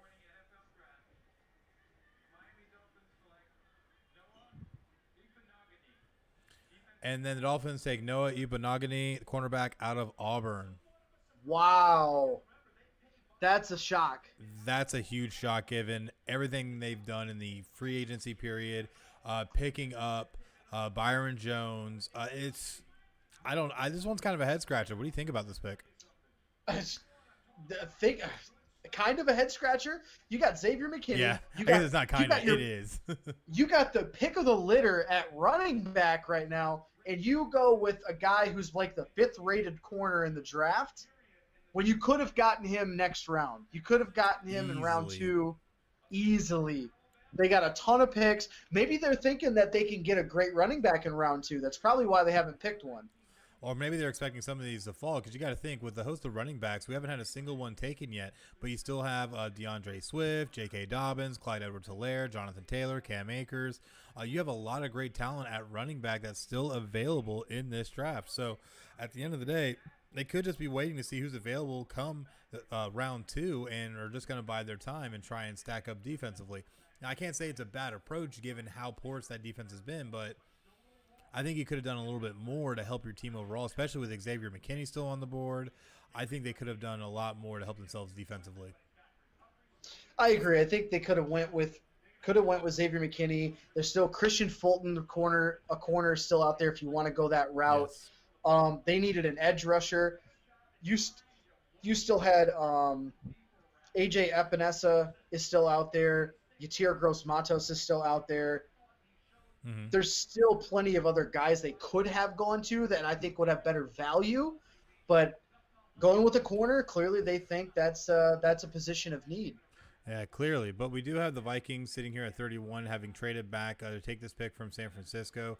The pick is already in, but real quick, who do you think they're going to take here? Man, I had their last pick. I had them taking wide receiver T. Higgins or Christian Fulton, corner from LSU. So I wouldn't be surprised if they could take a corner here. Mm-hmm. Yeah, I definitely could see them taking a corner as well. They definitely do need that help. You still have Trevon Diggs that's sitting out there as well as Jeff Gladney, who both could go at this spot, but they were rated a little bit lower. So we'll definitely see. But the big thing I could see is, again, they do still need that safety help, and you do still have Xavier McKinney sitting there. So definitely still got to consider the fact that the Vikings could take Xavier McKinney or even go for more offensive line help and go get Ezra Cleveland or one of the other offensive linemen that are available. So a lot of things they can do here. Yeah, they need that interior offensive line help, but I had them going receiver and corner for their 2 first-round picks. They've already taken receiver, so we'll see what their second one is. I think they go corner because that's the biggest need they have. Mm-hmm.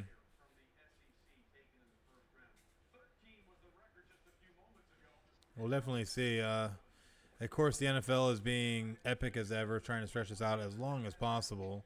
So we'll definitely get to the pick as soon as possible. But right now, they are looking at Mike Zimmer and Rick Spielman in their respective homes. And I gotta say something. Mike Zimmer has a great buck though, sitting right above his fireplace. I'm not gonna lie, I'm a little jelly of it. Oh, really? Yeah. Oh yeah.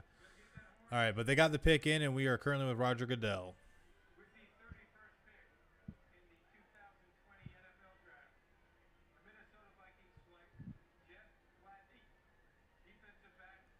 All right, so the Vikings take Jeff Gladney, cornerback out of TCU. So not too surprised that they went cornerback. Kind of surprised that they went Gladney over Trevon Diggs. But maybe they saw something they really liked. But still, I think a pretty decent pickup by the Vikings.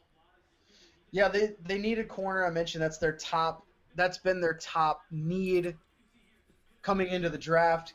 They obviously had Gladney higher higher graded than any of the other guys that were still on the board. But I think Trayvon Diggs is a guy I saw as high as I saw him as high as like 15 Mm-hmm. to the, or I'm sorry, yeah, 19 to the Raiders. But I've seen him also in the second round. So it kind of depends. Just really depends on where these teams had these guys graded. Gladney's not a bad pick here, No, it's but definitely not. And they do draw a lot of comparisons with him to like Denzel Ward and stuff like that. But the guy is a good player. So definitely not too much surprised they went here and try and fill that need. We do have Kansas City, our defending Super Bowl champions, now on the clock with the last pick in the first round of the NFL draft. So we're going to go ahead and take this time to go ahead and remind you that you can also find us on Bullhorn. You can download a Bullhorn as a free app on your Android or Apple devices and search keyword FinalScore, one word, and give us a follow and a listen to all of our great content that we have on there, including this FinalScore 2020 NFL Draft Special that will be posted up soon after we are done here tonight. So definitely make sure to go check us out on Bullhorn, as well as checking out Podcast City Network. We try to do the very best that we can with everything that we have. So definitely check out Podcast City Network, our parent network. And you can find them on Facebook at /Podcast City Network, on Twitter at Podcast City Net, on YouTube at Podcast City Network, and as well as our website at podcastcity.net. And don't forget on Twitch at twitch.tv/Podcast City Network. So you can definitely find Podcast City Network at all those avenues. Make sure to give them a like, follow, rating, review, a share, invite, everything, and try and help Podcast City Network grow to be the very best network in independent podcasting.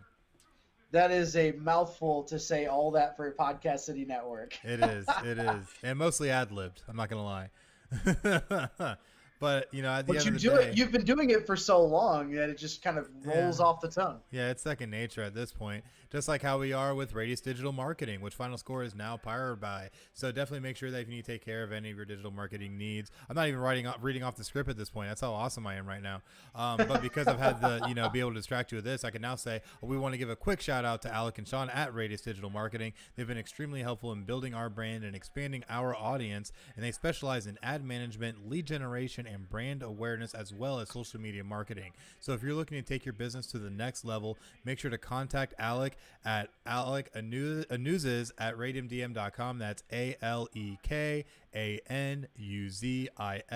at radiusdm.com for more information.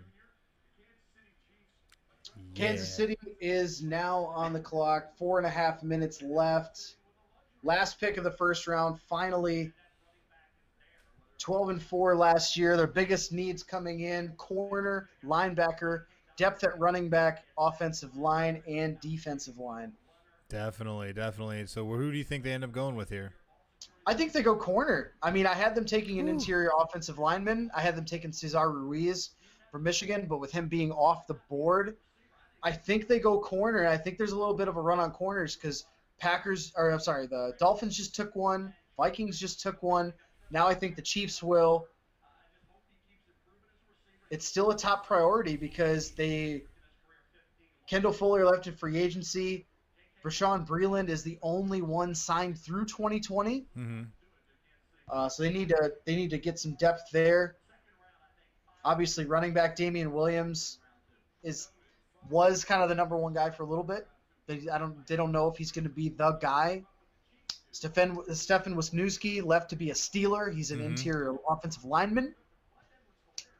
A lot of places they could go. Well, let's not forget either, you still got Ross Blacklock there for a defensive tackle that they could use. They definitely need help there. I definitely could see them going corner, though. They do have options with Trevon Diggs being there as well as Jalen Johnson. But I feel like with Kansas City and their positioning, they might be able to kind of hang back and get a cornerback later on as well. So they might try and take advantage of the fact that you still have some really notable positions, or I should say really notable players out there that are at positions they also need, such as running back and things of that nature, because they might not be able to make it too much further before are missing out on a guy like, say, DeAndre Swift, J.K. Dobbins, and things of that nature, as well as the fact that they are getting thinner at the running back position, as well as they also don't have Shady McCoy returning next year. So a little bit of help needed there to try and fill out that depth. And what better way than try and find your next big running back than trying to pick up one right there in the first round. So definitely a lot of ways they can go, though. But the pick is in. So, officially, finally. Finally. So let's see how much longer they drag this out. Chiefs only have picks in the first, second, third, fourth, fifth rounds. Second round pick is pick 63, so it's near the end of the second round. And again, thank you to everyone who hung out through this stream with us. We know this is probably the longest one we've ever done. Now pushing 4 hours. So thank you, all of you, for staying with us, for the ones that did. And if you did, hey, thank you for joining us either way and taking the time out of your night during the draft to come hang out with us here at Final Score. Absolutely, we love having people trying to hang out with us for this long. I know it's long-winded. The NFL loves to stretch this shit out, so we appreciate you staying with us. Yes, definitely, most definitely. And the pick is still in, so 8 years from now we'll have it. Still waiting. It's 12:09, so they're going to try to wait to stretch this pick out for 20 minutes. 21 minutes. Oh my gosh, they do that. I'm gonna be so upset. It's so funny though seeing everybody in the house Andy is basically Reid sleeping right now. grab an old school telephone. It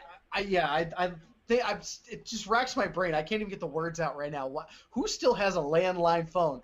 Andy fucking Reid has a landline telephone. Hey, Andy Reid is a Super Bowl winning head coach, okay? If he wants to use a landline phone, he can use it. Finally. Yeah, I know. We can actually say that now. Oh, here we go. The pick is actually in, and we see Roger Goodell. They only stretched it 30 seconds. That's surprising. Let's see what we have.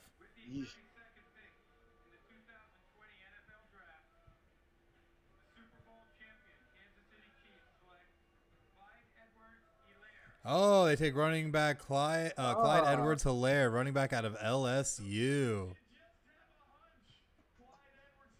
And this guy is really big on some people's boards.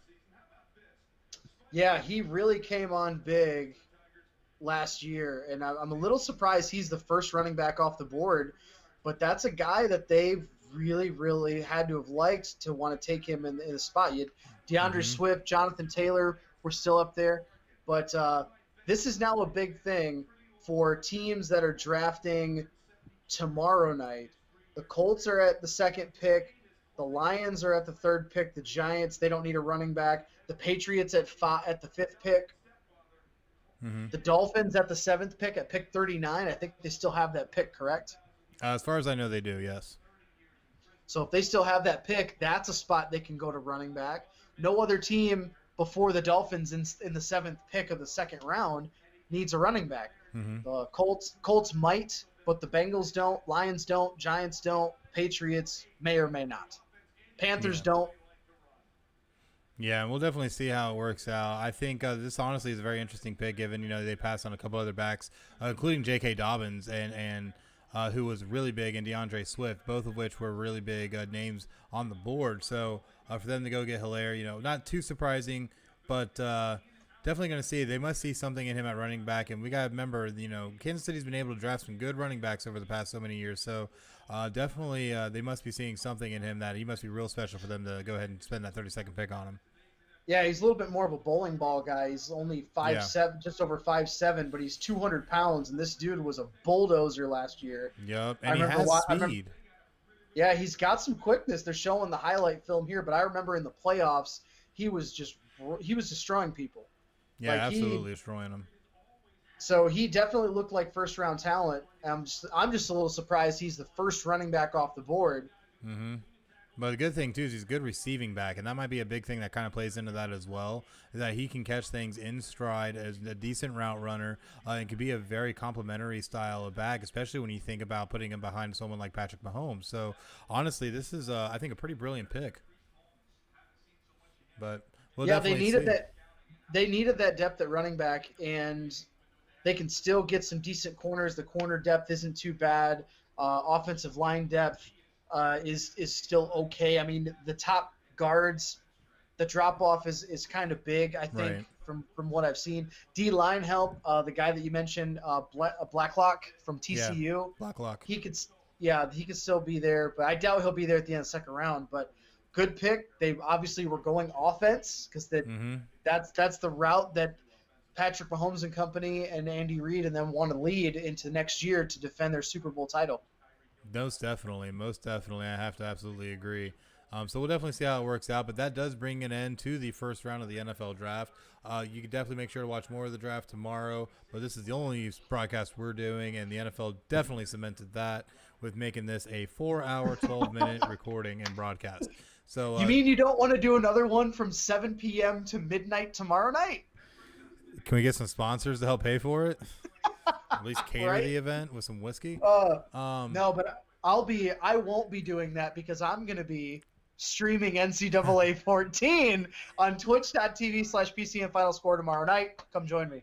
Yes, definitely make sure you go check that out tomorrow night. Definitely going to be awesome. Twitch.tv/PCN Final Score. All set up because we are now on Twitch. So definitely make sure you check us out. And eventually I'm going to have to update some stuff on here and make sure to include Twitch. But definitely check us out. What'd you name your player, though? We got to hear it. So the name of our Road to Glory player for all three people that are still watching. I couldn't think of a cool like play on words type name, but we went with Jackson Cooper. That sounds I know, completely it's generic.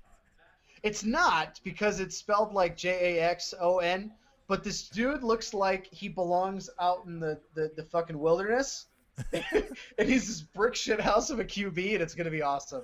Oh, my God. What was that guy's name that played at Kentucky? I can't remember his name now. Jared Lorenzen. Yeah, Jarrett Lorenzen. So Hefty is he lefty. another one like him? He's not that big, but he's a huge 6'4", well over 200-pound quarterback. Oh, my He's God. gonna be a dual threat. He's gonna be one of the top QBs in the nation. So jump in. Of course, we got to play it on Heisman. So I was about to say, you better be playing that on Heisman mode. Of course. Of course. Good man. So definitely make sure you catch that broadcast tomorrow night. What time are you going live? 9 o'clock.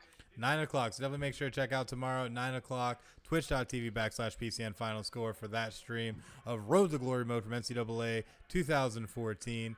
And definitely make sure this Sunday, 9 o'clock on Facebook.com/PCN Final Score /live that you come check out episode 55 of Final Score as we do Sports Movie Madness round 4 and reveal our winners of the Sweet 16 that will be advancing on to our Elite 8. So definitely going to be a great time. And definitely make sure to check out all things Final Score, that you follow us on social media at PCN Final Score.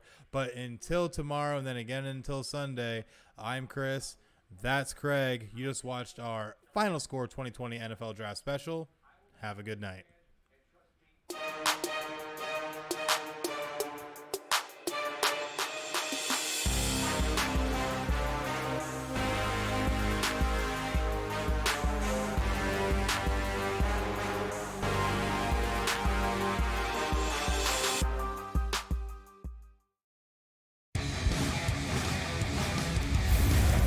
Podcast City Network.